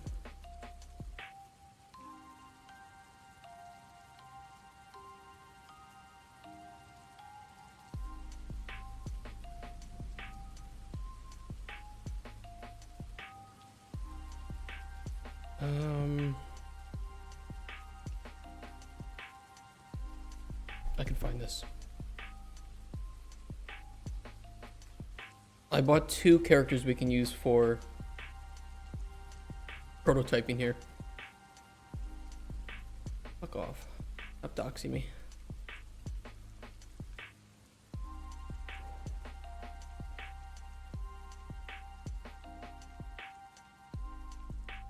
If I can find him. I got this one. This stylized warrior, because these were all on pretty deep sale. And this is rigged to the epic skeleton. So this one should be pretty decent for us.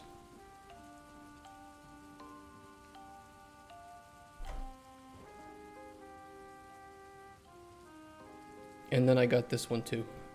This is also rigged to the epic skeleton. Thought this could be a fun character. His jaw is also a separate bone too, so it can move up and down.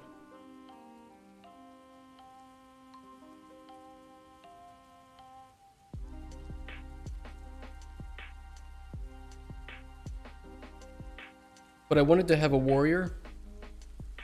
That's the character that I want to write, so remove it, jawless. I've never once read a lore book ever, but I want to add books to my game with information secrets so you don't have to look everything up on the wiki. I think making lore books and documents in your game actually have tangible benefit for the player apart from just being lore is incredible. It's a great way to increase interaction with your game.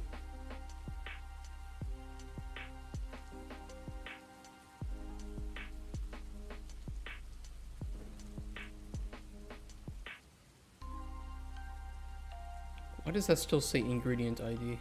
Hold on. Main character costs about $1,000, complete rigged, etc. Jesus. Well, face rigging, yeah, I mean the face rigging is.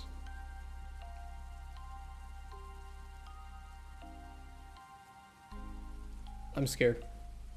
Love the immersion of opening a bestiary book to find out the weaknesses of a certain enemy.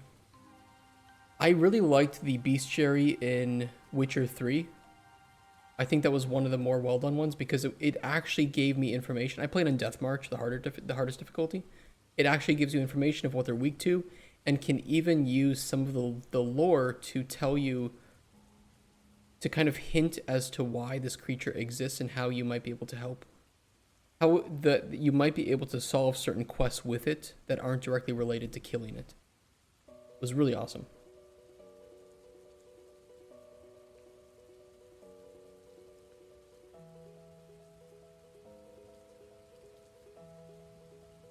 Okay, junk is item ID and amount to reward, and I think this is all we have to do. Static mesh stays the same. We don't need the construction script. We have a couple, actually no, we do need the construction script, but it's only to take the item ID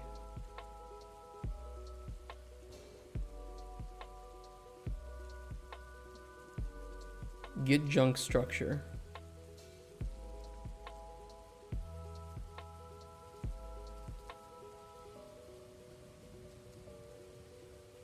Set mesh.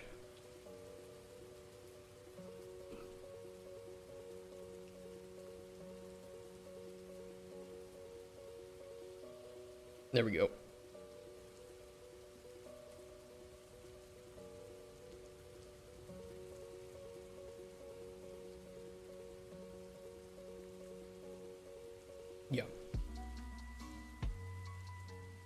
So now if we have junk, I think the item ID is J_sword.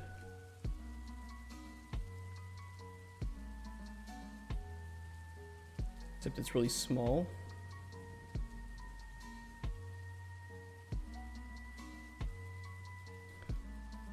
And remove the proto material. I do not know, however, if these meshes have collision, so we'll need to update those.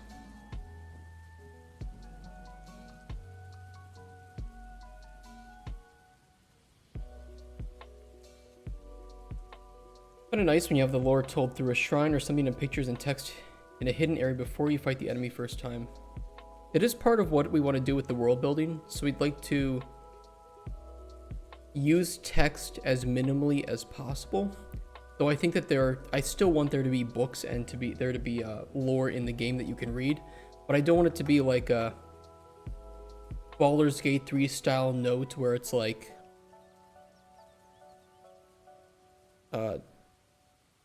this section talks about the weaknesses of vampires. And come on. So I think going like the Bethesda style route of interesting aspects of the lore told through stories that were written by characters, and having those narrated out to you would be really cool. That way you can like have one narrating out while you're working on potions or while you're exploring out in the world. I think that could be kind of fun. Fun way to engage with the lore. We shall see, though.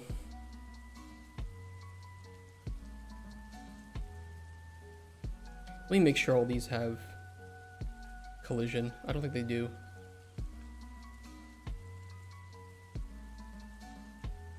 Do they need to?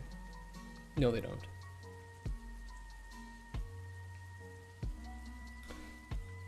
Hey, Mr. Smith. Mr. Smith-and-Top. What's up?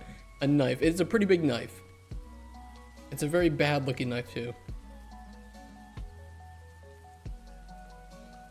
But it is a knife. I needed to get rid of the physics on it. How you doing, though?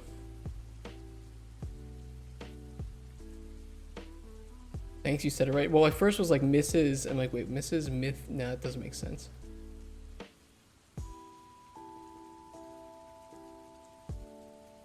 How's your Thursday? It is Thursday, right? Yeah.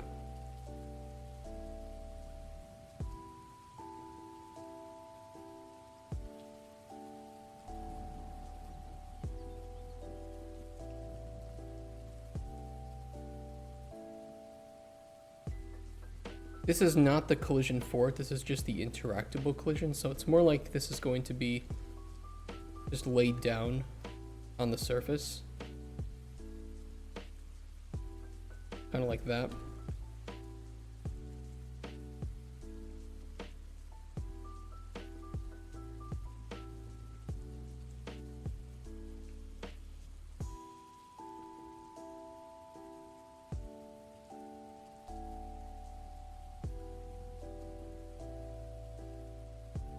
That'll work.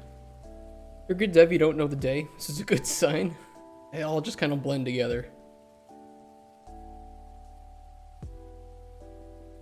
Wait, what? What did I just check out? I do not know. This should work.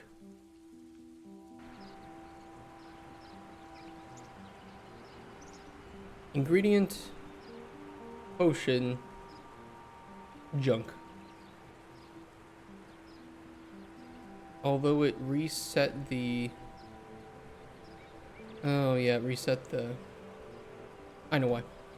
Junk doesn't need to do that.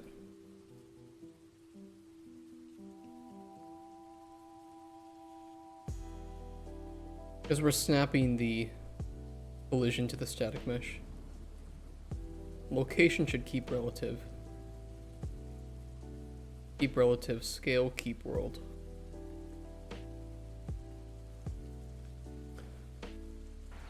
You're up 60 hours and you're like, go sleep. I will say, I do think my work-life balance is a little bit better than that. A little bit better.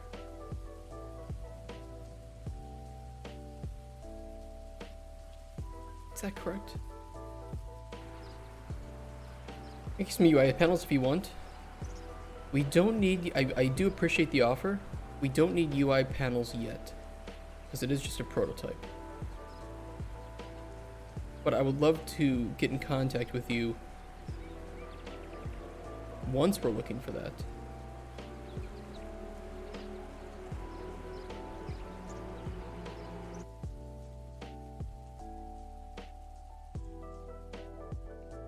Why did that not update the junk? Oh, because we don't reward it. Hold on. My bad. Update junk inventory.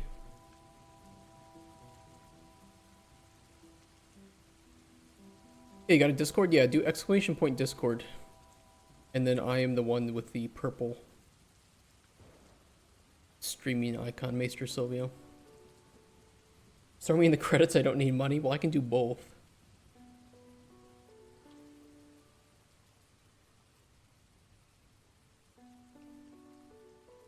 I can't do it yet because we don't have any funding, but once we do, I have no problem paying people.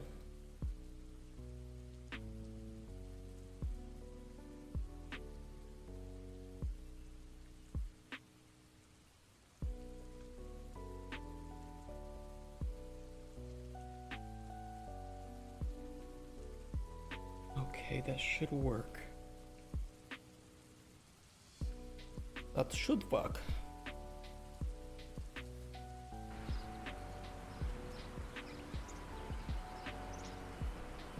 Lavender, potion, junk sword.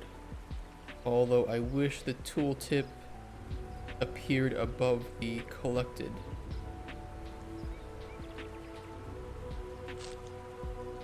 Kind of annoying, actually. You like making UI panels?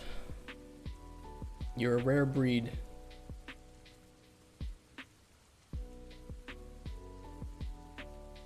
Also, I noticed that this does not have a black border on it, so I'm gonna do that.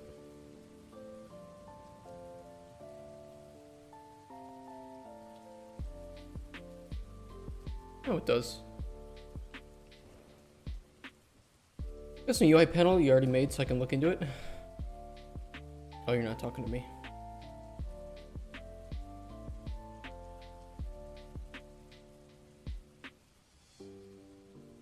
I am not a UI artist. I am not a UI designer. I'm not an artist in any sense of the word, as it turns out.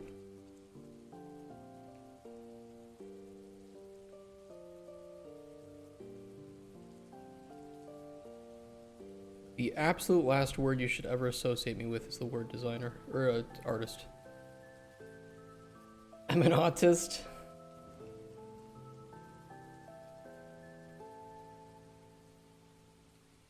Who's not? Isn't there like a massive rise in autism in kids? Hold on.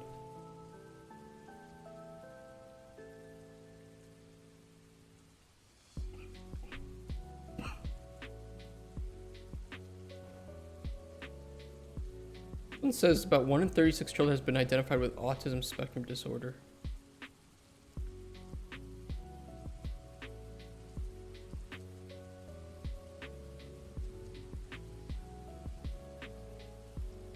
We have to ask ourselves why this is, because that's just concerning to me.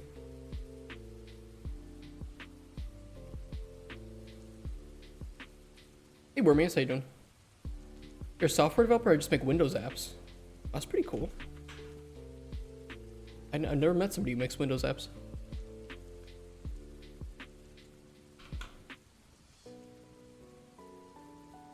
children screen time statistics over the years.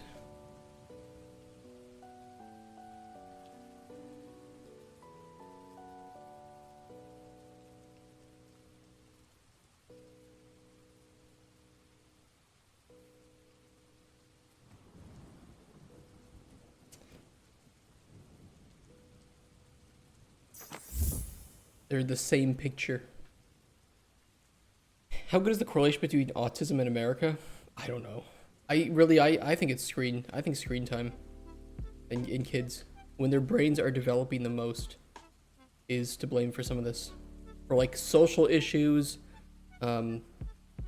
speech issues, it may be autism rates, all these things, depression potentially too. And I know it's like, well, not everything you do in front of a screen is bad. I get it. But do you really think that most of the things kids are doing in front of a screen are healthy and educational? I don't think so. You earned it? Well, thank you. I appreciate that.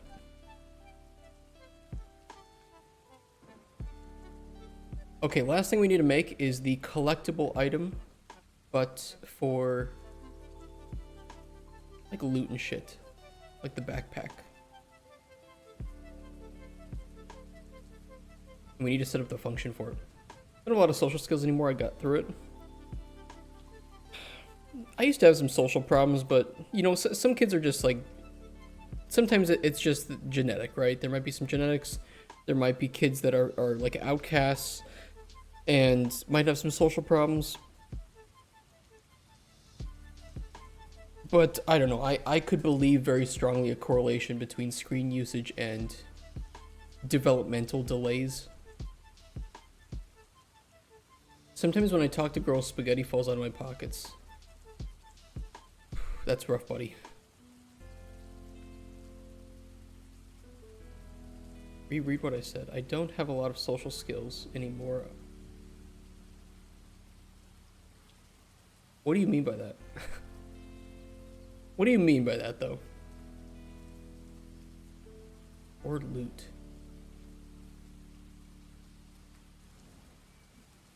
Yeah, see, this pulls from object with tooltip. What we need to do is remake the backpack.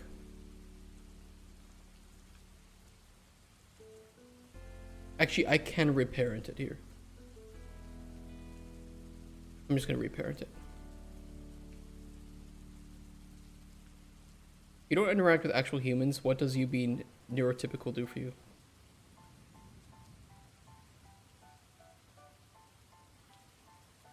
Good question. That is a fair question. Oh, it's a joke. All right, you got me. Half of you are being joking in chat and half of you are being serious, and I don't know which is which. So, fuck all of you. But actually, I love you. Be mine.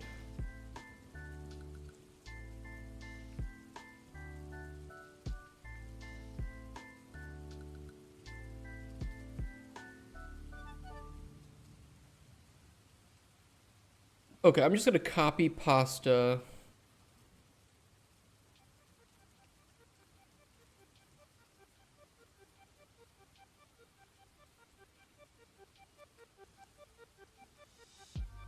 Yeah, I'm just gonna copy pasta this shit.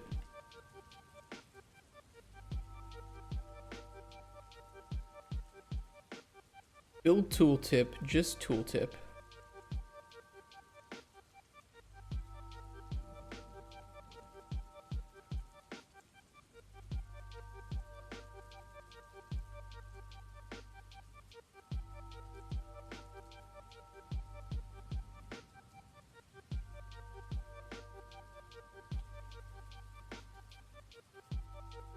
Yeah, and then what I'll do is promote these to variables.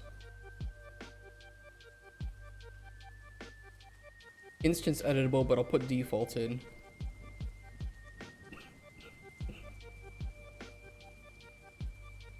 Where Mew laughed. Every truth is a joke. There's no right or wrong, just opinions. True. Thanks for being loving. All kidding aside, I am so thankful that I've gotten even one follower on this channel, and that you guys find it interesting to watch me bumble around making this game.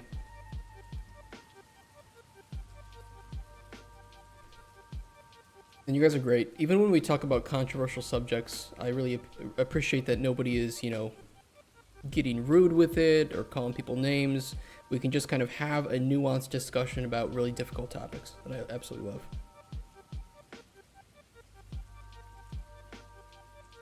A lot better than most game devs on Twitch. Game dev on Twitch is a really hard category. It's a really hard category to get any sort of like, what's the word, traction with. And it's a very difficult category to become a partner in. Because for partner, you need average concurrent viewers of like, what, is it 100 or something? Didn't they change it? What's the road to partnership look like right now?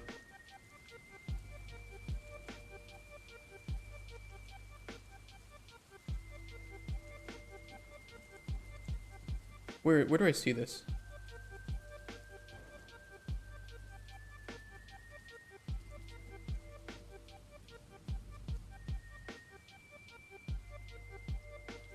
Streamers, no, that's not it. Content, activity. I think it's like in achievements. Path to partner. Stream for 25 hours, we have it, right? No problem. Stream on 12 different days. This is per month, by the way, per 30 minutes. Or 30 days. We have that. The average, you need 75 viewers. In an average, in a 30-day period.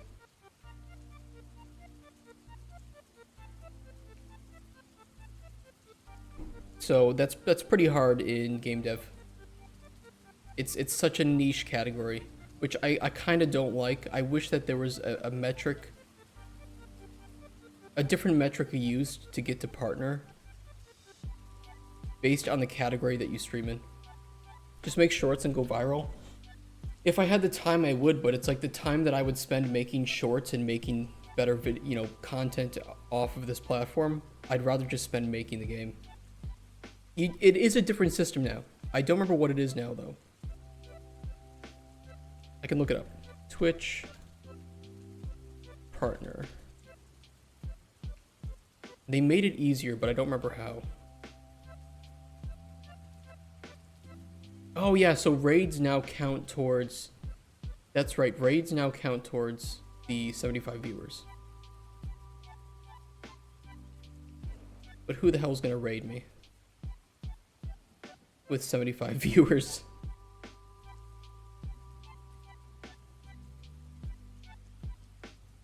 Like, once I become a partner, I don't need to care about these numbers anymore. But it would be nice to get partners so that I can unlock certain parts that are exclusive to partners. Like, being able to name our emotes better.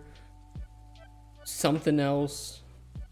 Like, you get a little bit more protections. It would be great. I don't care about viewers, but I do care that we can get to partnership, and then I don't care about viewers anymore.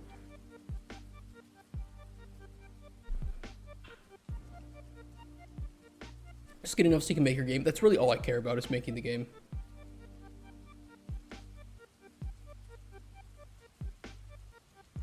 That is the only thing I give a shit about. Okay, we need to...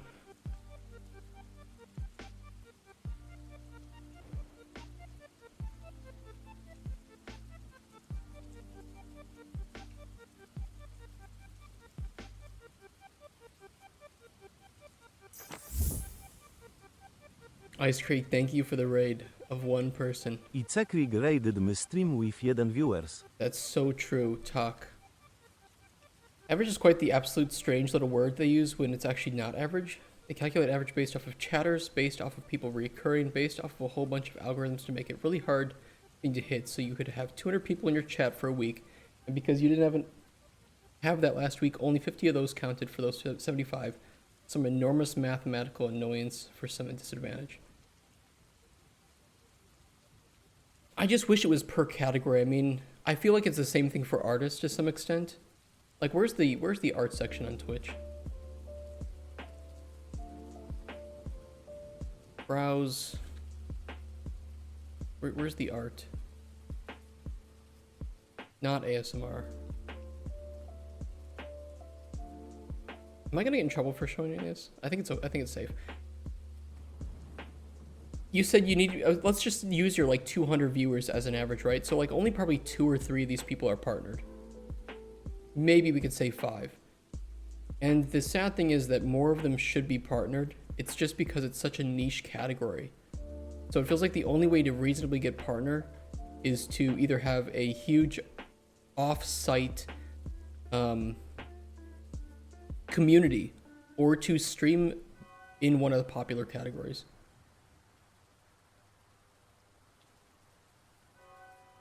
And I feel like there are many people deserving of partnership that just don't, like, maybe it's some Heroes of Might and Magic, you know, they just stream that game, but not many people watch that, so I don't know. It is what it is.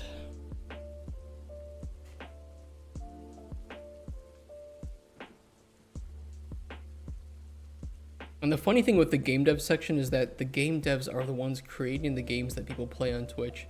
You'd think that maybe there'd be something would be done. Best way to get partners to Fortnite your butt off? I'm not gonna do that. Fortnite does not interest me at all.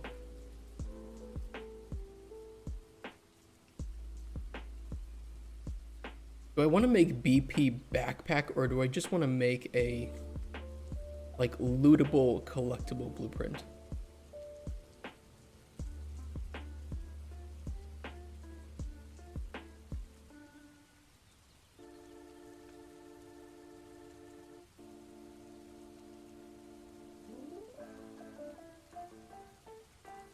BP collectible custom.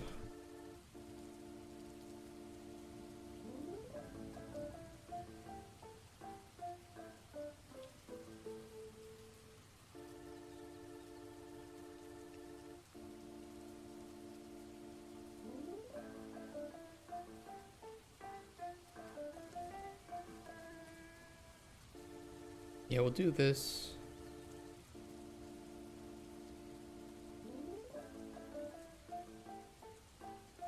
We'll promote item type to variable.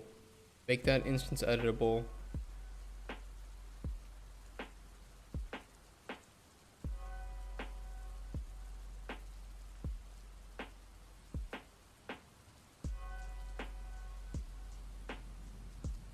Amount might be needed, but most likely I'm going to be using the loot tables for this. Static mesh should not by default have physics enabled. We don't need this hooked up. Or we'll keep relative, and then world.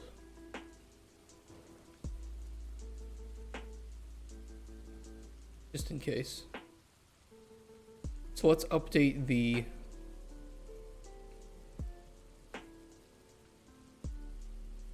Jesus Christ, that's huge. That's massive. Where's the backpack here? Here we go. There must be anything with partner. It's not like they're giving you some Tim the Tapman deal. Partner is just a little check mark and you sign your rights away. I don't care about partner to make money. It's gonna sound really stupid. I care about partner because I can rename my emotes so they don't sound really stupid. That is like one of the primary reasons I care about becoming a partner. Is so I can rename my emotes.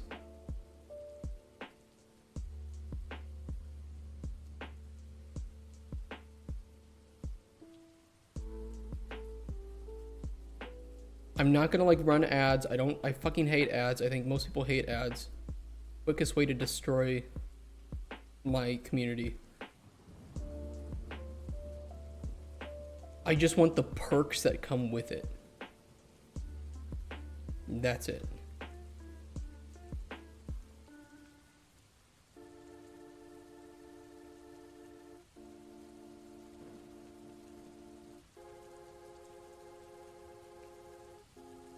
And I don't like that they lock that shit behind partnership.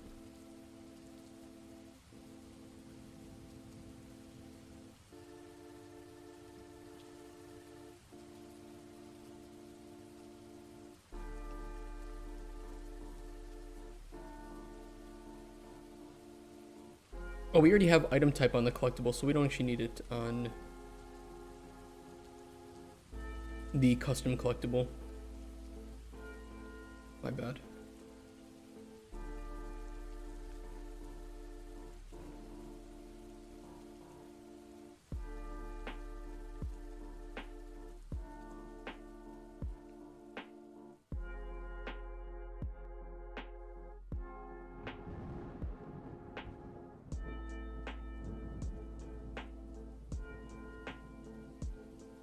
Why can't we stream at 8K? Yeah, the stream settings are really... That's fucked up, man. It's just they don't realize that they can make more money by increasing viewership on Twitch. So you should help the streamers, but you don't. They don't help streamers that don't make partnership, really. There's not really a valid boost. There's no... Here's new and upcoming creators. Here's somebody who's gaining a lot of traction. They don't give them the ability to stream at higher bit rates, which is, you know, one thing that can help make the viewing experience better.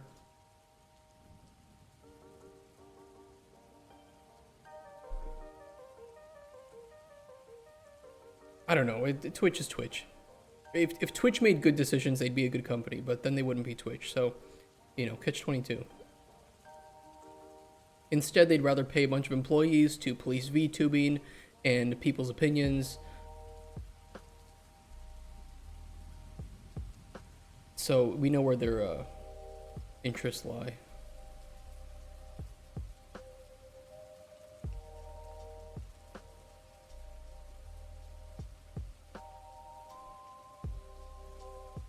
All right, we have the loot table. We just need to set up the actual functionality here for it.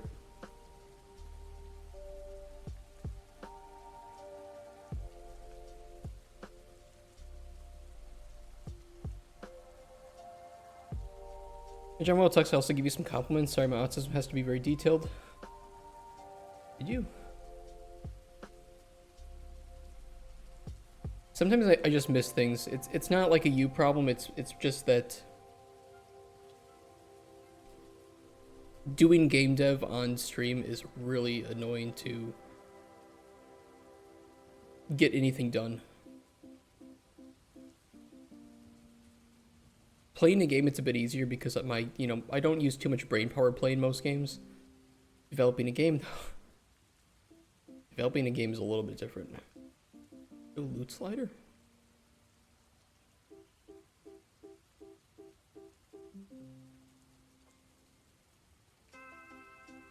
What is the loot slider widget?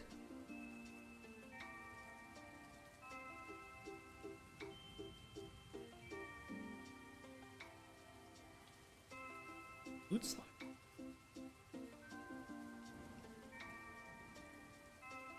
Oh, that's the pop-up. Okay, yeah.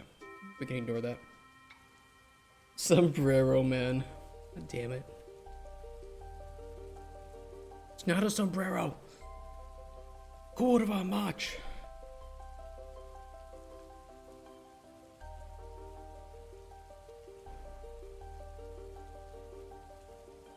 Alright, we have reward loot, which is pretty simple right now. I'm just gonna delete this, because it's shit.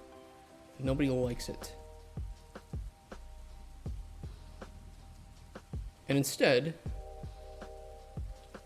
this is going to be an array of loot table entry. Loot tables. Loot. ST loot. Right? Yes.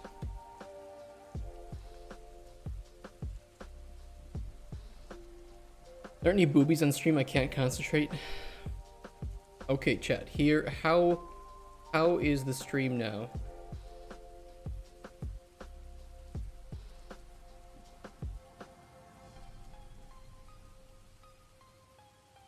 Is that better? Haha, fooled you. Gotcha, bitch. When I stopped streaming as I was developing because people were chatting to me and I was like in my mental zone, and then I would just stop talking. I'm like, yeah, I'm not gonna excel with showing my source code to anybody other than just some ghetto giant code goblin taking screenshots. Yeah, I get what you, I get the feeling. The thing is, even with being distracted, I'm actually more motivated and not progress. I'm trying to progress, but I'm not gonna say progressive. I'm just more efficient with getting my work done, even with some distractions from chat. So you guys are okay.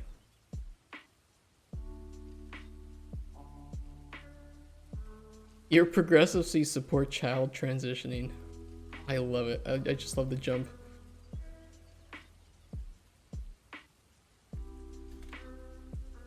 I love it.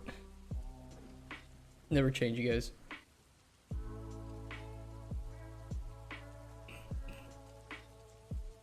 Seven-decade ban from Twitch. I wouldn't even be surprised. You're saying 5-year-olds are able to consent to sex changes. 5-year-olds don't even know what they want. 16-year-olds don't even know what they want. As a matter of fact, no kid really knows what they want until they get to like their mid-20s. That's my hot take. Thank you for coming to my TED Talk.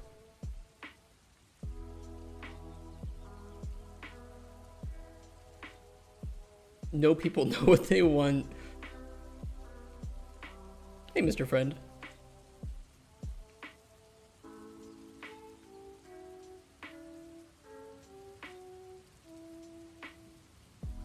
They have what they want the next. Yeah, I just think that kids, like, it's such a worrying thing that like doing anything permanent to a child before they actually know what they want to be in life is really fucking scary. And I don't know why that's such a dangerous opinion to have.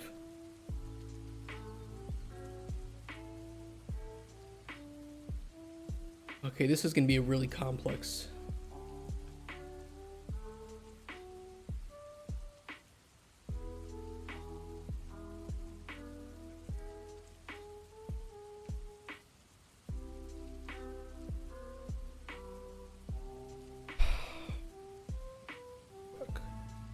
Okay, we need to go through each table. We have to do the weight calculations first. We need to do weight calculations first. For each of the loot entries,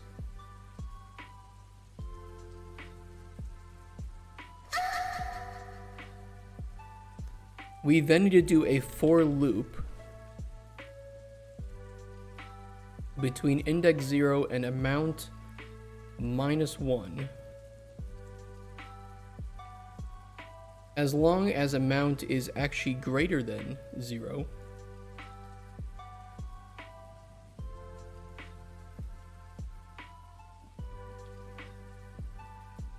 This is going to be a juicy function. And I'm actually getting kind of hard just thinking about it because it's going to be so juicy. I love doing functions like this. Goku. Don't Kamehameha me.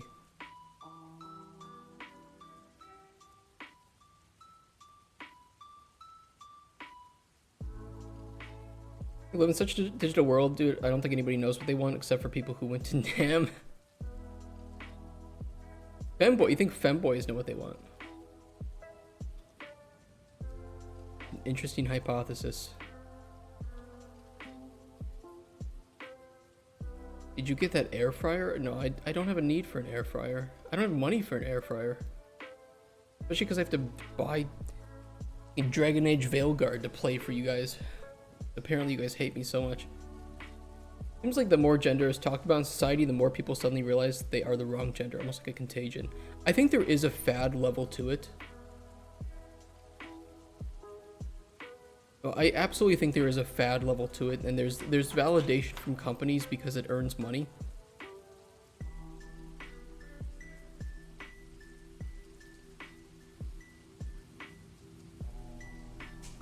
I think that those who are legitimately, who transition and are legitimately happier, are,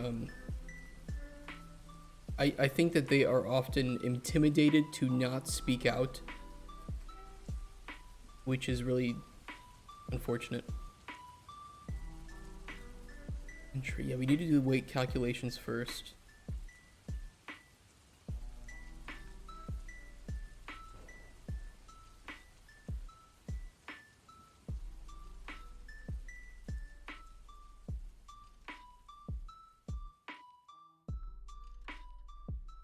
Cancel calling rats ridiculous. Corporations think they can take away our freedom of speech because corporate think that they can rewrite laws. I don't agree with what Gold said, but I will say it's ridiculous that he was banned, if anything. Oh, Asmongold? I think he just got a bit too worked up in the moment. Because he's talked about a long time, you know, many times before, that he's against extremism. And I'm the same way. I don't like extremism. But what he said was not racist. It was just a bit, he got worked up, he said it in the moment, and I think if he really thought about it, he'd be like, well, you know what, I didn't mean it that way, so, like, whatever.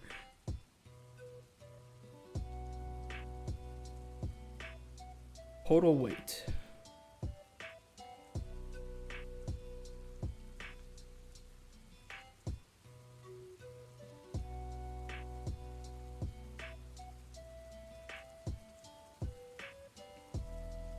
I don't get why it was such big news.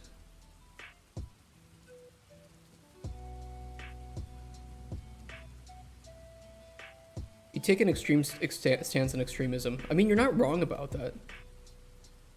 One could absolutely feel that I'm extreme about extremism.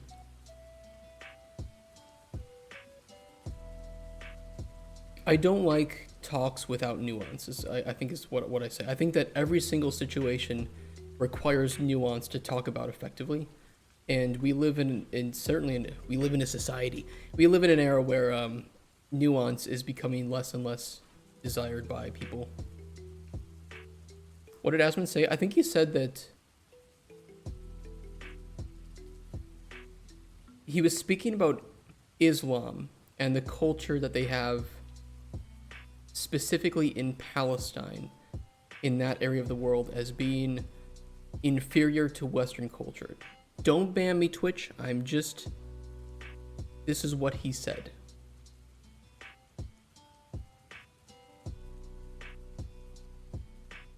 And people call them racist, which, you know, Islam is not a race.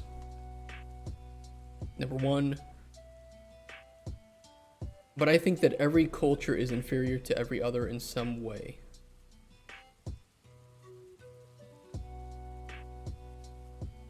And it is not wrong to say that certain aspects of the culture in the Middle East are not the most friendly to people of certain lifestyle choices, or lifestyle immutable characteristics, like two dudes kissing.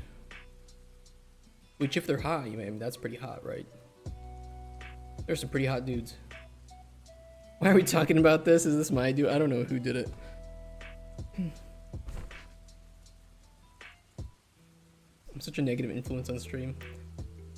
I just don't get the problem with saying that, yeah, I don't like this aspect of the culture. Like, Japanese culture has some pretty bad effects on the work ethic of individuals. It is very much a more communal culture than Western culture, which is more individualistic. And I think that both, when pushed too far, are bad.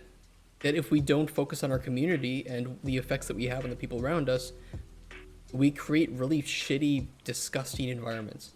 But if we focus too much on the community without focusing on individual needs and desires, we can create this... I think that it can stifle and sometimes creativity, and aspects of culture like art and whatnot. I don't know.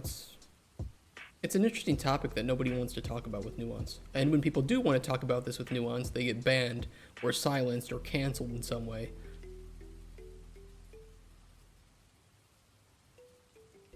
Okay, after we finish with this, we need to take a random number. We need a random integer between 0 and total weight.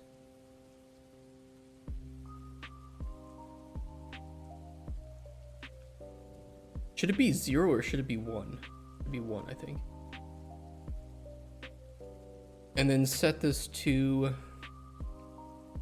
chosen weight.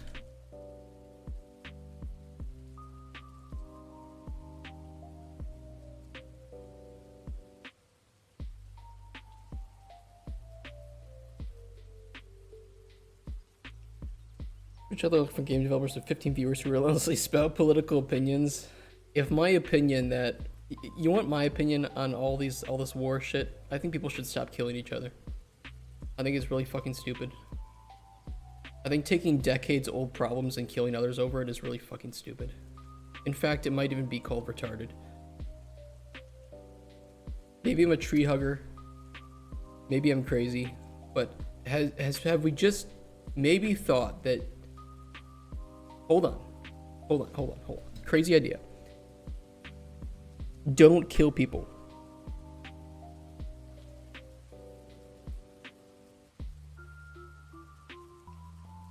Ban incoming. I don't want you to get Twitch, bro. We hear you. I gotta explain it for your account safety.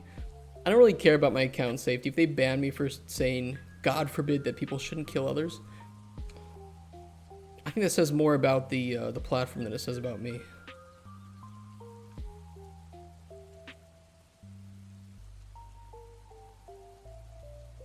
I think that at this point, you know, when you start to look into who started it in the Middle East, I think that it keeps, the further it goes back, the less it matters. And that both sides have done some pretty terrible things.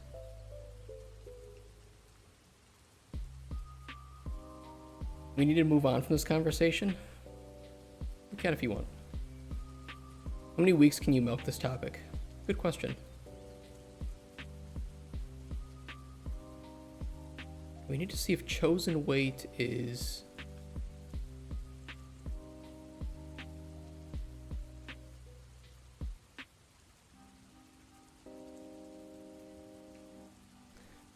working weight.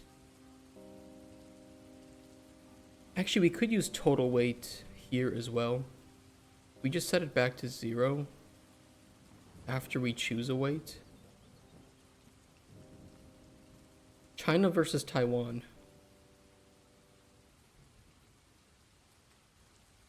That's actually, for game developers, the China versus Taiwan debate is probably even more scary to get involved in. The reason is that the Middle East doesn't really matter. Let me rephrase this. The Middle East doesn't really matter that much to publishers. China and the Chinese market matters a lot to publishers. And if you include Taiwan as a country in your game, or if you speak about China, publishers, like I'm talking about like Microsoft and Sony, will not work with you.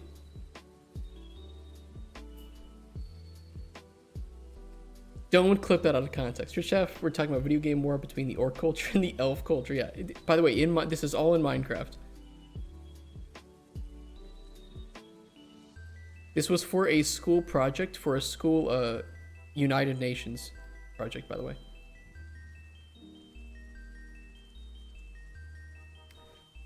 I included, for one of the games, I included Taiwan, by the way, as a choosable nationality that you could choose for your character when starting the game.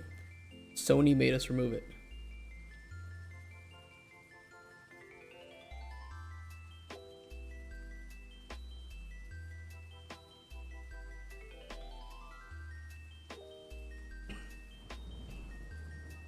They also made us remove a couple of other ones that are disputed.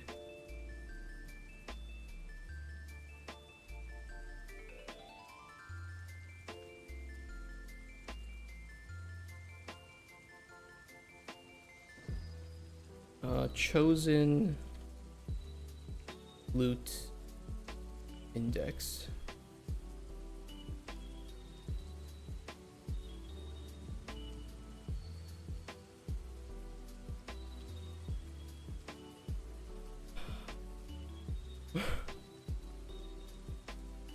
Just say in-game after every sentence.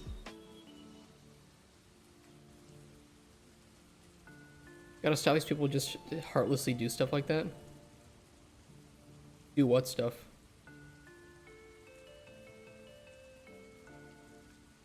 I don't think my opinions are anywhere near crazy enough that if I got canceled over them, they would have any major impact on my life. And in fact, they would just increase my viewership, so it is a good thing. You know what, we'll set... No, it's fine, we can choose that. Safe space? Yeah, this is tagged with safe space, by the way. This channel is a safe space. Or opinions.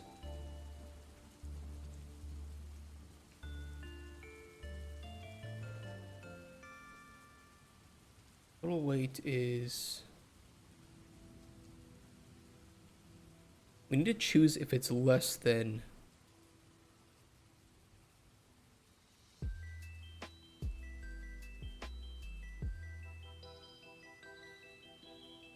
Do we want it to be inclusive?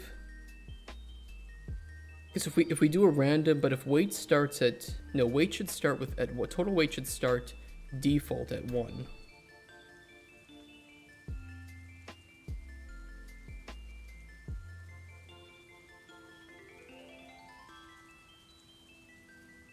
And then we should only check if it's less than.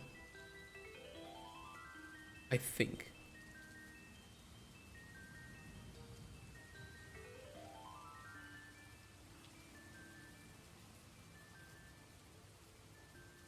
So mean, dude, like, what did he do to you? He's just streaming, leave him alone. I think he's joking again. Everybody's just joking. Don't worry. So if anybody's taking this seriously, don't worry. They're just fucking with me.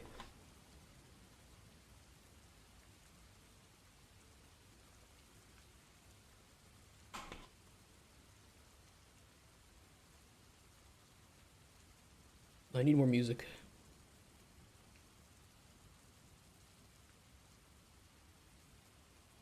Relaxing Heroes of Might and Magic music.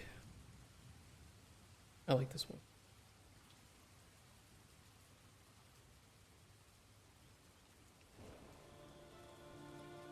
There we go. This be the most negative thing I've ever experienced. The problem is I can't tell when you guys are actually being serious or not, but I think you guys are all just fucking around.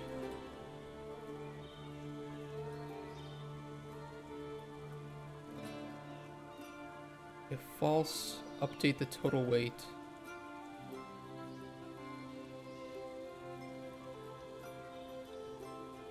Otherwise, we need to turn this into a for each loop with break. That's a reversed for each loop.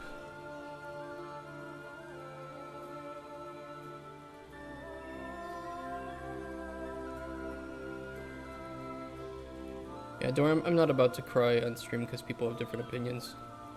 Not yet.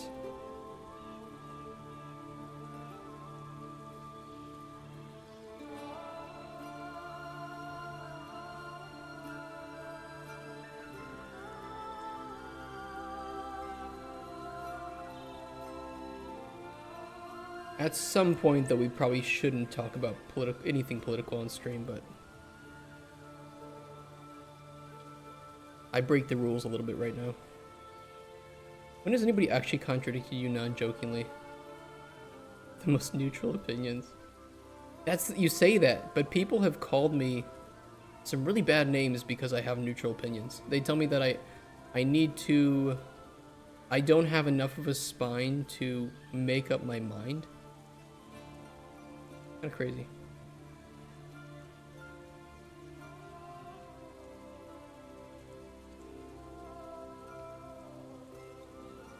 Or like I'm a fence sitter.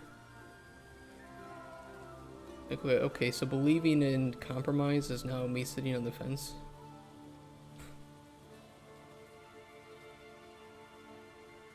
If extreme people call you a fence sitter, I think you're okay. I think that's like a validation that whatever your thought is on that topic, it's probably okay.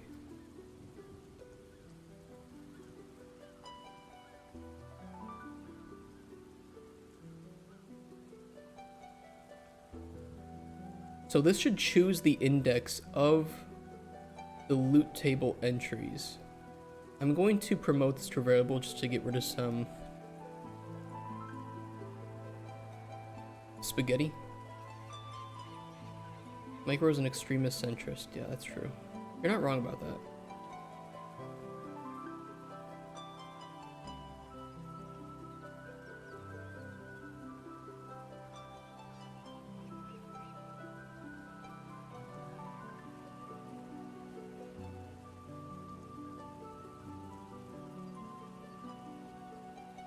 They hold on their shitty identities without their... I mean, people create echo chambers, right? I don't block anybody on, like, social medias and stuff.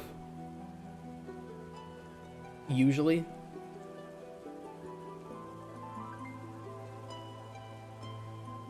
I really only, like, block extreme people.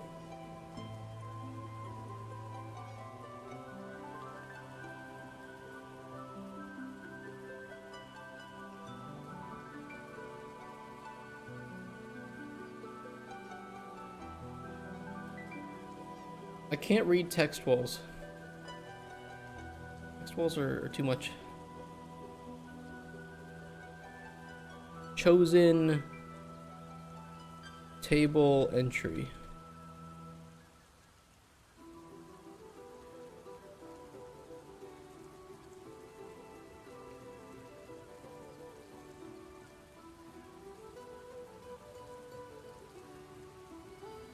We will hide the unconnected pins. I learned about that recently. I don't know why I never noticed that before.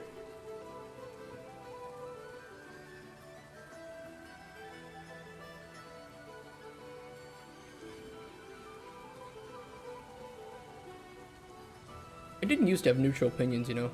I used to be very, well, not very. I say very extreme because I used to be, just more politically charged than I am now. Keep sense shorter, yeah. There's different sides, there will always be a them against us. So fuck sides and let's chill hand in hand. Dude, I agree. I'm so tired of the sides. It's like, oh, I'm a Democrat, I'm a Republican. What does it mean? Well, it means, you know, I support this candidate. You support everything that that candidate says. Even though our candidates are retards. Yeah? I support. Gotta vote for them. Okay.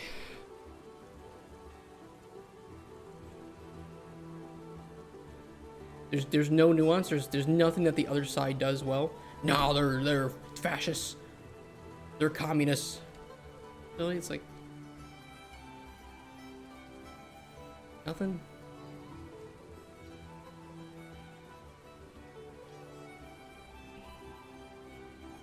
Use the R word? Yeah, dude, because it is. Here's the thing, you know, if you can change the meaning of words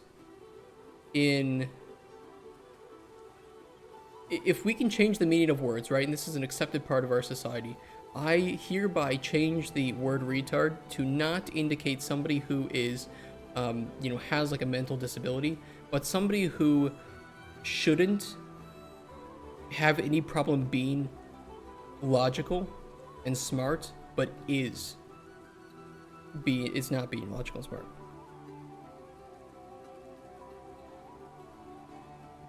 No discrimination against people who have mental illnesses. They are not retards.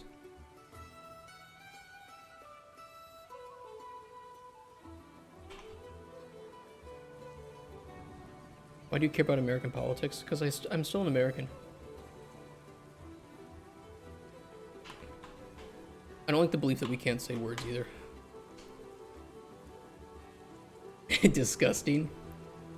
Are you saying my culture is disgusting? Twitch, get him. Where is he? Where's chat? My chat's all the way over there on the other side of the screen. You see him?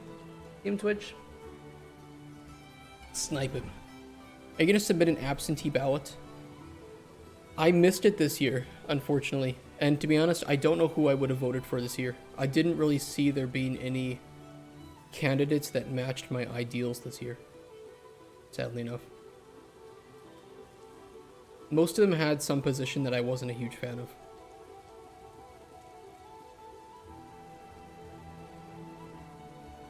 Oh, loot table.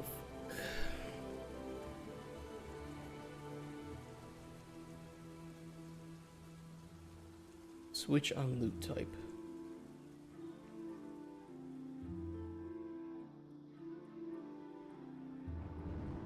You vote for Trump? I have family members that'll vote both sides. I have family members who won't vote either side.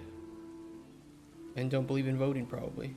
I have family members that will be angry at other family members depending on who they vote for. I have family members who don't vote the way that they say they vote because they don't want to piss other people in the family off.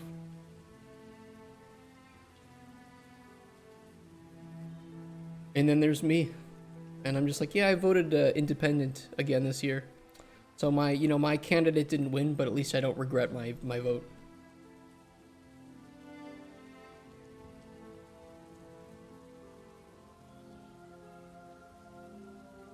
I don't care who people vote for. I'm not going to be upset. I think that you should vote. It's your right if you are a citizen.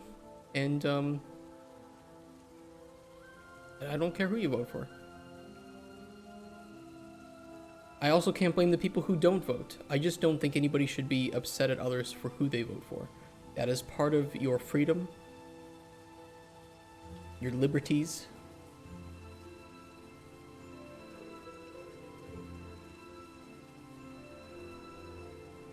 Here's what I'm gonna do.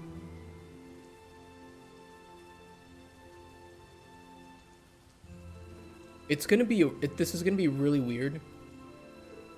I'm not actually going to do a for each loop. I'm going to get the length. First off, I'm going to promote to a local variable. Loot polls.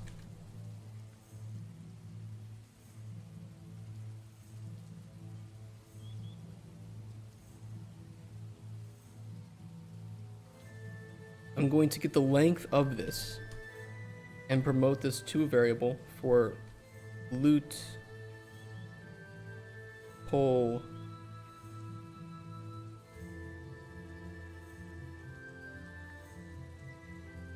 amount. Not a length, I'm going to do last index.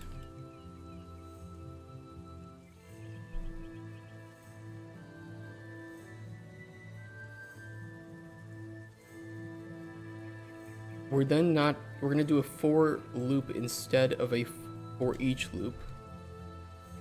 The reason is because then I can expand this on the go to add more loot table polls. If we pull a loot table, that then gives us another table. I'm working on loot tables, but the thing is that I can have loot tables that reward other loot tables. It is exactly tableception, so I need to be able to dynamically fill that array for that function. As we work down the list, and if we reward loot tables, we need to add more to that.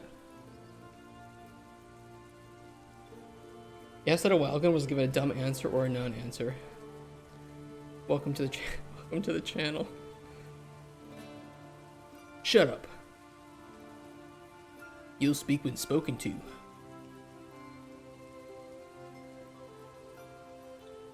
And then for loot polls, we can get a copy at the current index.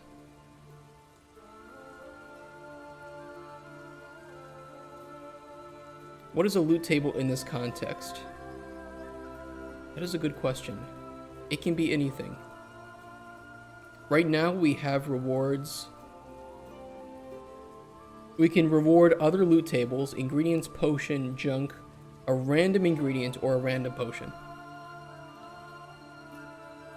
And the only one that we have to do some tableception with is the loot table. All the others we can just kind of breeze through it. Where will the tables be used? So they'll be used when you kill enemies, when you loot anything that we might want to give a specific table to. When you fish, maybe we can have a loot table for fish depending on where you're at. Your hat looks like Naruto farted on you. Well, he also yes.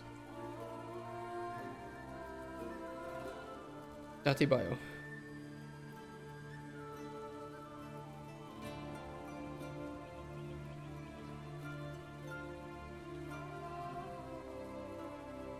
Is it possible to make a game with loot but no loot table?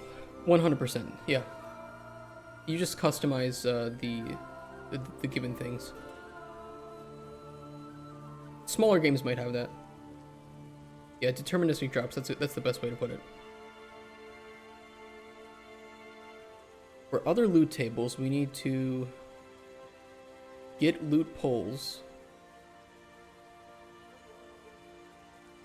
and add in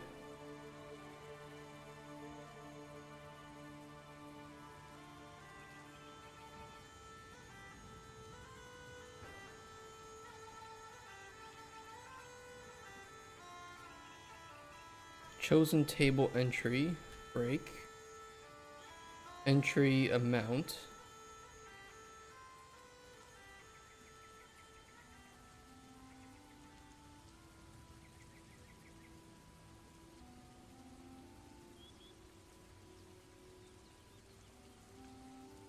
wouldn't that fuck up though? Wouldn't that fuck up our weights?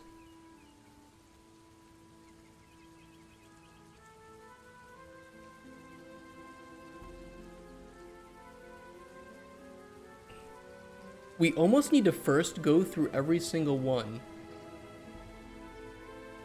Wait. Hold on. Hold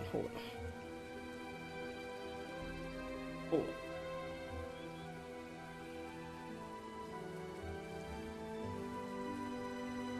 I did this in another game, but it was years and years and years and years ago.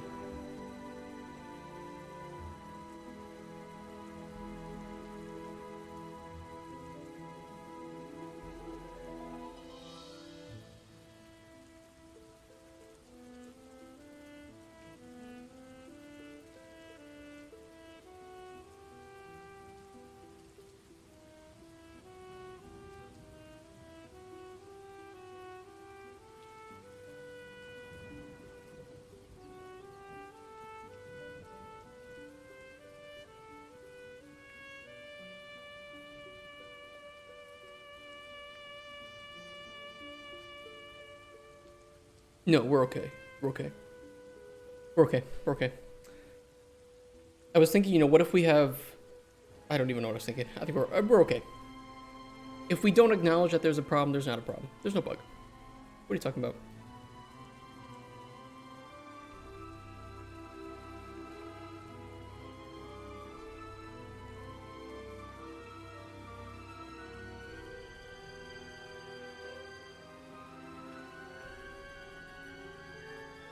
I'm trying to think of a way to have loot shop by AI enemies originate from the player economy rather than spawn into existence. Maybe the AI enemies can purchase items on the auction house or something.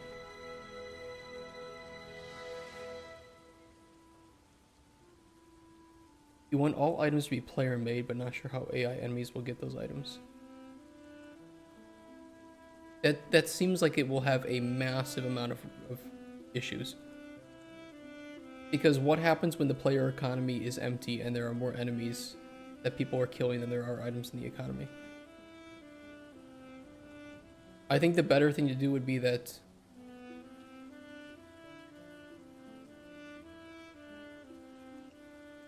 just keep it simple. Just make sure that you have item and gold sinks, and then let the economy adjust to that. Like RuneScape does or something. Like the next Bitcoin.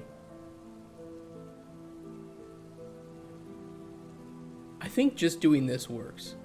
Because I'm trying to think, okay, first we go through each loot poll, and we determine from that poll, which is one... Where is it?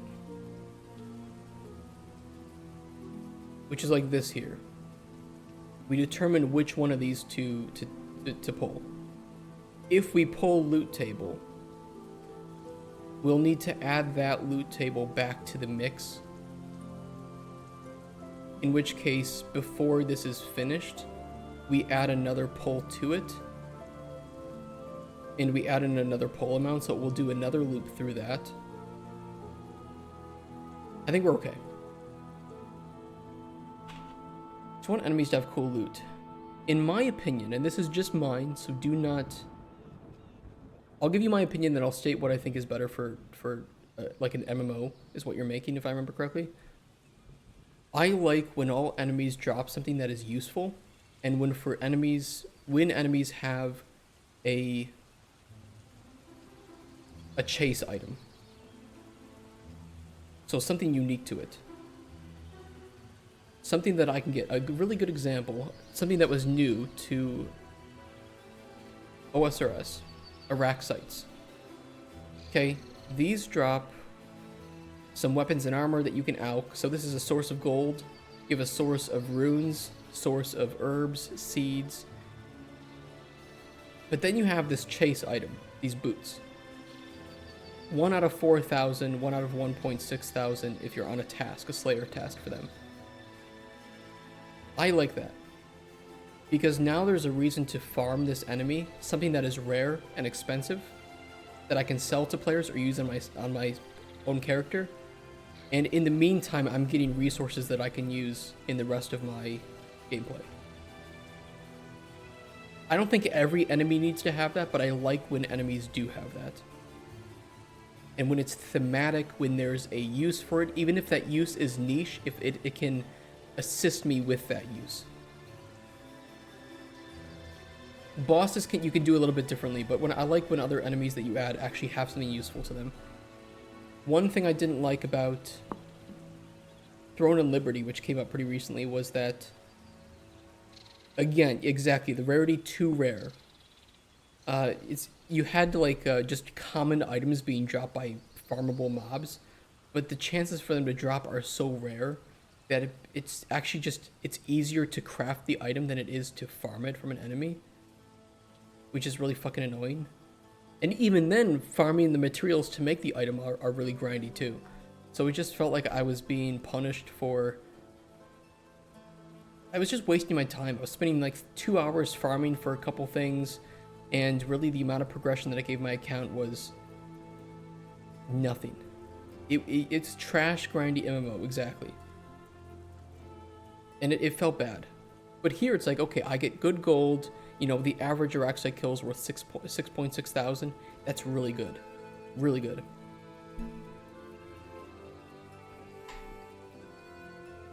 Easy with an array where all items are saved. Yeah, this would be like a loot table, right? Like if we had to translate this to our game, we would have a guaranteed drop of the Venom Sack. And then we would have a weapons and armor table, a runes table, herbs table, seeds table, and each of those tables would have their own rarity set up. And so when an Iraq site dies, we guarantee this drop, and we do one pull from the table that holds weapons and armor, runes, herbs, seeds. So it's just nested loot tables, essentially. So we're making kind of a very similar system.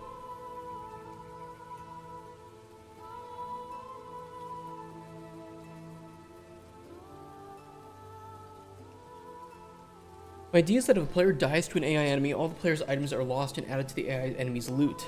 But if nobody has died recently, then they would drop nothing. The danger with that lies is that will be abused. If there's any sort of limitation or tax with trading, that will be used by people that are gold farming, or it will be an undesirable... It will be undesirable because the player will die to an enemy, and all their items are lost, and now somebody else will just get them because they'll wait for the person who looks like they're gonna die to go in there and die, and then they'll just kill the boss. I know it sounds cool, but there are a lot of really, really, really nasty implications to having that in the game. In my opinion.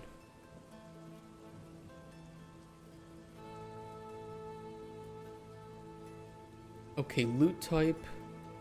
We could condense loot. Should I condense loot? Yes. I should.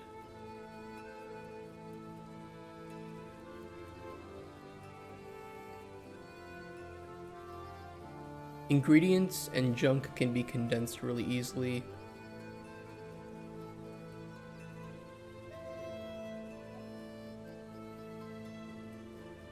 Yeah, here's what we'll do. We will make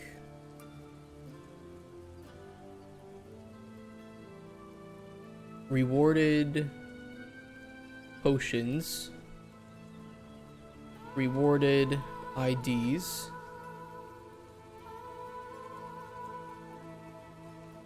this will be an array of potions.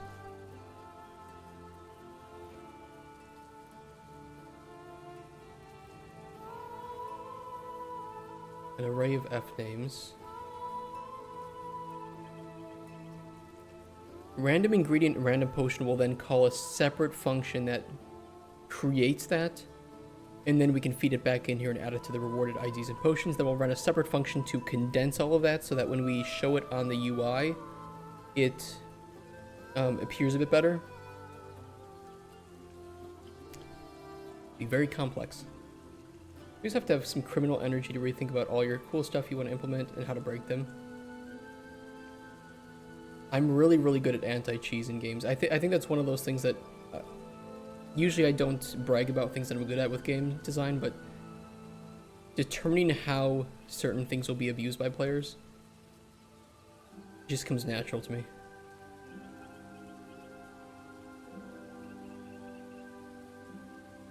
Remember how I was saying in my game magic structures and density have effects? No. I was struggling to make ghosts practical, then I figured that the brain has a very, very complex structure, and if magic stays intact, the person's magic does too.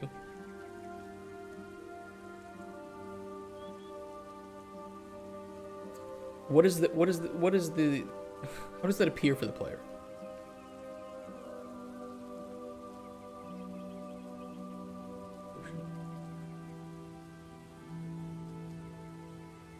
Oh yeah, the loot table itself doesn't have potion data. We can have a separate table though if we want to give specific potions in that way. So instead, random potion will then call a function called make random potion, and there will be generate random ingredient.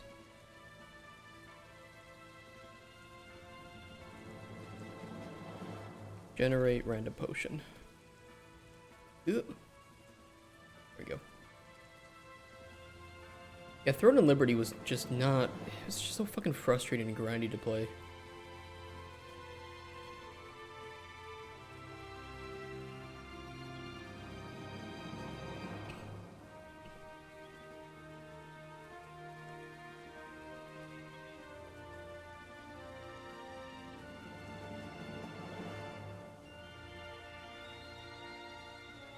I want to like it too, because I do like MMORPGs.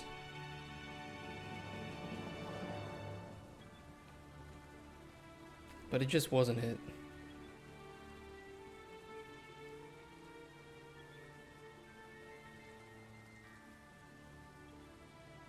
We actually need to run this for the number of times. Oh, hold on. So for switch on loot type, we actually need to do a for loop on amount -1.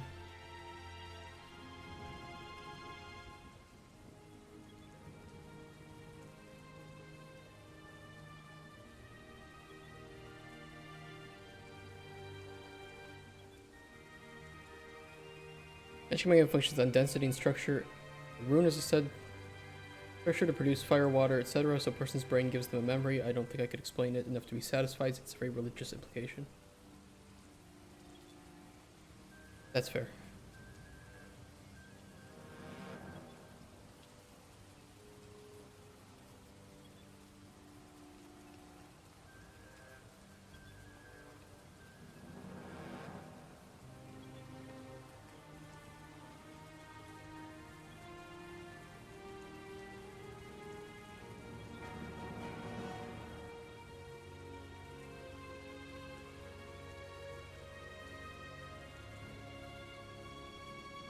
Okay, get random ingredient will have an output for the ingredient ID.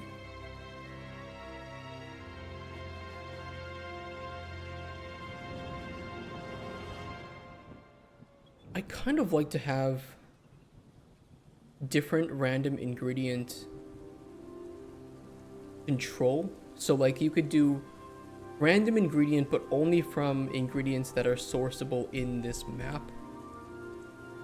Random ingredient, but don't include ingredient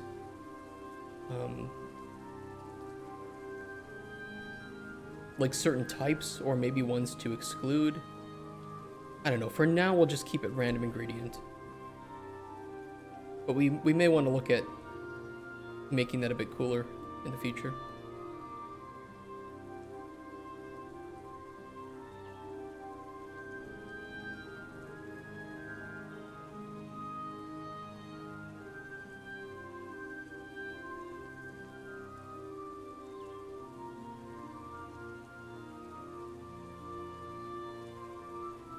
I could condense them here, to be fair, but I think I'll just run a separate condensing function afterwards.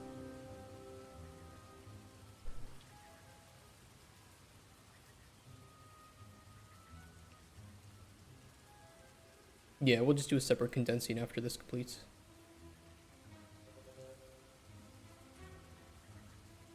Person's brain is like their fingerprint. Magic acts as a memory card, and if they find a crystal, they can etch their memory. They can finish unwanted business before the magic fade. That just sounds crazy. Yarchat, take care, Blessed 3D. Thank you again for the follow, and it was nice to meet you. Hope to see you tomorrow, and good luck on your own project. If you don't get anything done, I will find you. I don't know what I'll do, but we'll start with finding you, okay? Because that's just already so much work, and I don't know. I might be tired afterwards.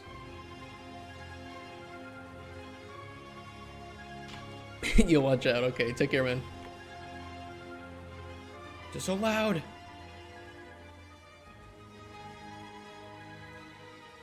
There we go. For ingredient, potion, and junk, we can simply take the entry, the chosen table entry,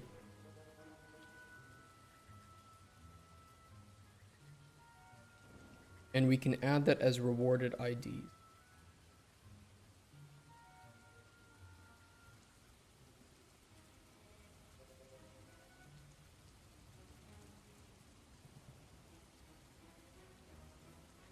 Or for ingredient and junk we can. For potions we need to do the other one.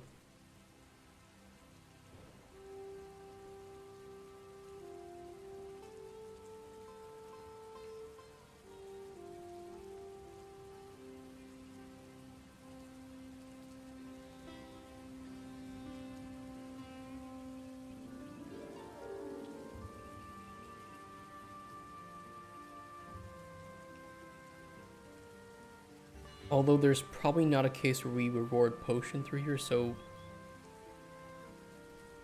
actually for now this is it.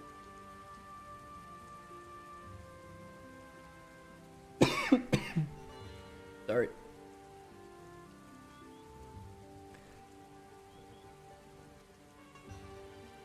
So the output now that we have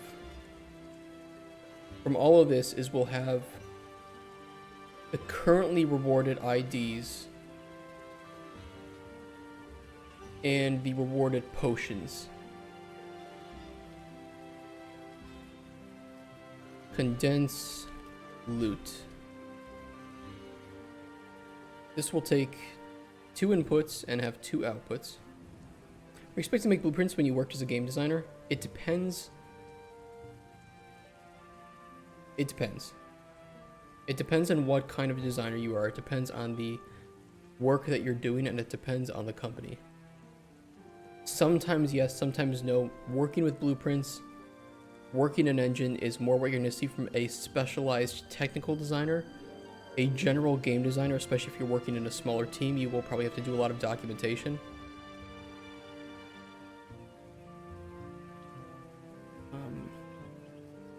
Input IDs. This will be potion.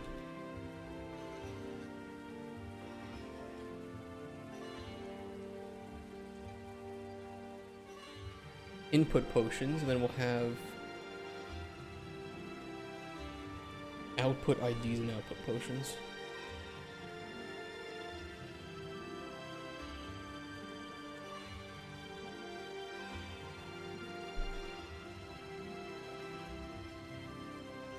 This should be relatively simple to do.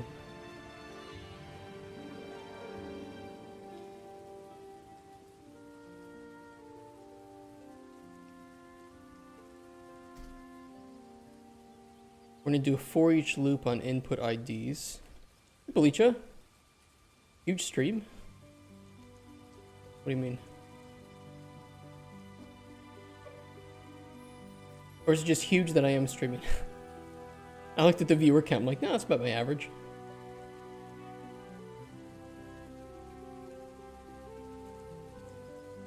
It's going well, though. Oh, long? Not normal for us.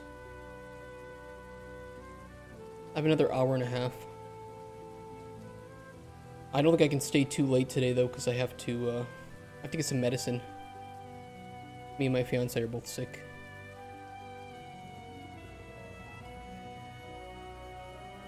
And pizzas. Actually, today I don't need a pizza.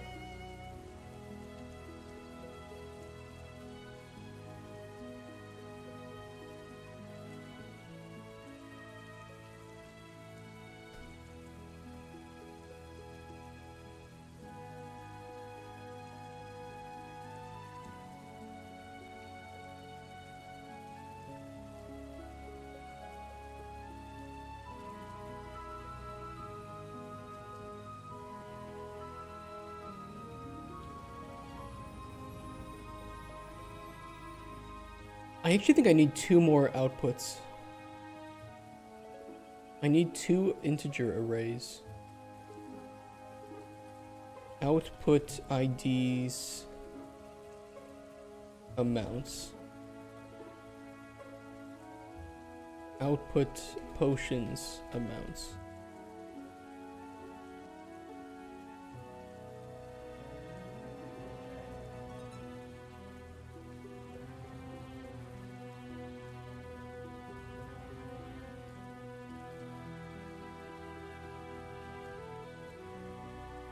We'll need 2 local variables. We'll need 4.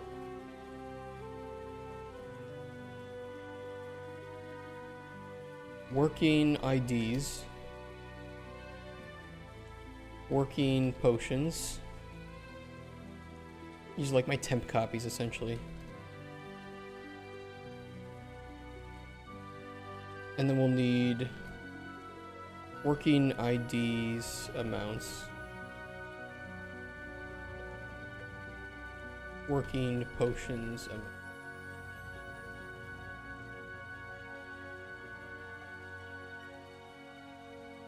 Okay. Are we ready to condense loot? I think we are ready to condense loot. So we have to go through each input ID, see if it exists in here already.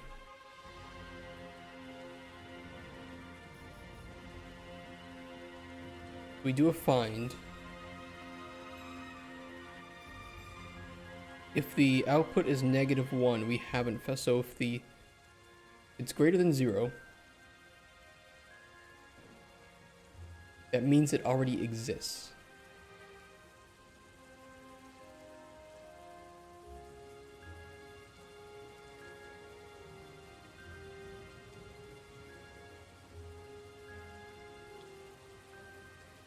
Which means we need to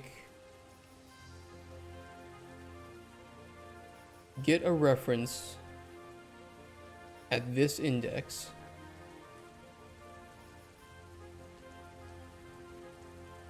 and set by ref the amount +1. Although we could just increment, couldn't we?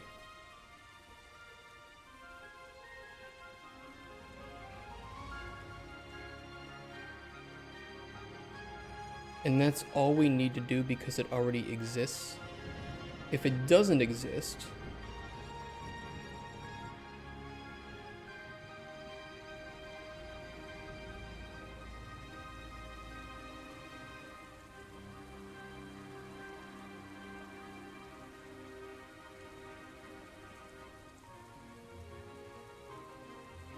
we need to add current ID to working ID. And we're gonna make it add unique just to be 100% safe.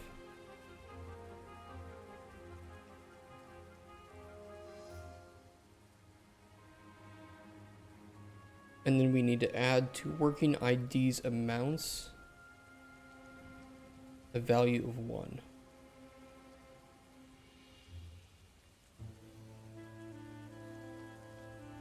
I think that'll work.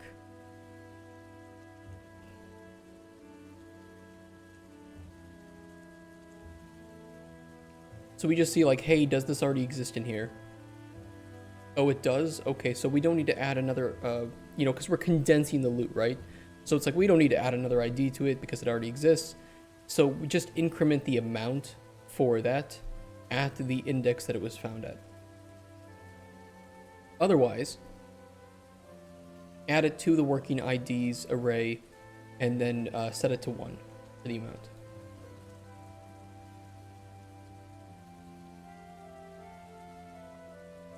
And the very similar structure for the potions.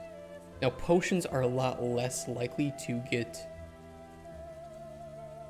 condensed well because it's just unlikely that 2 exact potions are produced like this. We will... Yeah, it doesn't matter right now. It's extremely unlikely, but it isn't much work just to safeguard, essentially. And then we output the working IDs, the working potions, the amounts, and the amounts.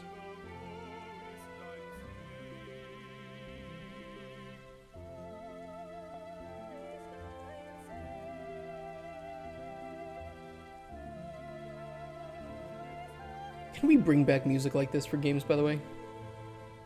This is for Heroes of Might and Magic 2.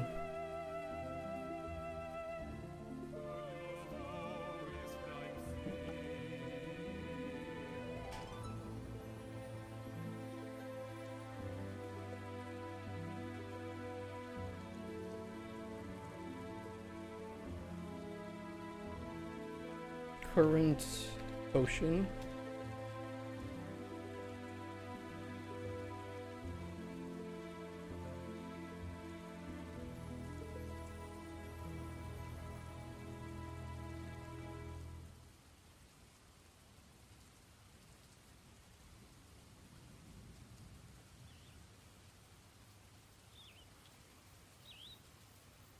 Okay.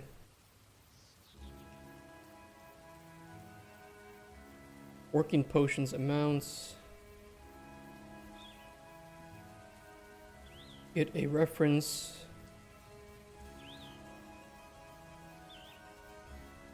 And then increment. That should work.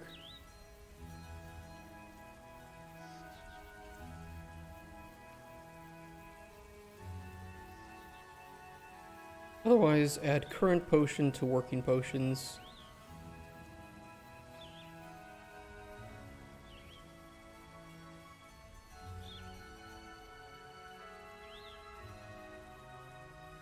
And add 1 to that.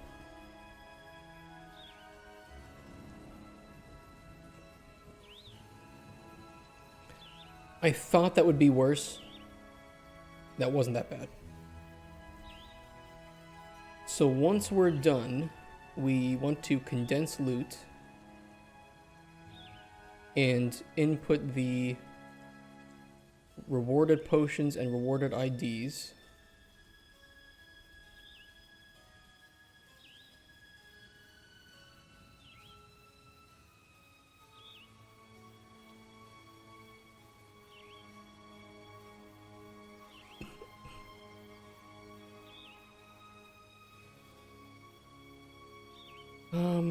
How do we want to then handle this?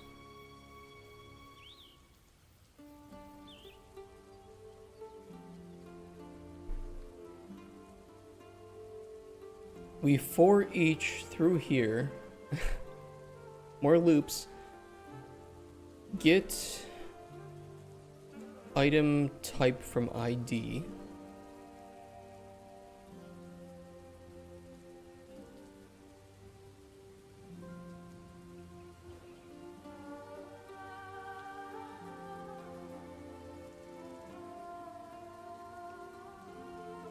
And this will only be able to really, yeah, it's only really going to be able to output ingredient and junk at the moment, and that's all we need it to do.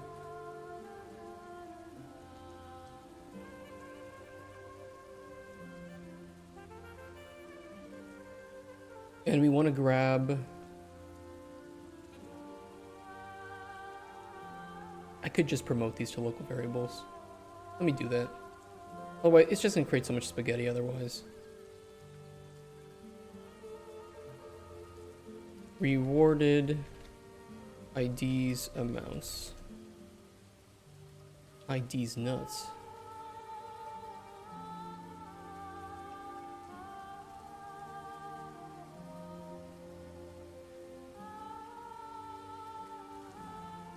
Duplicate rewarded potions amounts.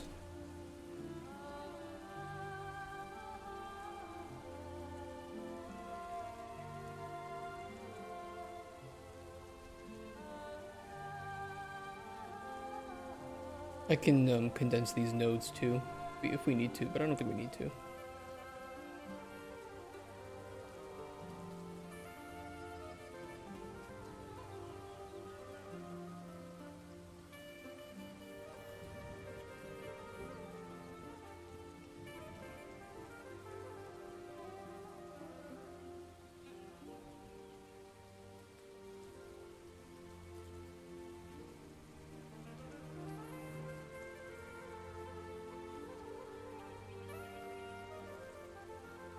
If there's no bugs to this, we'll have it finished today.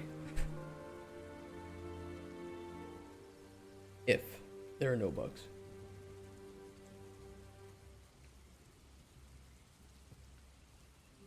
Okay, get item type from ID, switch. The only things this is going to output is ingredient or junk, so it doesn't really matter. And we then want to grab the rewarded IDs amounts at the current array index. So let's promote this as a current array index.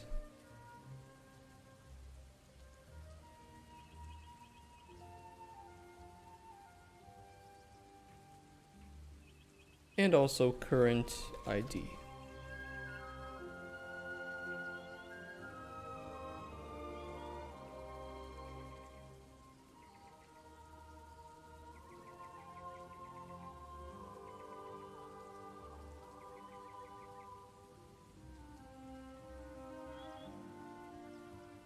And then we want to grab the rewarded IDs amounts at the current array index.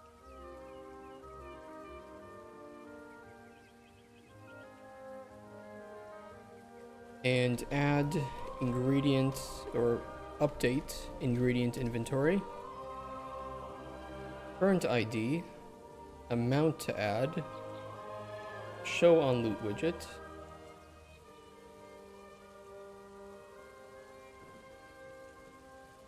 Otherwise, update junk inventory,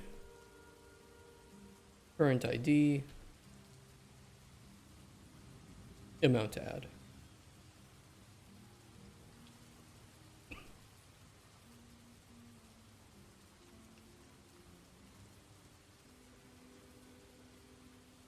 That should handle IDs. The next one will be another for each loop for rewarded potions.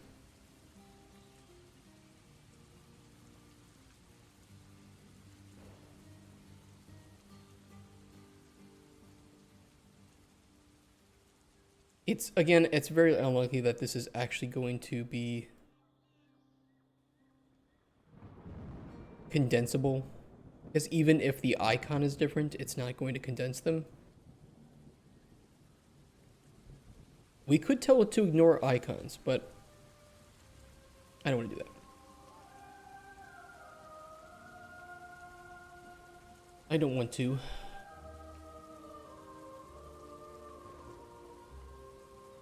Update potion inventory. Now, update potion inventory does not allow for an amount to be brought in.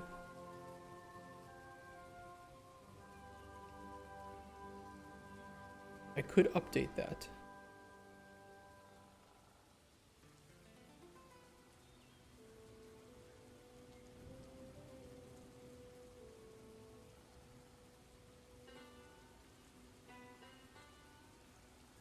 This is going to affect a lot of other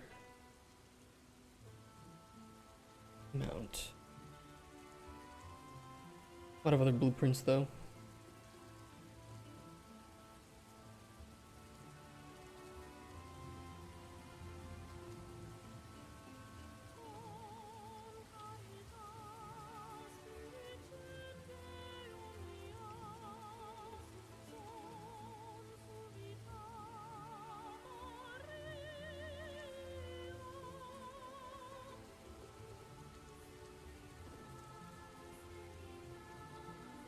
It's only going to work on add, because on remove that presents a lot of other problems.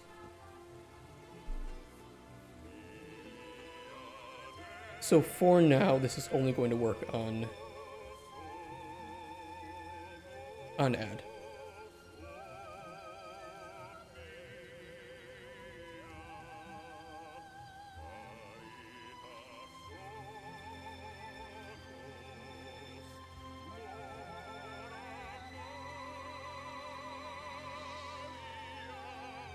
And we'll say that the default value for this is 1. Make my life easy.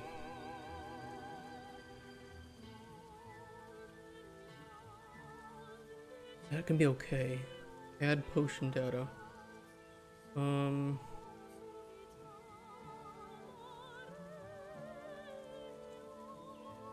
widget.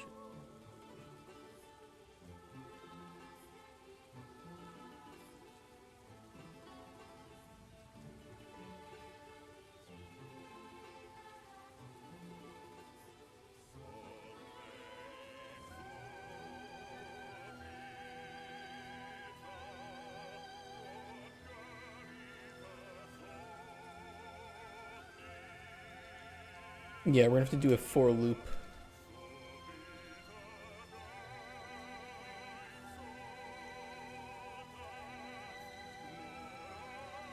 Amount -1.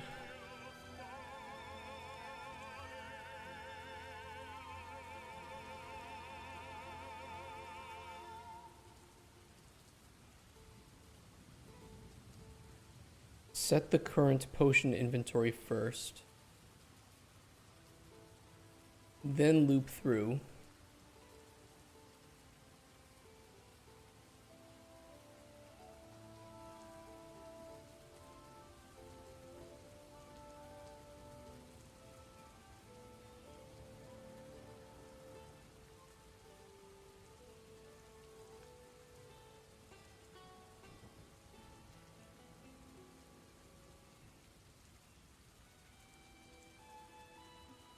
Yeah, add potion data to current potion inventory.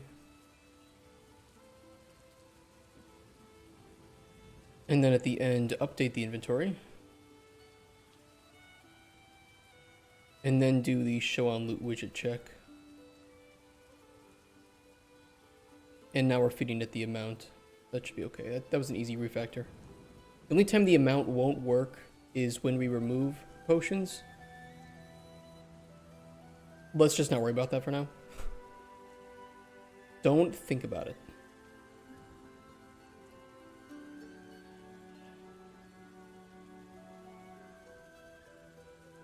I shouldn't have told you. Okay, update potion inventory for current potion data. Show on loot widget is being added. Amount.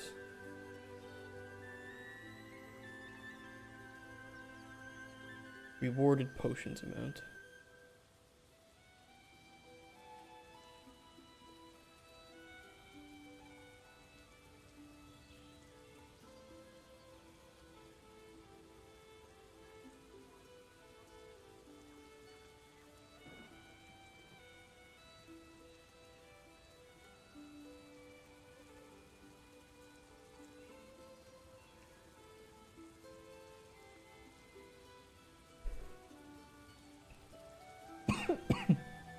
And then I think that's actually it.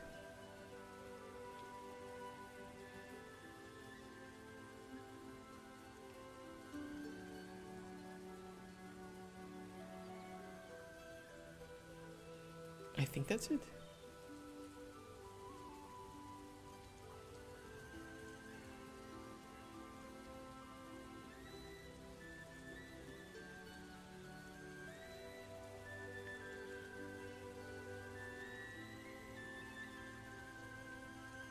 I can test it.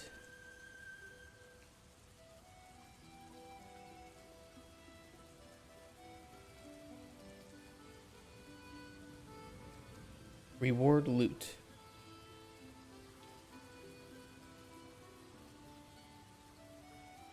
Get loot.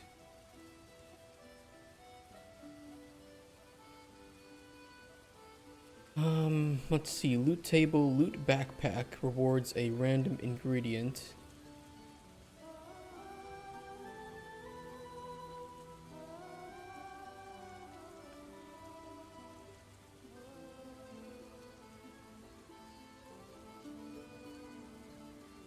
I'm not gonna do random yet.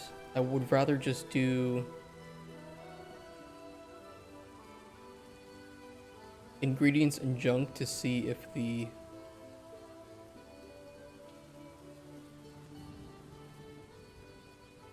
this all works properly. Okay, so it'll be J sword. Let's see, we have 3 potential junk types, right? Let's just do 2. Let's do J sword, junk, J shield.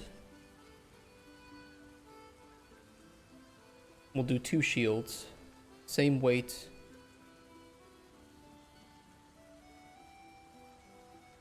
Or we'll do 2 ingredients. ING, lavender, N, weight 1, amount 3, ING, toadstool, N, weight 4, amount 2. Fine. Then the backpack, we need to give it loot, table. There's actually a better way that I can do this too than table and amount. We can fix that up tomorrow though.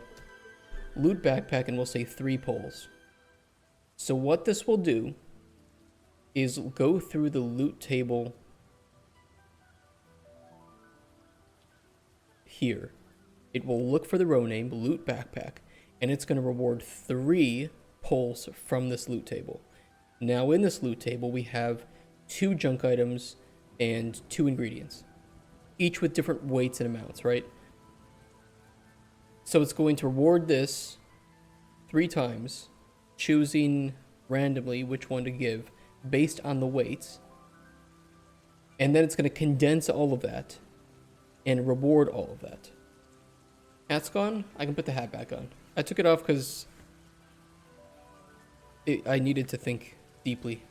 But now that we're back to casual development, I can put it back on. Keep it off, you don't want it here. Now I'm going to keep it on. You can't tell me what to do. Oh. Hopefully those don't cause problems. Those should be okay. Ooh! Moaning not allowed. Yes, it is. We like moaning. So let's go to the function. Let's breakpoint here. How loud is the moan for you? About normal. How loud is it for you guys?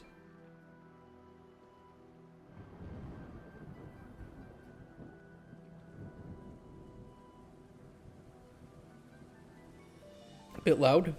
Bearable. It is a little bit loud. It should be about as loud as my speaking. But I think it is a little bit louder. I should turn them down.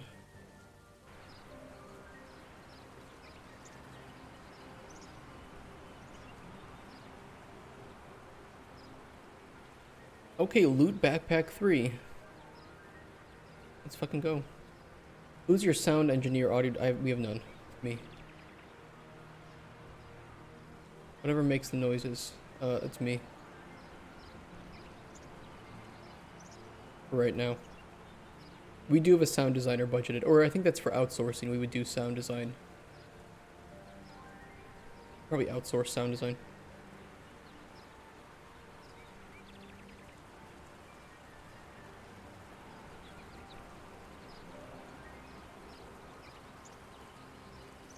Why does it say 0?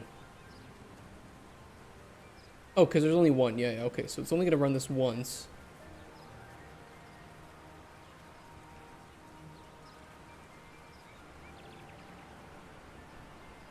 But it should run it for the amounts, if I'm not mistaken, right? Yes, we do the for loop then for the amount, so it'll run through this 3 times. It's chest day. Have fun. Catch you tomorrow. Good luck. Yeah, catch you tomorrow. Thank you for talking with me.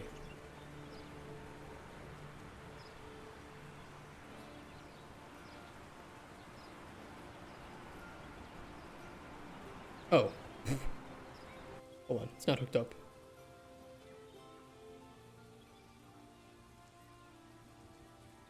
Heck W. I'm gonna mute this too so that we don't hear it in the background.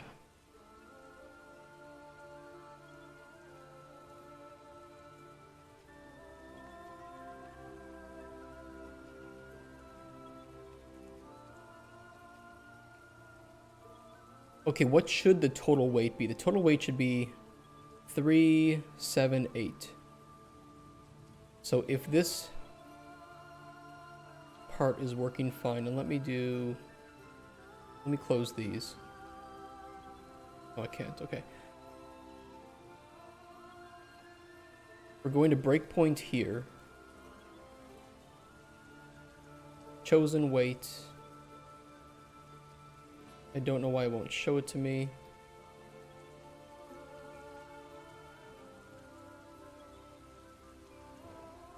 Is 5, because max was 8. So it should go through each of these, should go 2 plus 3, or 2 plus 1 is 3, 3 plus 1 is 4. So it's going to look, and it's going to reward ingredient toadstool N, 2 of them. For the first one. So here, the chosen table entry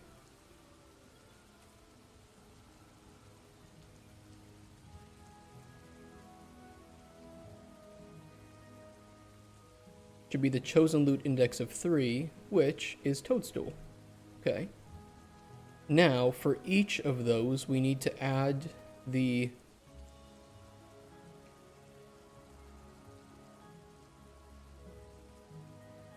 yes, we need to add it so it'll add ing toadstool to this array twice. We jump back up, we grab the entries again.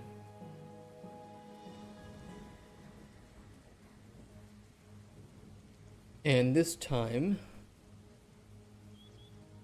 it will be more toadstool.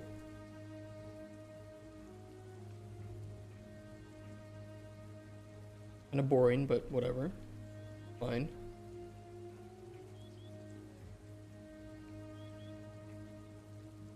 We jump through again. Chosen weight is 13. That shouldn't be happening, and it's because we're not resetting total weights. Okay. Quick fix.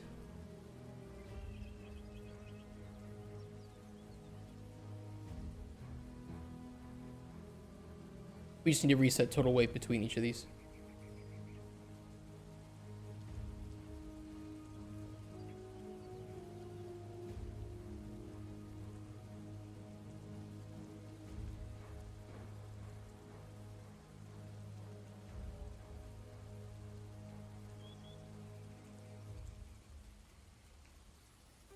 Try that again.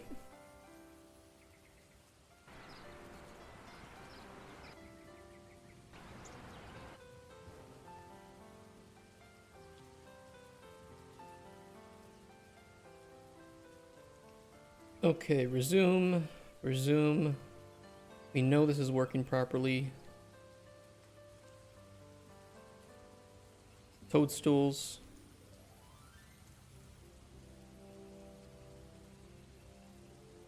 Lavender.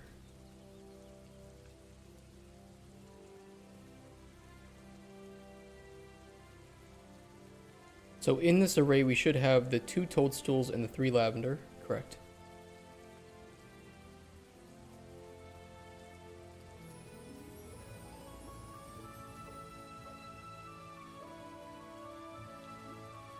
Chosen weight is 7. I think that is more toadstools, if I remember correctly. Yeah. Which is fine. Resume. Oh.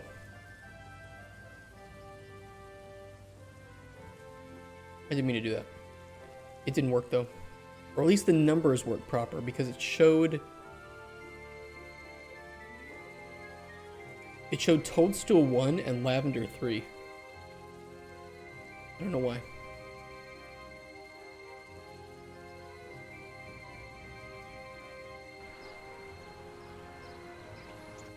The rewarding seems to be working. The condensing does not seem to be working properly.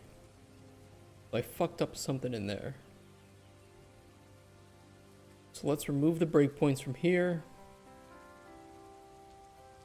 And we will breakpoint down here at condensed loot.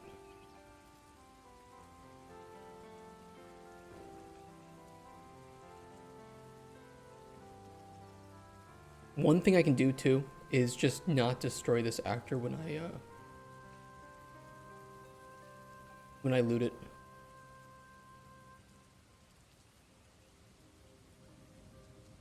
I'm just gonna do that for now so that we can test this.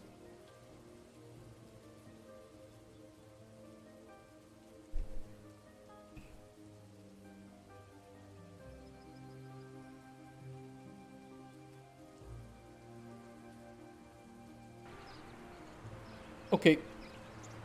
Loot. Resume. We have 4 toadstools and a sword. And no potions. Of course. Because we didn't reward potions. Those will only be available from like the random potions at the moment.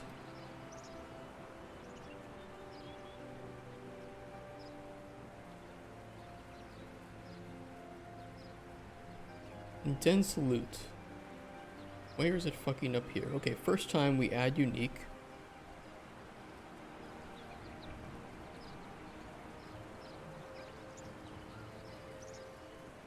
Oh, it's because it's 0.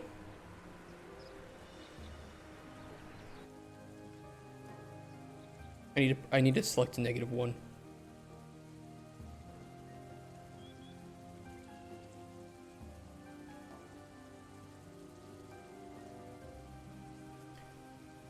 That should fix it.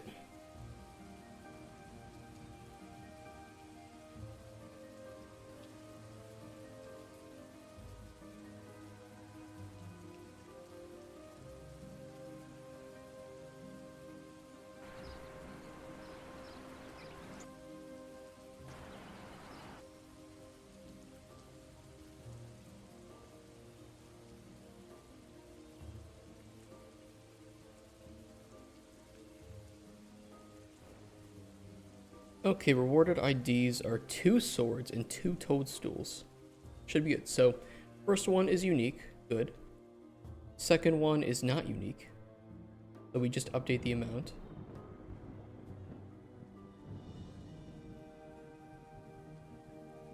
Awesome. So the working IDs is J's sword, amount 2. Second one, unique, is the toadstool. And then we get the amount and we increment.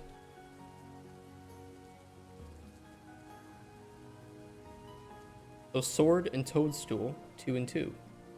We return.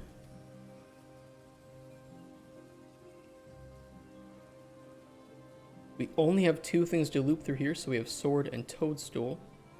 And if we resume from here, I only see toadstool. Did it at least add these to my inventory? It did. Do we now have 2 toadstool? We do. So, it's because I didn't select show on loot widget.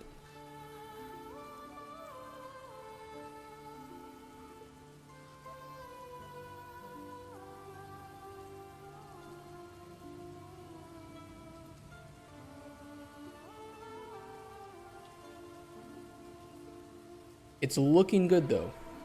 It's looking good. The condensing is looking like it's working properly.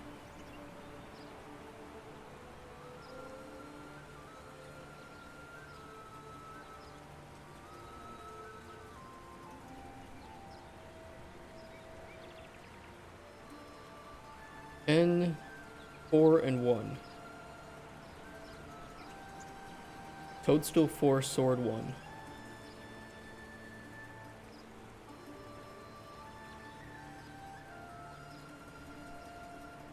The sword and toadstool, 2 and 2. Looks good.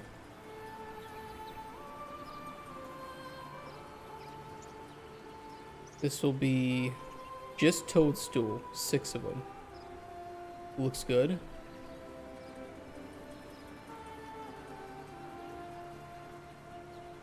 Although I'd like some lavender and shields. More toadstool. Let me see if it's even hitting these or if I'm just getting really lucky.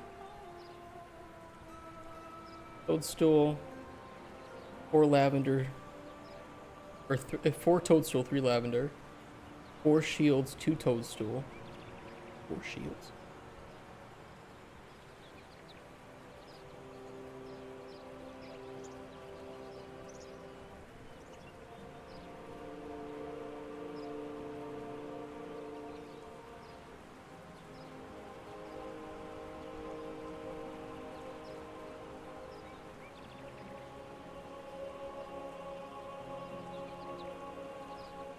We really spammed that. We spammed it, but I think it's working.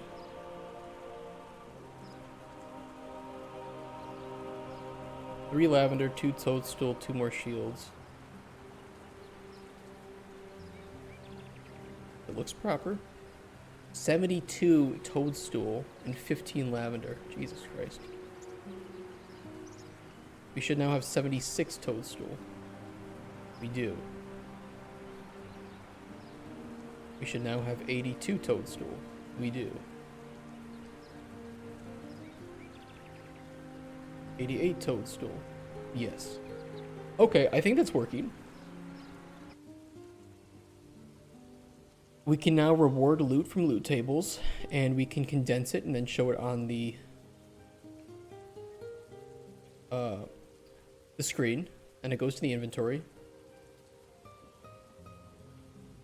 One thing we need to try is the separate data table, or the separate loot table. We need to try test table. Loot test. And this is just going to have 2 ingredient possibilities for ing mint n and ing be anything. Shiitake n. And then up here in the backpack, we're going to trade out the toadstool for loot table, loot test, amount to weight 1, 2. And we need to check if it actually hits it. So we'll have to put a breakpoint up here again.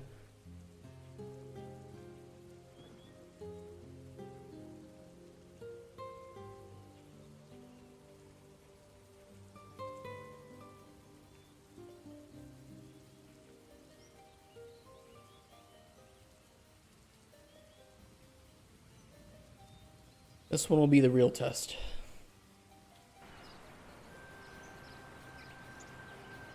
There is technically a possibility that it could be infinitely recursive. And, you know, that's going to cause a lot of problems in the game. So I'll probably institute some sort of condition where if we've gone through too many loot tables, we just cancel. We just return whatever we have at the moment.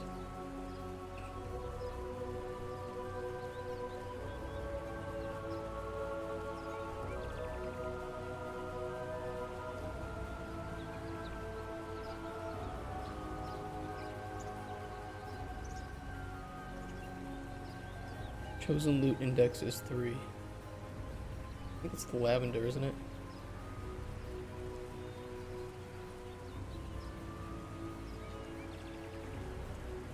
Oh no, that is the loot table.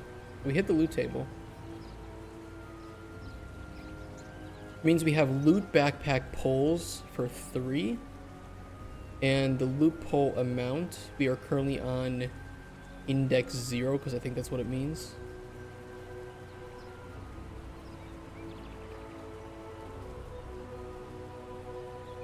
Yeah, it's the current index. So if we set this to 1, which it will be,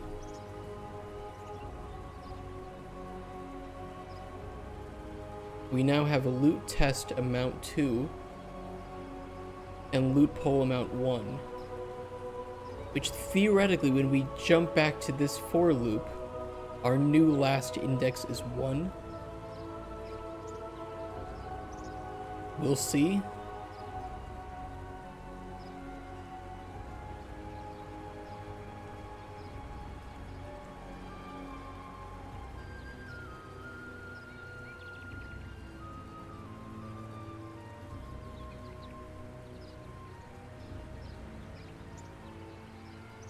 Oh, we shouldn't be adding a mount here, because we're already looping through a mount. Hey GT, how's your day? Devin coming? It's going pretty good. Today we're working on loot tables. I made one mistake. I just need to unhook this, but technically it is working correctly.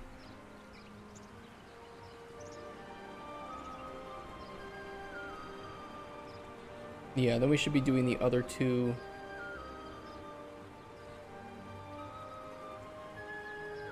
Those are ingredients. Your day's been going well too? Nice. Fuck yeah, winning. Oh my god, it's gonna be adding in 2 more loot tests. Fuck. I messed up. I made doo-doo error.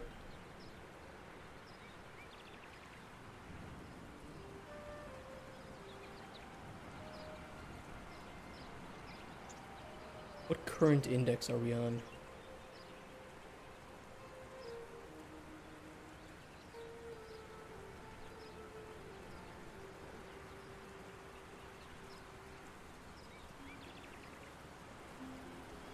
God.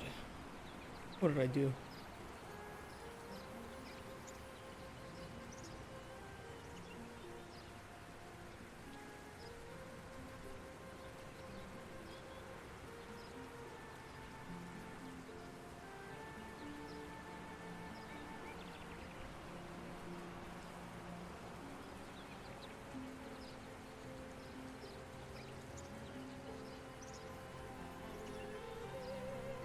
Is that correct?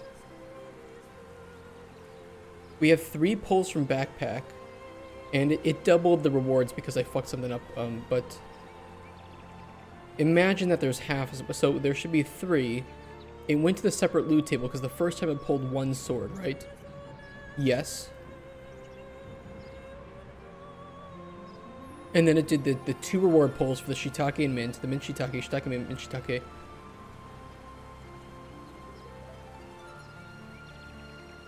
That is correct, isn't it?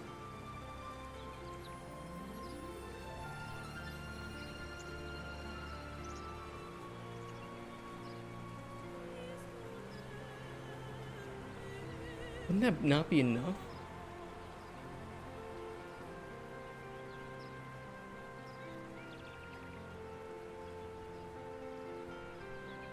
No, that is correct.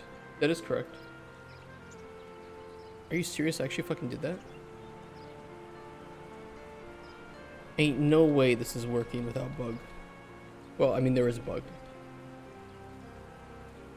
I thought there'd be more bug.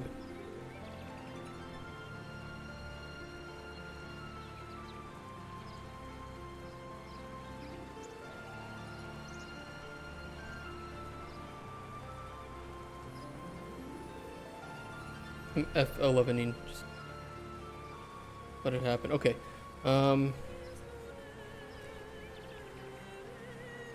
Yeah, sword shiitake mint. 144. 144. Holy fuck, I actually did it. Let me fix the one bug.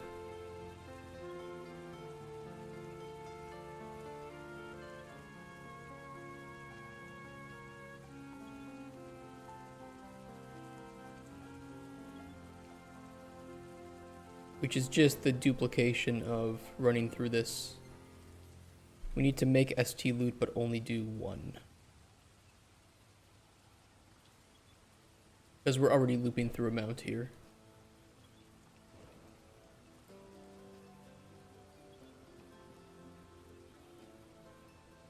In which case, we should only ever end up, if it hits that second table, it should only draw 1 ingredient. Talking mint.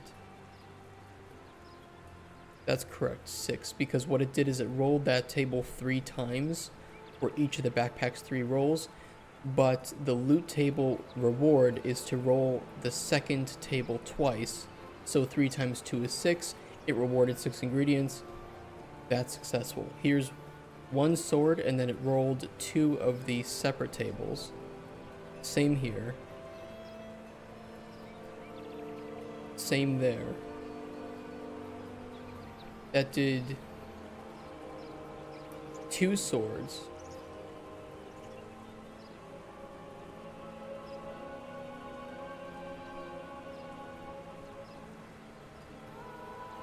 I think this is correct.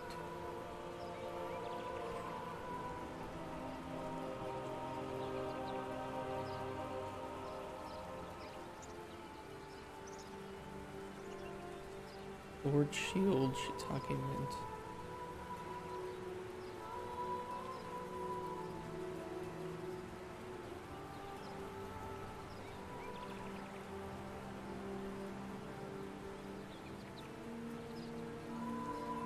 If I set it all to single amounts of items, it should be easier.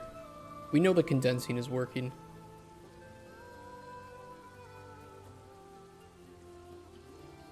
We should only ever get rewarded 3 things, just in varying combinations.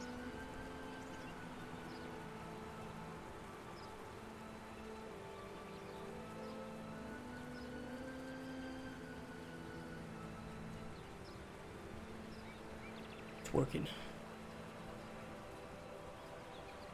Thank the Lord.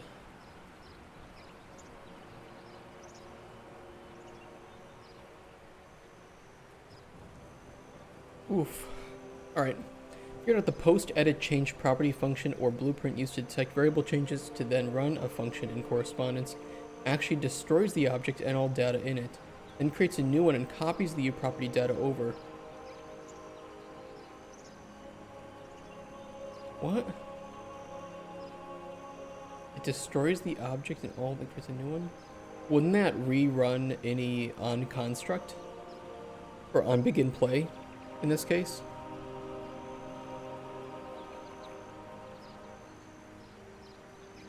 Like, that could fuck up a lot of things if that's the case. I don't know if that's the way it works or if it just replaces the reference. That seems a little, seems dangerous.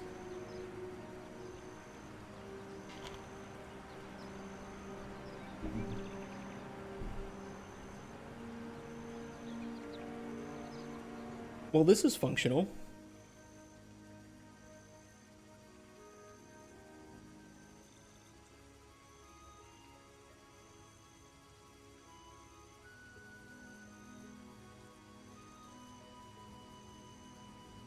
Discarded pack.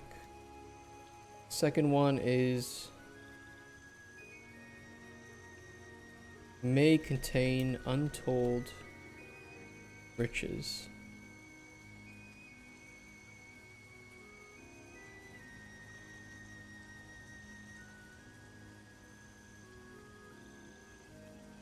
And then we'll rehook up the do once.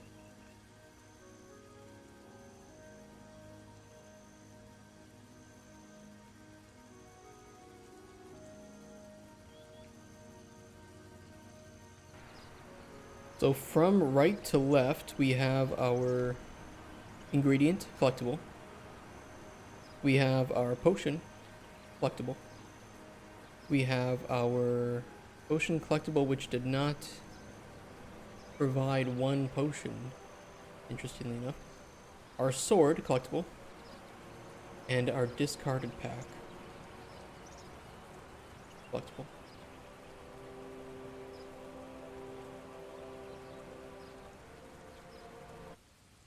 Why did the potion not reward the right amount? I see amount 1 here.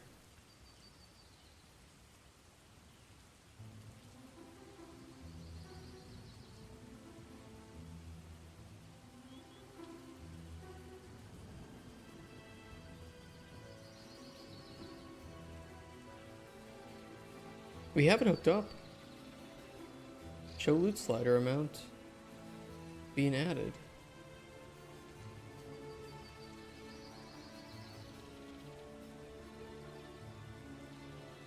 It's kind of weird. Everything else is working properly, right? 1 0 1. Oh, it's not actually adding it either. Uh-oh.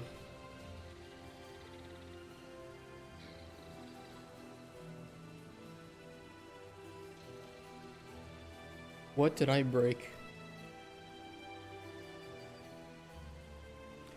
Is being added true. Set a working copy of current potion inventory. Amount. Do the loop. Add the potion data to current potion inventory. Then update the player's inventory. Show on loot widget. True. Take potion data. Show on... I don't know what. Let's fuck it up. Something is breaking here.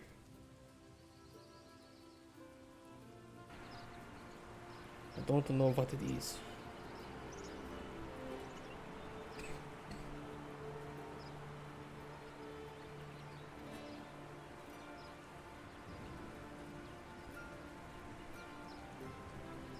It says amount is 0, but it's 1. Are you high? No, it's not high. No, it says amount to reward is 1. Potion data. Amount to reward 1.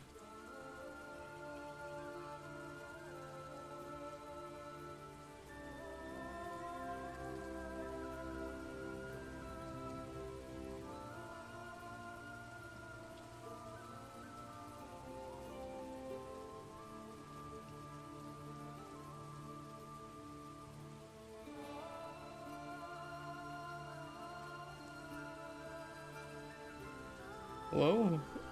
Node? Are you borking?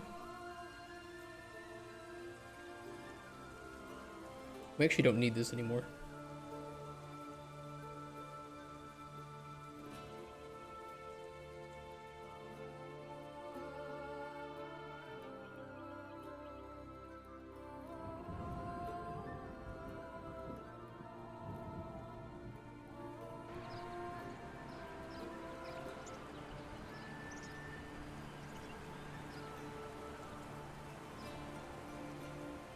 Now it says amount is 1. And now it's working. I don't know. I don't know what was going on with that. Oops. That, please.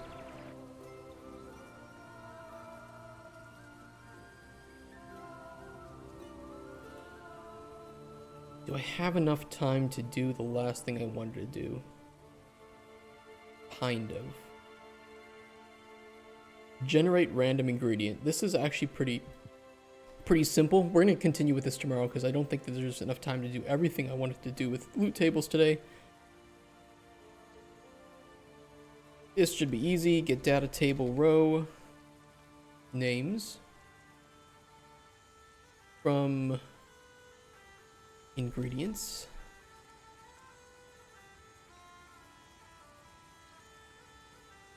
Right now it will literally just be a random one.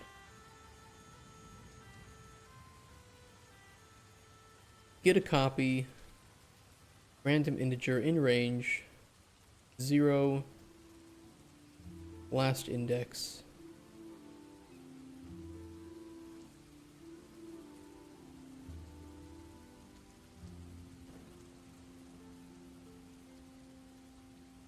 Get data table row. Actually, we don't even need that. We just need to return the ID.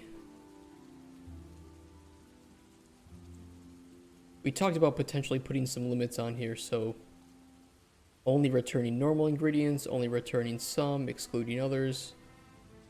Ooh, there are ways we can handle that. For now, that means if I add in another element here to the backpack of random ingredient, amount 1, weight 1, and we'll make all the weights equal here.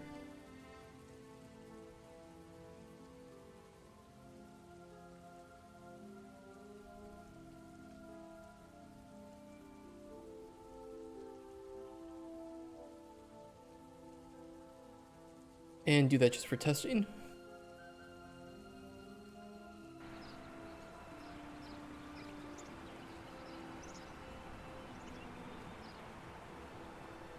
Yeah, we got Elder Mist and Dragon's Eye.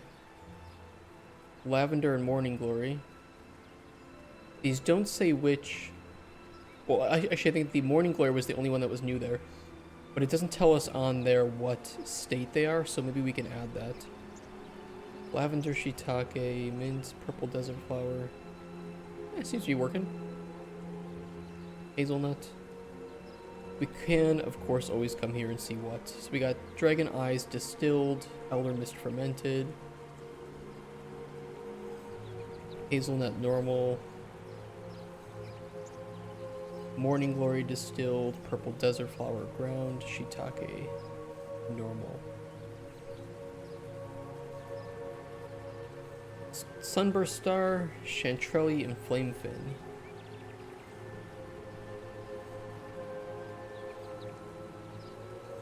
Chantrell.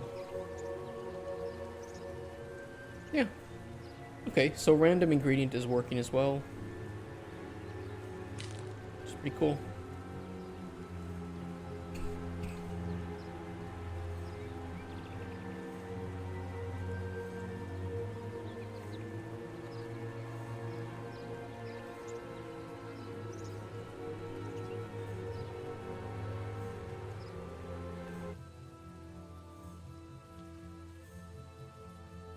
The random potion is a little bit more difficult. Maybe I don't know. The thing that it needs to do is it needs to create a potion from scratch utilizing realistic ingredients that don't share the same base type. So we need to actually run We need to run the random ingredient getter between 2 and 5 times. And this won't even guarantee that there's an effect on there. We then need to build the potion based on what we get. And then we need to generate a random name for it. There's a whole lot of work that goes behind that. Maybe it's not as much as I think, but enlargement potion.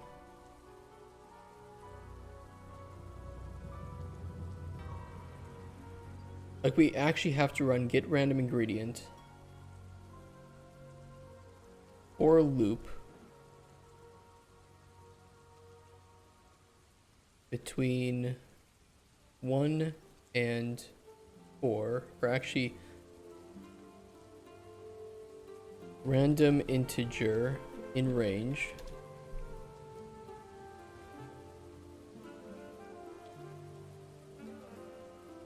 between 1 and 4. Remote to local variable. Ingredient amount.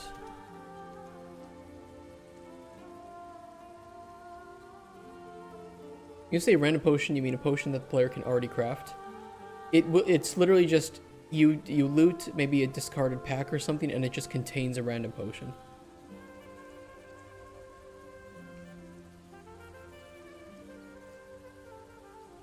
That's what I mean.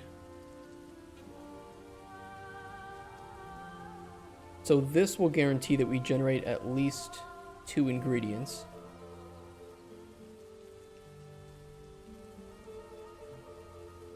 Ingredients.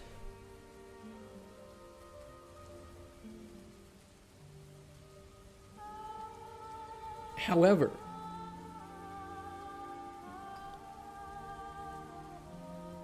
yeah, I want to add random potions to lootable packs.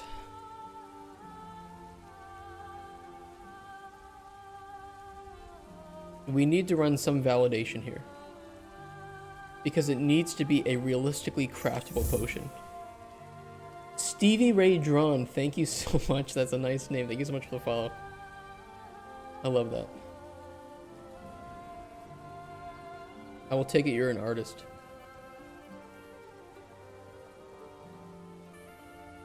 Not everyone gets the pun. I love it. No, I get it. We have to generate a random ingredient, but we can't do ingredient types that are the same in the potion, and we can't do ingredients. No, about the only thing we need to check is if they are the same base type, and then we have to regenerate a new one if that's the case. An artist and aspiring dev. Nice. Nice. What do you draw? Or do you do 3D modeling? Do you do UI art? 2D? It's kind of UI art.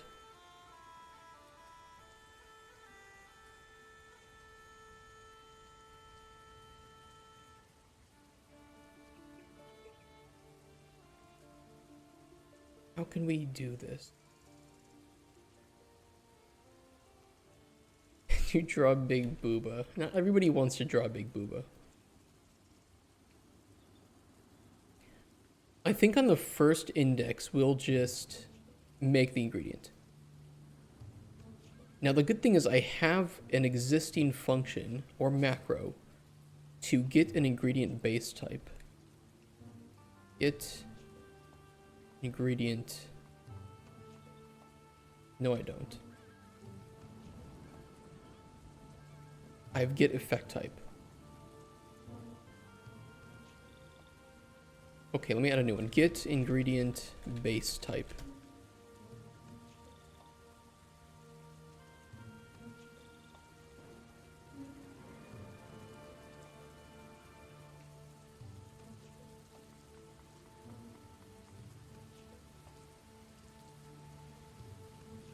No, we don't need this. Sorry, I'm thinking here. Illustrator and concept art, so you have a background in marketing art specifically. Interesting. Do you have a portfolio going yet, or are you still working on stuff? You don't have to be embarrassed by it. Just forewarning. Don't want to assume that you are, but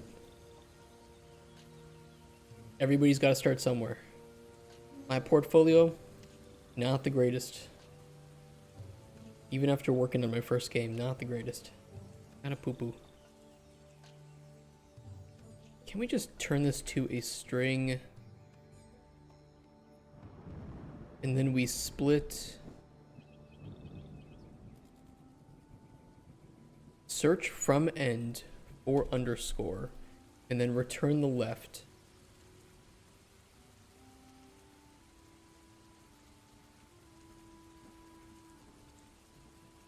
To an array of ingredient base types.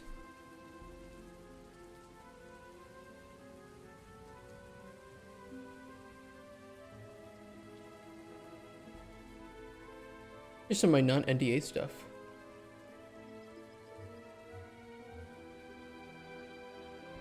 Nice.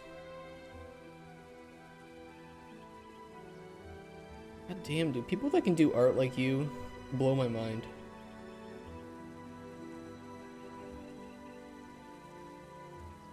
I really like your hands too. I don't know. I don't have a hand fetish, okay? But I just feel like hands are one of the more difficult things to draw. You love painting hands so much, it shows. I love the vibrant art too.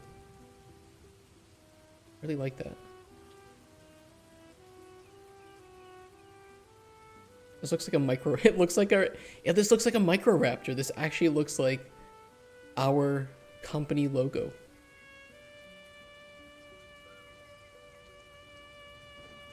We are Microraptor Games. I love it.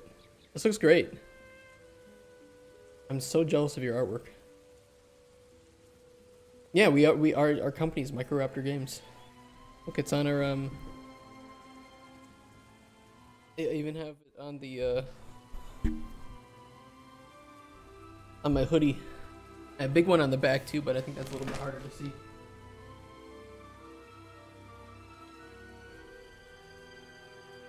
Howdy, ma'am. I can't use a witch hat as a cowboy hat. Yeah, I love it. That actually looks like it was a Microraptor or I don't know, some kind of raptor. Because it had the feathers and stuff, and the Microraptors were the little birds. Although they looked a lot more evil than... apparently they look a lot more evil and kind of like turkey-ish. A prehistoric bird look. But we made it cute. A Dakota Raptor. Dakota Raptor. I wonder if it's from a similar family. What's the Microraptor family? Dinosauria. I should hope so.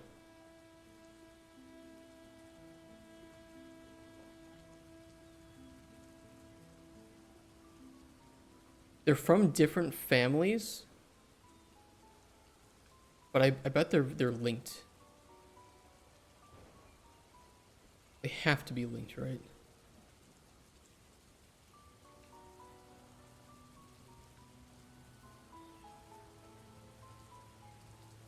Microraptor.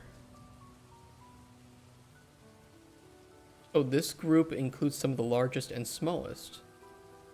Okay. So yeah, they're very linked. Pretty cool. How are there so many raptors? Yeah, there seem to be a lot more than I thought. Pretty cool though. I love it.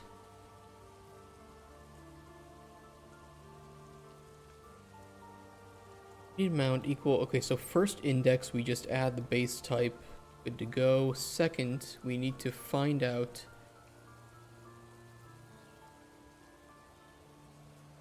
if the generated random ingredient is already within the base type. So we need to get the base type.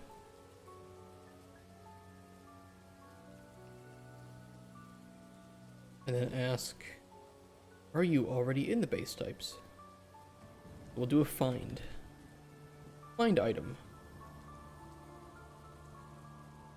If false, so if this is equal to -1,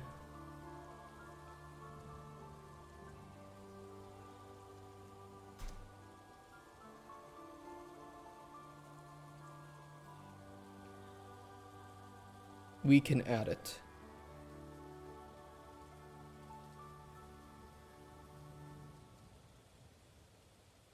So you're an aspiring artist or game dev. Concept artist.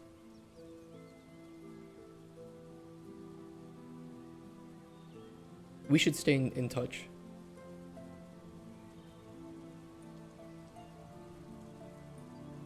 I will need some concept art done at some point. Teaching yourself Unreal, trying to make a solo project. That is very ambitious, and I love it, and I fully support it. What's your game idea? Yeah, then we'll steal it. Nah. Actually, stop because I wanted to watch you work. I appreciate that too. I don't want to stop you from working on your game though. Unless you're just trying to learn about like some more blueprint stuff.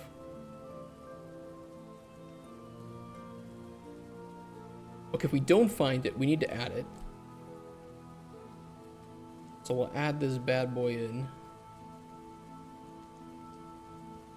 A little bit of spaghetti. If it does exist, we need to add in another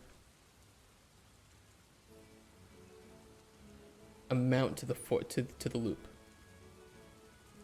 Again, this could run multiple times. This is dangerous to do. There is a very rare possibility that without any safe holds, this will just run infinite number of times. It shouldn't though, but it could. We gotta be careful with that one. Then at the end of that, we need to brew the potion, but I don't think I have a separate function in our library for brewing potion. Doing a small horror game, job simulator inspired by vaporwave nostalgia. I already love it. That's already nice and unique. Main gameplay is interact with a terminal, which I have been coding. Oh, interact with a terminal for your first game. So a lot of UI. You're jumping right into the deep end of what some people would say is their most hated aspect. I like working with UI personally, but I'm the crazy one. Kicked your own butt. Are you getting stuck though? Because if you're not getting stuck and it's just a lot of work and challenge, that's okay. But if you're getting stuck, you're about 4 months in.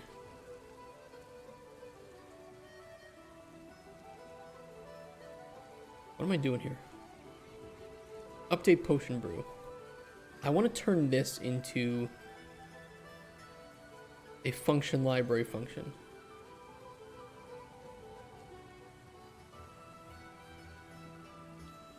God, that's a lot of fucking work. Glad that you're not stuck. That's really good to hear. If you're getting stuck and you can't get past it, you're not...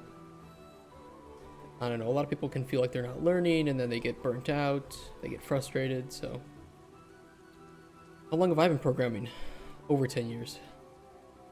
I've been with Blueprints for over 10 years as well.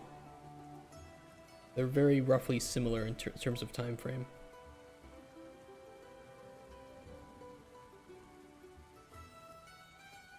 We need to... You heard of the good word of Tim Kaine about player encumbrance? I think we did watch that one. Turning Cog. It's not one of his new ones, right? Let me check. I don't know if I had it as a separate video. There's a part 2. Oh, I see. I'm gonna give him a couple days so that he gets his views in, because that's how he makes money. And then we can watch that.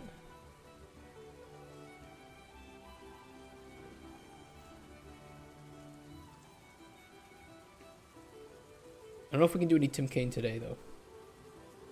Oh, wow, that's amazing. I wouldn't say so. You get older, right? And if you keep doing what you like as you get older, I guess that's how you get experience. Want to make sure you saw it? No, I appreciate that, because I thought we'd already watched it, but I didn't know there was a part 2. Yeah, see, this is just a lot of messy shit that we don't need.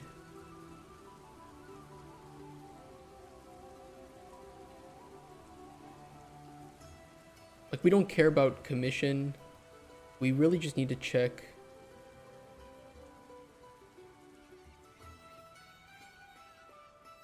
if the potion can actually be brewed.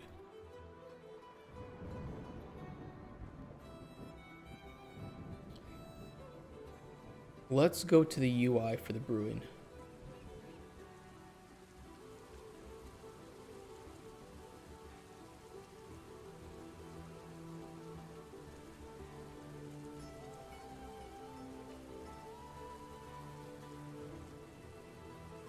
Load potion finisher. That's right, that's where it is.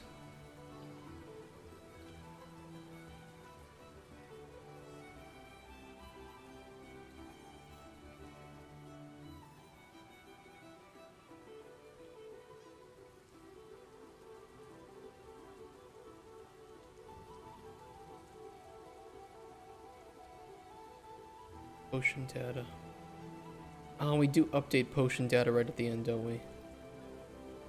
Where do we do that? Get all the spaghetti.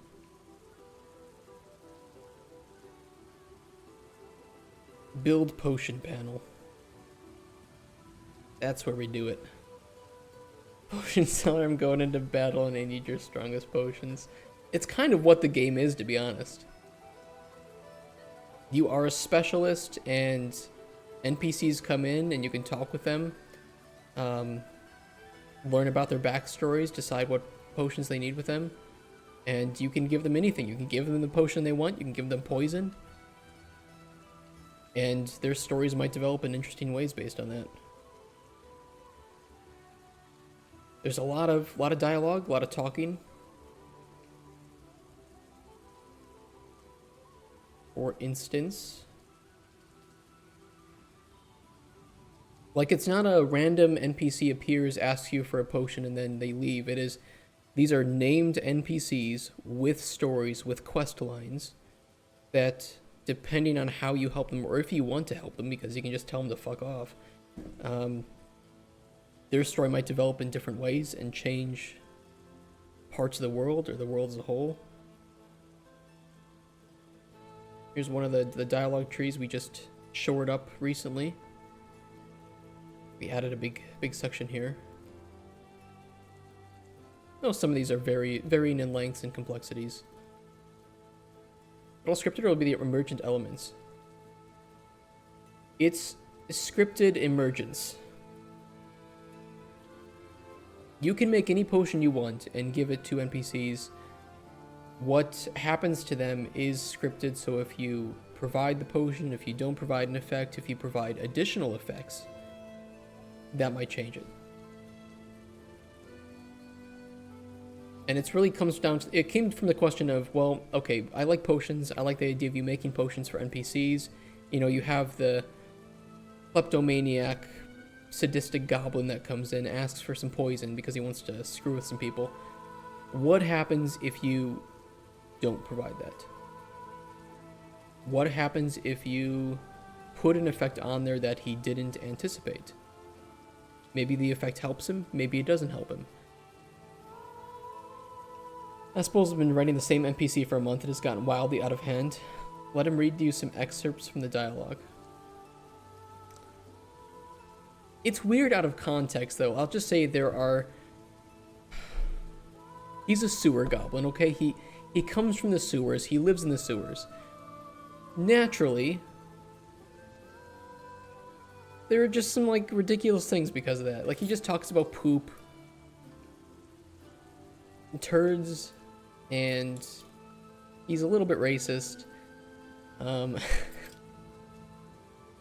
He does drop a D's nuts joke. He drops yo mama jokes a couple times. He's crazy. Spoon is crazy. He's our boy. He sounds charming. He's certainly something.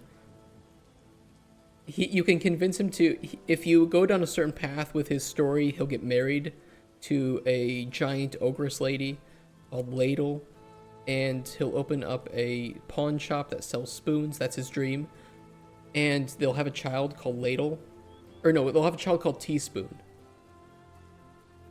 It's a whole thing. It's, I don't know, I just kind of, it got out of control, okay? It got out of control. He's a crazy boy. Teacup and teabag. He does mention, not directly, that when they had sex, that they broke the bed. He really doesn't mince his words. But it is like this is a character story first approach, but it is still an open world where you can use the potions you make, right? So you make the potions, you can drink them yourself, explore dungeons, use them in the open world, collect ingredients, seasons, different weather, things like that. Those all might affect the way that potions or that ingredients are found. You know, we do have some snow for our winter, even though things are still green. The prototype, let's just ignore that fact.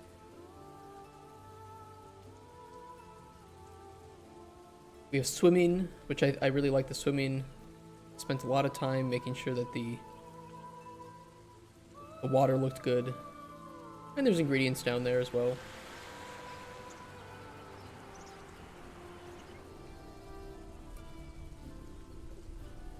We have storms and stuff as well. I'll turn on our storms.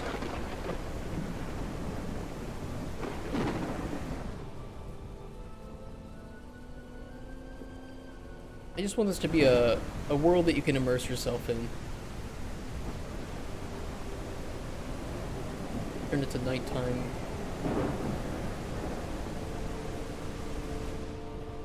A little hard to see down here in the nighttime though. Here's a reef seed ingredient. Starfish.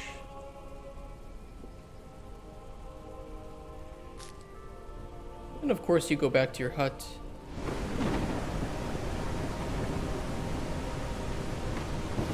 Go to daytime.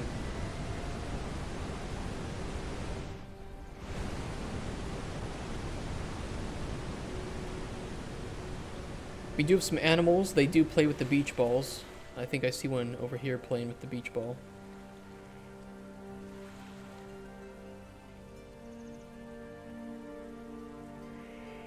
Yeah, he's playing with it. You bastard. There might be a secret though if you keep the beach ball in the air for 10 hits.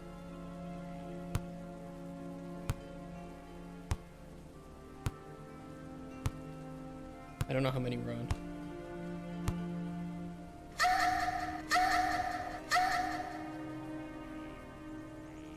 Don't tell the publishers. But yes, it is in their build. There is no fart sound though. Oh, I shouldn't be receiving snow in here. Yeah, and then you can make potions based on the ingredients you find, so like water breathing. I don't know if we have 2 things with water breathing. We do. And you can make those potions, like here's a water breathing potion. And you're able to drink that yourself or throw it. Although clearly our potions are not working at the moment. So I gotta fix that bug. Oh, I know what the issue is. And you can use those potions in the open world too. For instance, here you can heal this tree, and it has some magical flowers underneath it that get spawned. Usually floored by the skill. How long has this project been in development? This is day 143. Is that a weather there should be a weather exclusion volume though. There is one. I just don't know why it's not working. Probably because it's right below the... Yeah. I could move this up, actually. It should be fine to move up. Let me do that.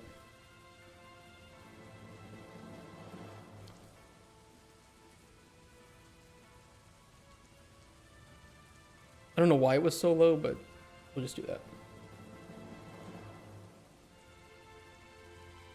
Problem solved. Clear skies. This is just temporary for me to like test my loot tables. But there might be some other stuff. This is just like a placeholder hut. It's just a tower. I had some concept art. Well, shitty concept art for like a hut. Let me see if we can find one. Alchemist. Hut. Nature.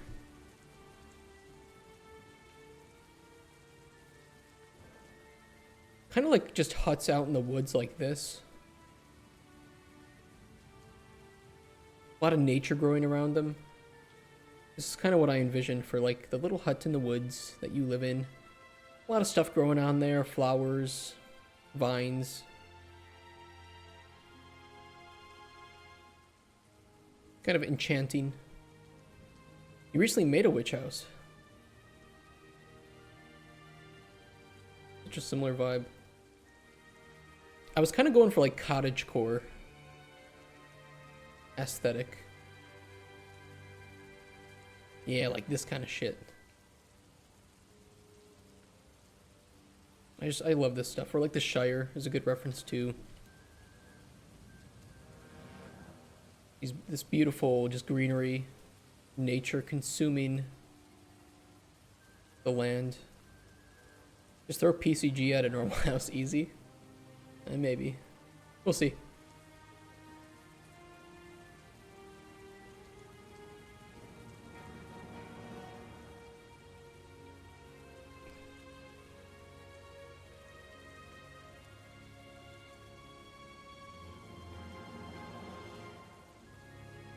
It was weird that the potion I was brewing wasn't adding it to the inventory.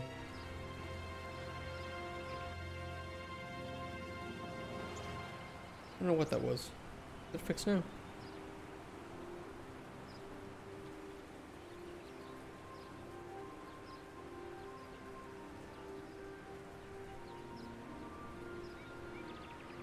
I think it is. Yeah.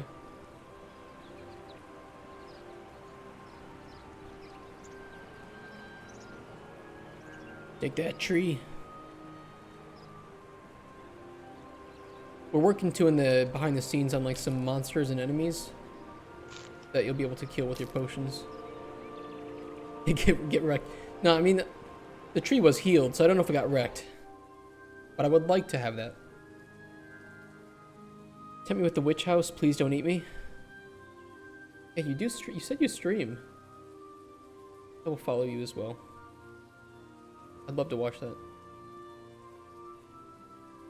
Although I don't know if you stream... Do you stream before me or after me? Because if you stream before me, it's a little hard to watch. If you stream after me, it's a little bit easier to watch.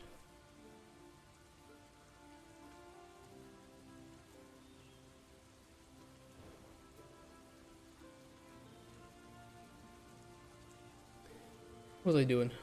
Oh yeah, we need to make the function for...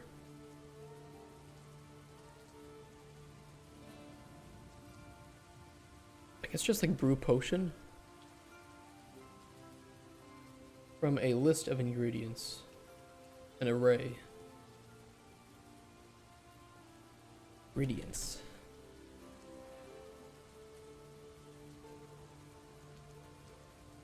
Good thing is I have most of the logic here. I just need to get it copied over.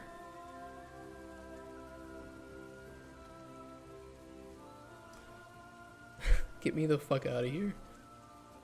I guess I had a little bit of trouble making this one. Flavor structure. There is a lot going on. We don't need it to create any widgets though, we just need it to do the functionality. So a lot of this could just be deleted.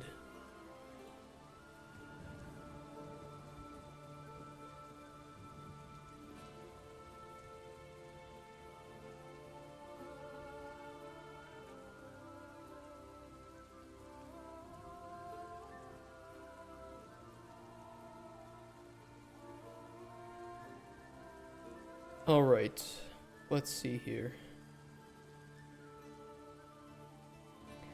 Widget build flavor. We do not need to do this.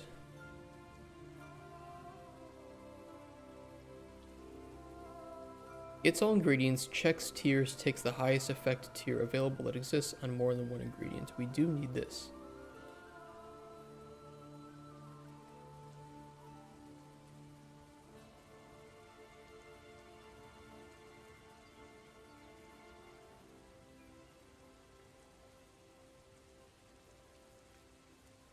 Current effect.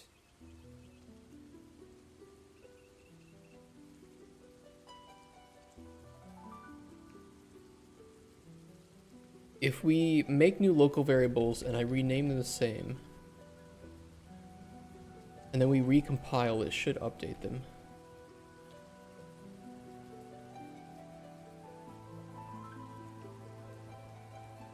Yeah, it's gonna complain at me. Damn it, it didn't. Alright, we'll do it manually.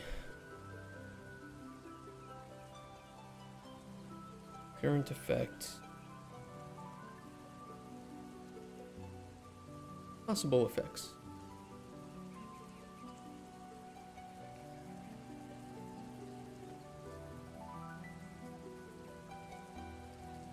We need 2 integer arrays for min effect tiers.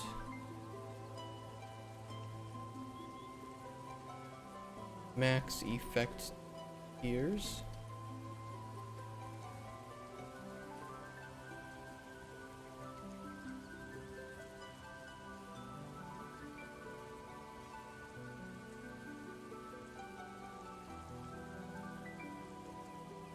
Current effect.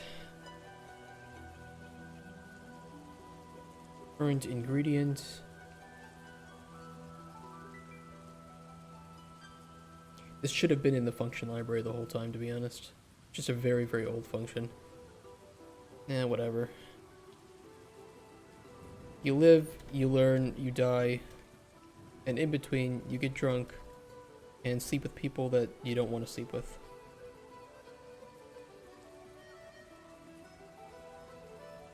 I don't know if that's true.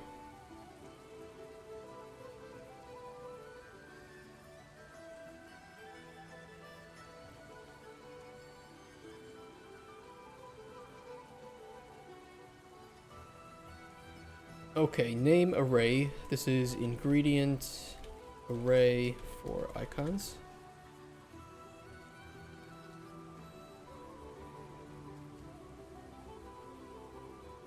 Need another integer array.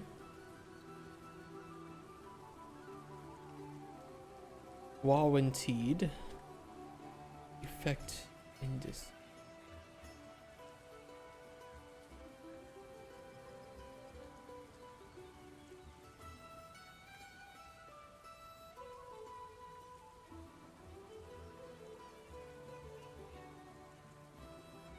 Min effect tiers. Max effect tiers. Possible effects. Current effect. And I think that handles that block.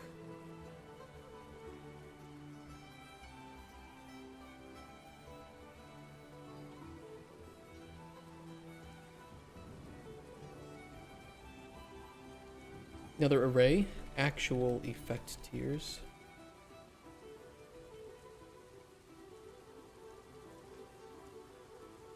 Oop.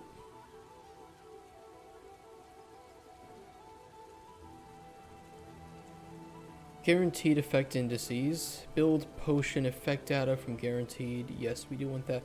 The one that we can delete is...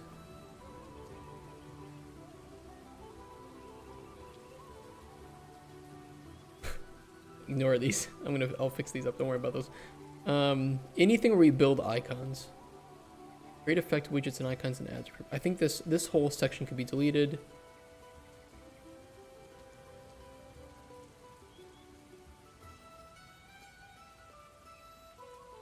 flavor value.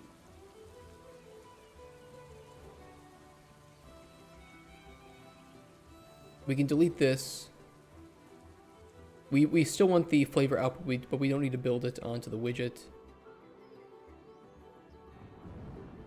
Add tags from array to box. Yeah, we don't need that either. And if we can get this working, then I can leave today. Otherwise, I will cry and cry and cry and drink mulled wine. Cry some more, go to sleep, wake up, and then tomorrow we can fix this.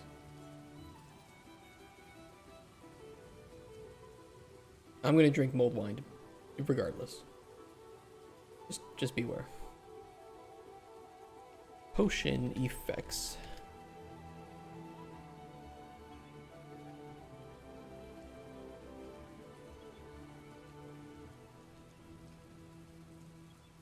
Check for effect cancellation, and then set that.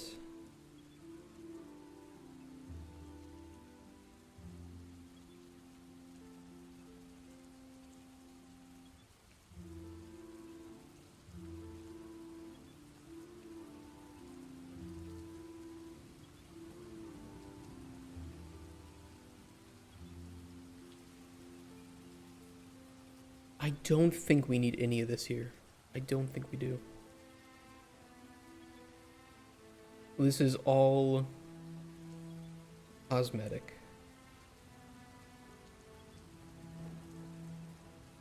We'll delete it.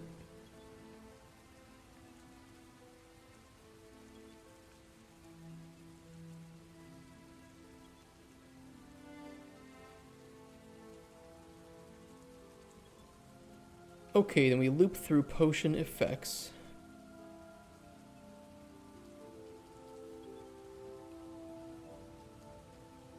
And we do gameplay effects on potion.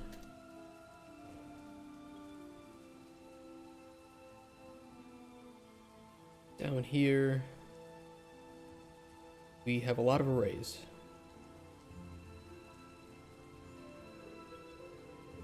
Sweetness array, duplicate, bitterness array. Trying to make my UI work with damn controllers.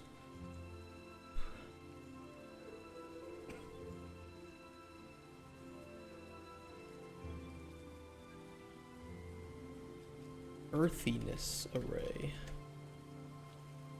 Yeah, controllers are a thing, aren't they?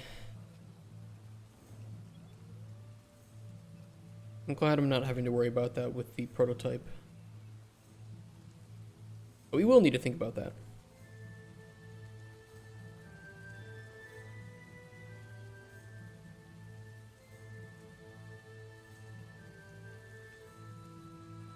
Okay, let's go one at a time. Just so we get that in the right order. Oops, don't do that.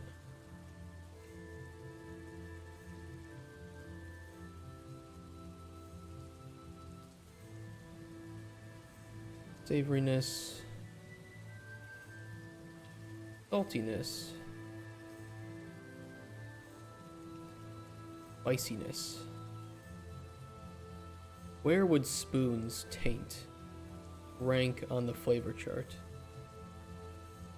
You know what? I don't want to know.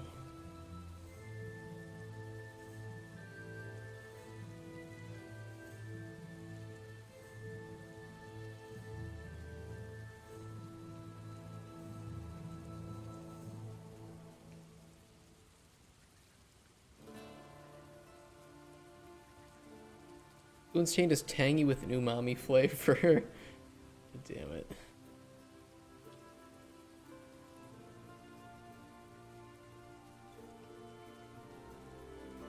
There's a very, very, very ridiculously childish part of me that wants him to take an ingredient, rub it in his taint, and then give it to you.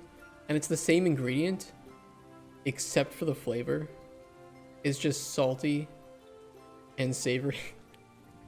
I'm not doing that. I'm not.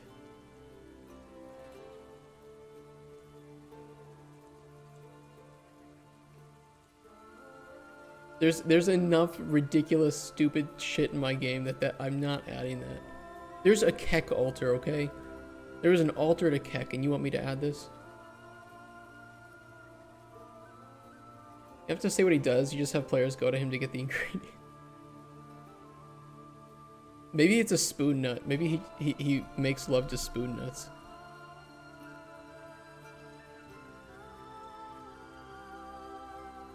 And you can ask him about it. Like, hey, spoon? Why is this spoon nut of different flavor?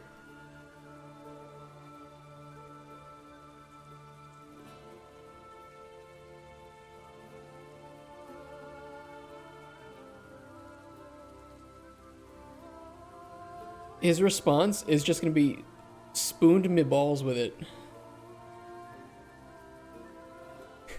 That's it. That's all it says.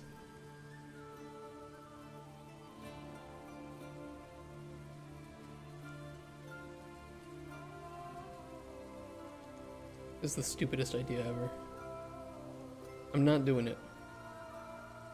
Yet.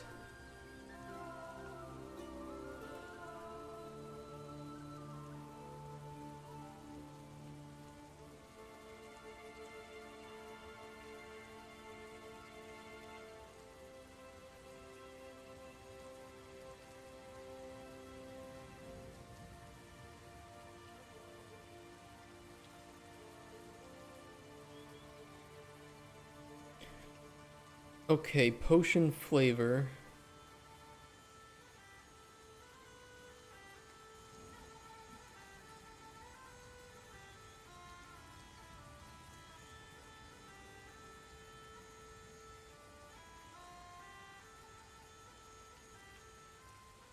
Yeah, we don't need to update the widget. We just need to build the flavor.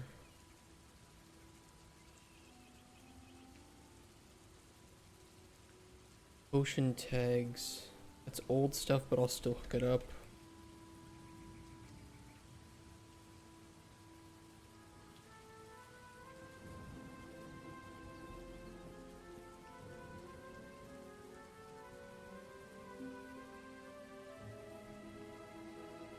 We don't need this either. So add a return node. Make potion.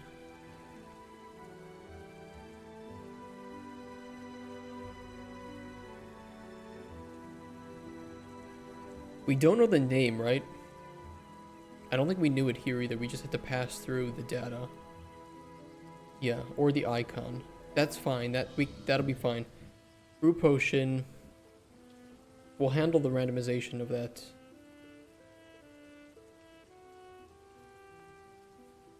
What?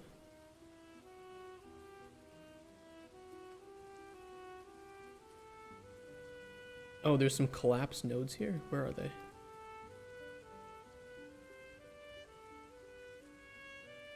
Are there?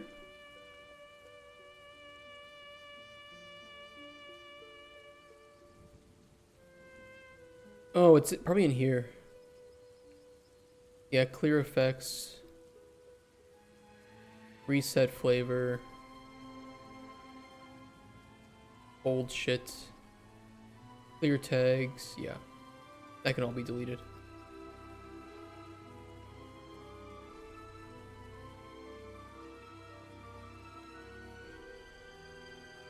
Okay, it compiles. That is the good thing. Ingredients. I need to see what we had on here.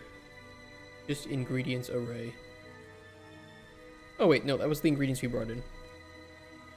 Get ingredients. Effects is potion effects. Potion flavor. Tags. And gameplay effect.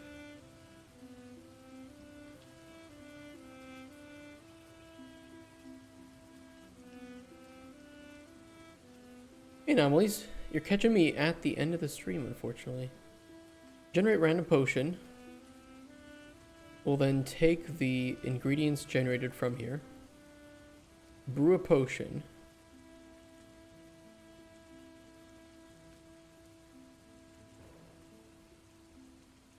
We're going to break that. I don't have a random name generator yet, so that doesn't matter. What I will do is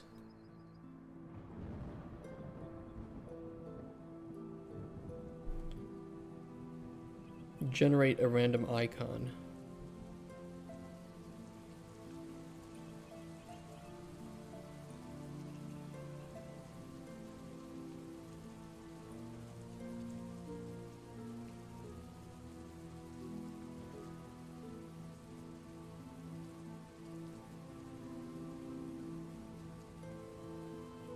That's fine, I'm just cooking. No worries.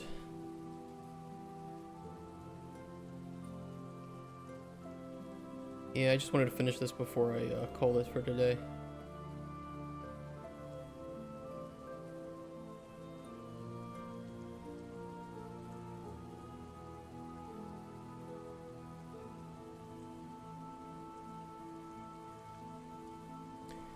Your loot table start loot tabling? It did. In fact, it is working.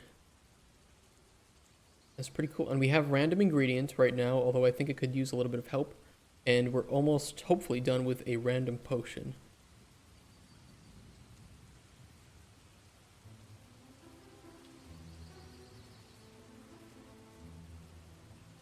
How many potion icons do we have?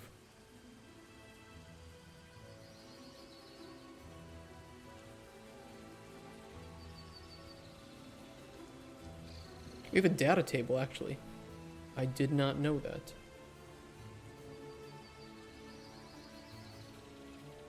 That'll make it a little bit easier on me.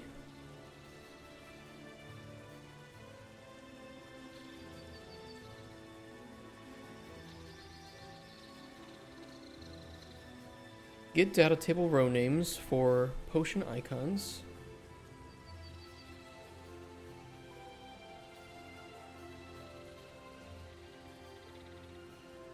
Last index.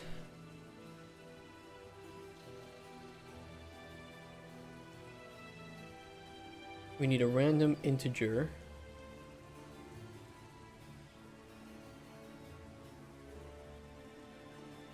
Zero and max. Ooh.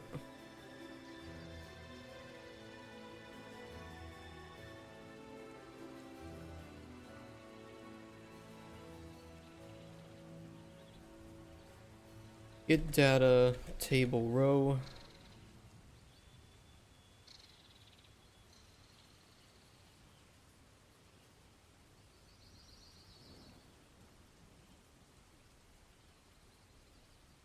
And then we'll set the icon. Or we can actually just fill it directly. So let's do this. Break.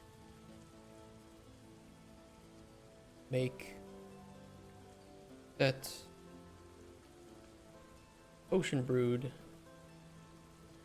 For now, it will not generate the random name, so they're all just going to be unknown potions. Theoretically, if there are no bugs,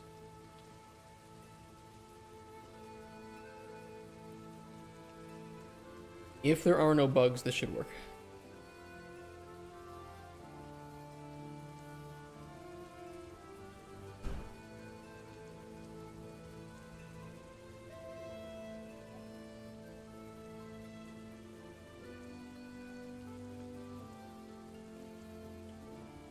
So let's set the backpack loot.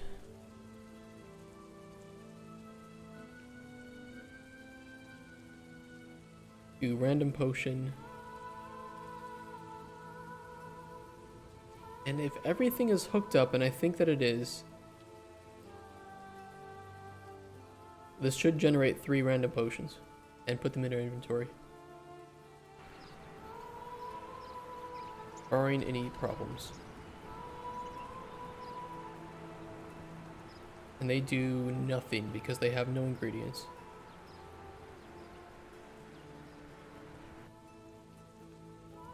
Wonderful. Why didn't that work?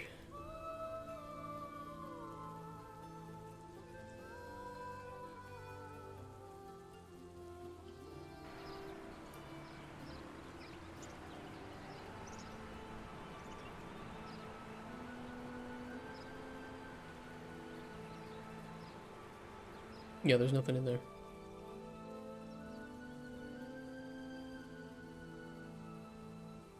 It didn't error out.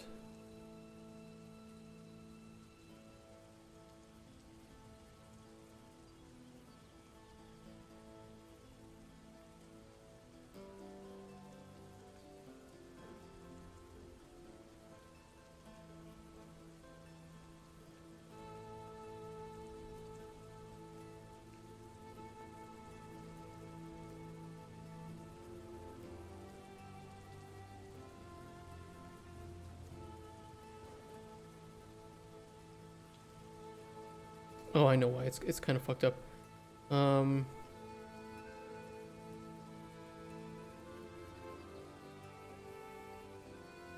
That might have been the reason.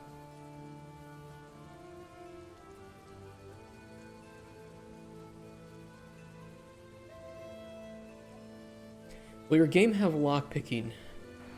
I think if we did any sort of you need to get into this chest, it would be done with potions. Okay, it's still failing. Let's see why.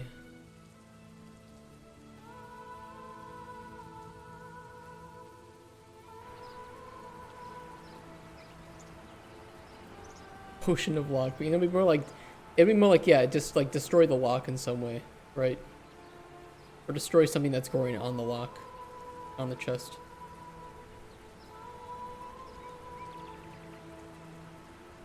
So this should generate 3 ingredients. Oh. I know why it's not working. We're never actually adding anything to the ingredient array. Soy.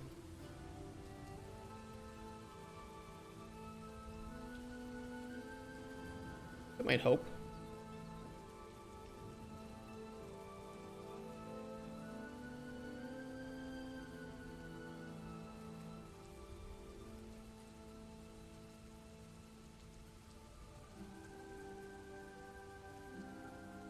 Out the lock and it fits more to the lore of the game. Exactly, shit like that.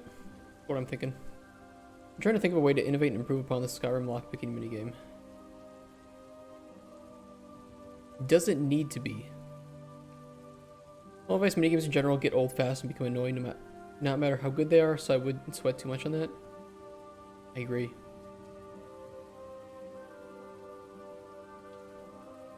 Like, if people aren't super frustrated by the Skyrim lockpicking minigame, does it really need to be updated? I think it's worth thinking about, like, whether or not you can innovate on it. 100%. It's worth thinking about.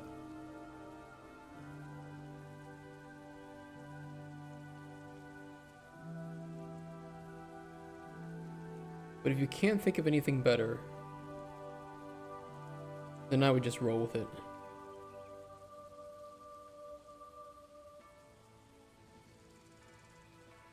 And lockpick is already good, so no need to reinvent the wheel, but if you want to try and make it better, then yeah. Yeah, exactly. I actually really liked Oblivion's lockpicking minigame. And Starfield's. Personally. I know it's an unpopular opinion.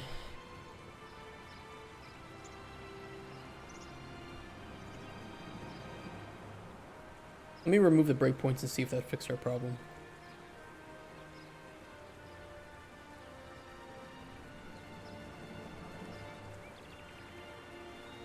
They are random.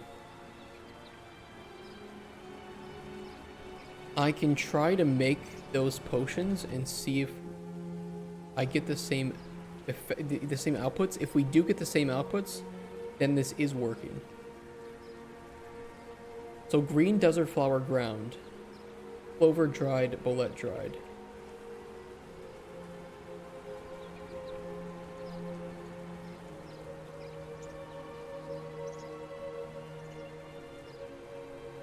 Four leaf clover dried. Oops.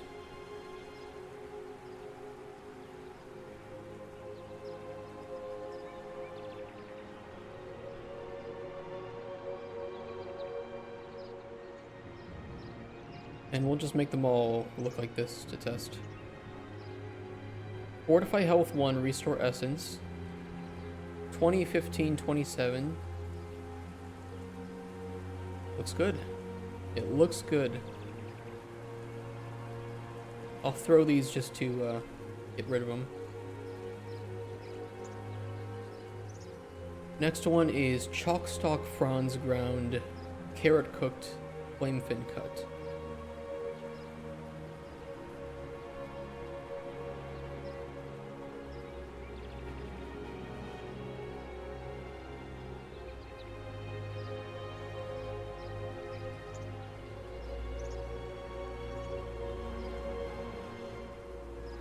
The Flame Fin Cut? Ground Cooked, yeah. B.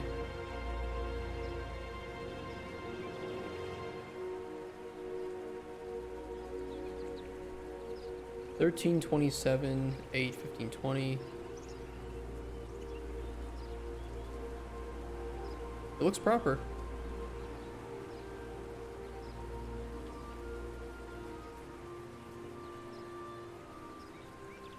Get out of here. It needs to be because my game, I want players to be able to steal from other players, so I won't like me to have a high skill cap and be in depth.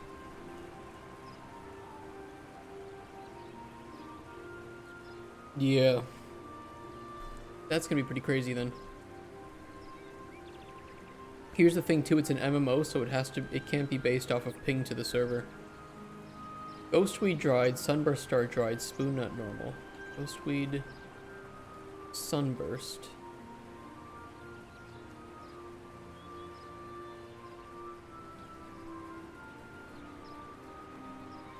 And a spoon nut normal. Is that correct?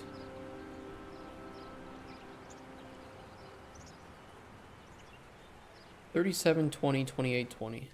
Oops. Well, I didn't see that. I think it was okay. So it appears to be that we are generating random potions correctly. When Mill Kickstarter to add controller support. Make it a console game. So it's only on Switch, PS5, and Xbox Series X. And you have to get Kickstarted to add controller support.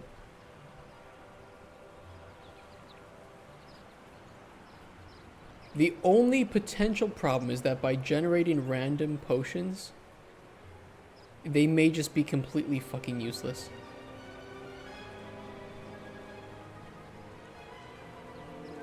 There's not really much of a way that I can ensure that they have at least one effect, not without a lot of work.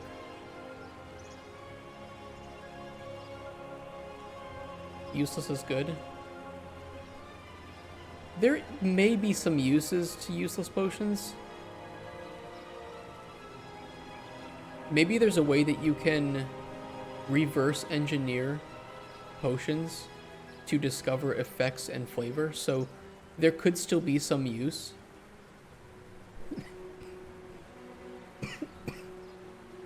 Dirty water. You know, I actually like that turning cog, where if it doesn't have any effects on it, it's just like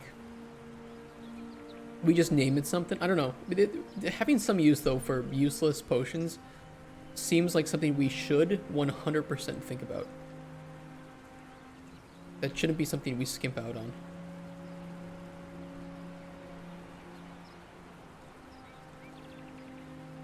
Jesus, look at this. Paralyze 3, Poison 3, Fear 1. Except the enemy you throw it at will light up. Could be worse, I guess. Put up a tea shop side business. It's certainly something. Good thing is it is correctly applying the gameplay tags. So everything seems to be working properly.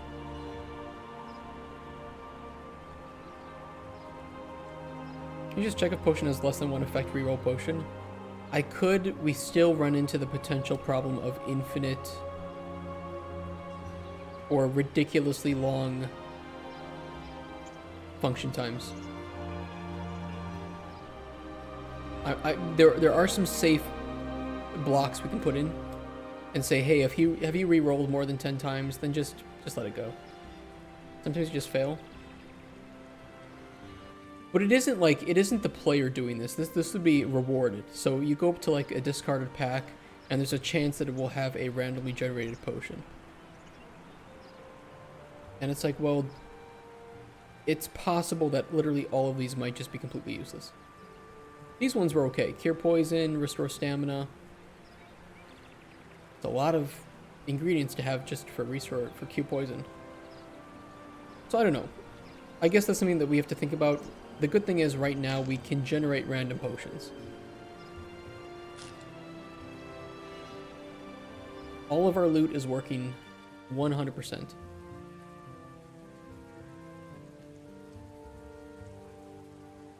If we want, we can have random ingredient, random potion.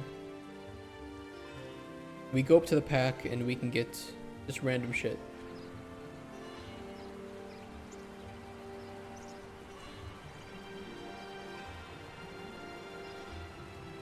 That's pretty cool.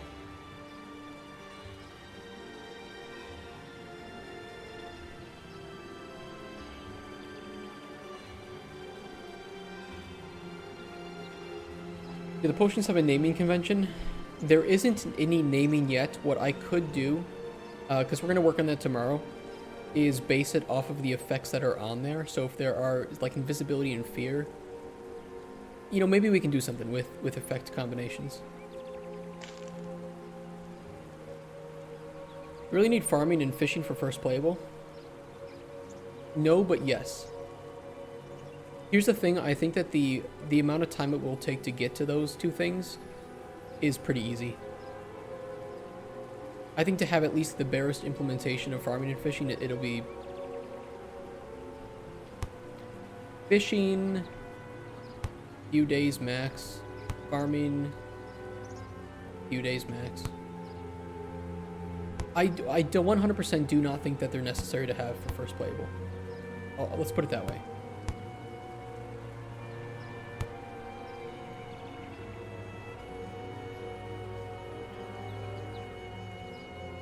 My ball!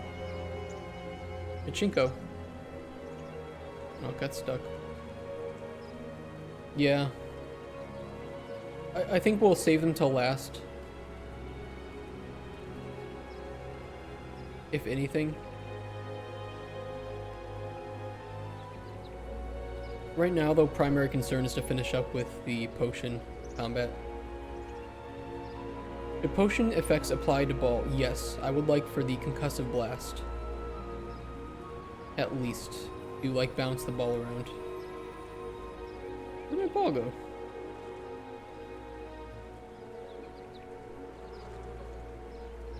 Ball water? Oh, there it is. Yeah. Oh. No, nope, I'm not stuck. I've gone to great lengths to make sure that you can't really get stuck in any part of our game world. And I'm pretty sure that it is functioning.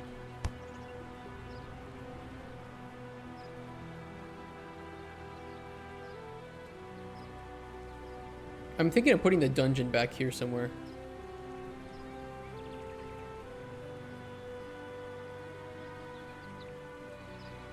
Back in this corner. Maybe tucked away here. We'll see though.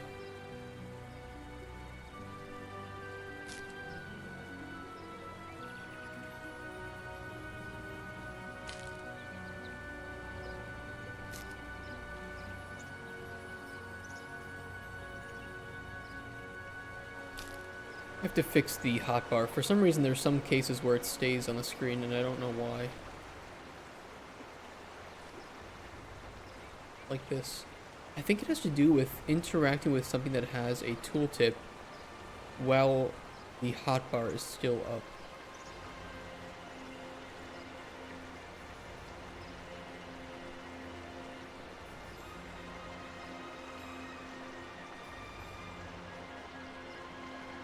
Might be onto something.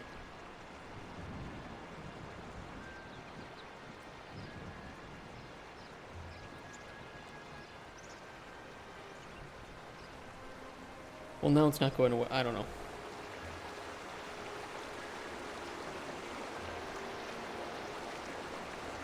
A little bit borked.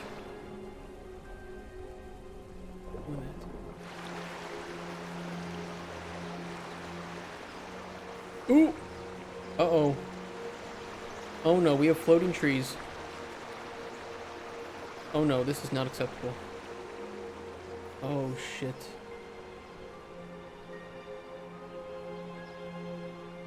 Oh, ugh, this is so gross. Look at these. Ugh.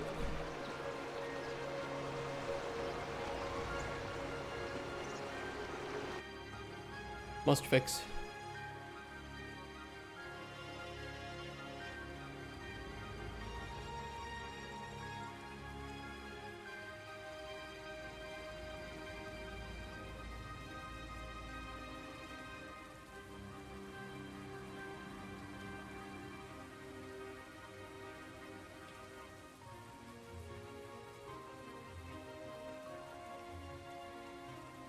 Is there anything about the fluid flux plugin that you don't like?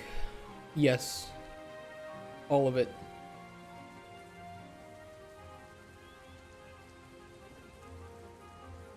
Most of it. A good portion of it. It's a can of it is a can of worms. I have a lot of problems with fluid flux.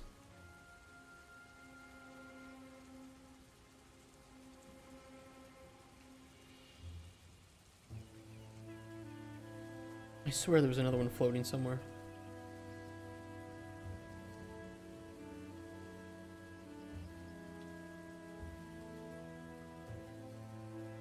I mean, problems you haven't been able to solve. Yes.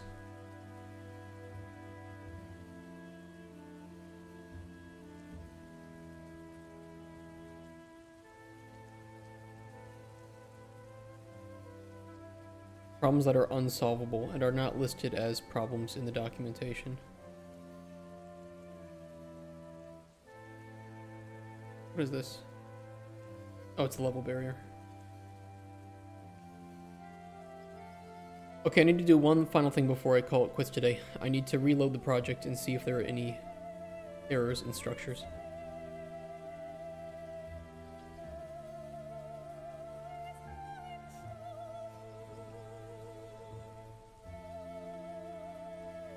And if so, we must fix them.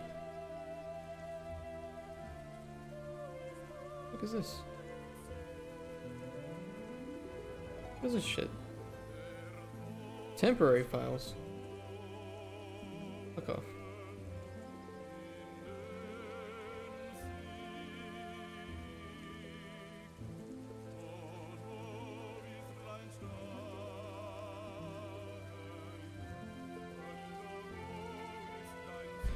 Oh, what a day. What a day. Good progress today, though. With our loot tables.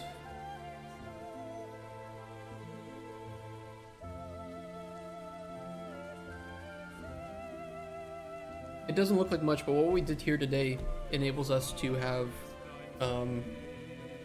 pretty much loot of any kind in the world that isn't directly ingredients that you harvest, and also allows for us to have anything give loot tables.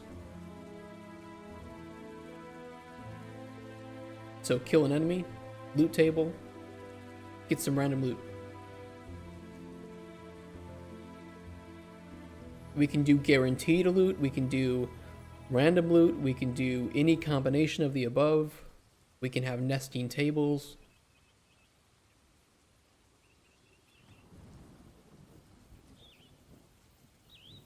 We do not have any broken structures. That is good.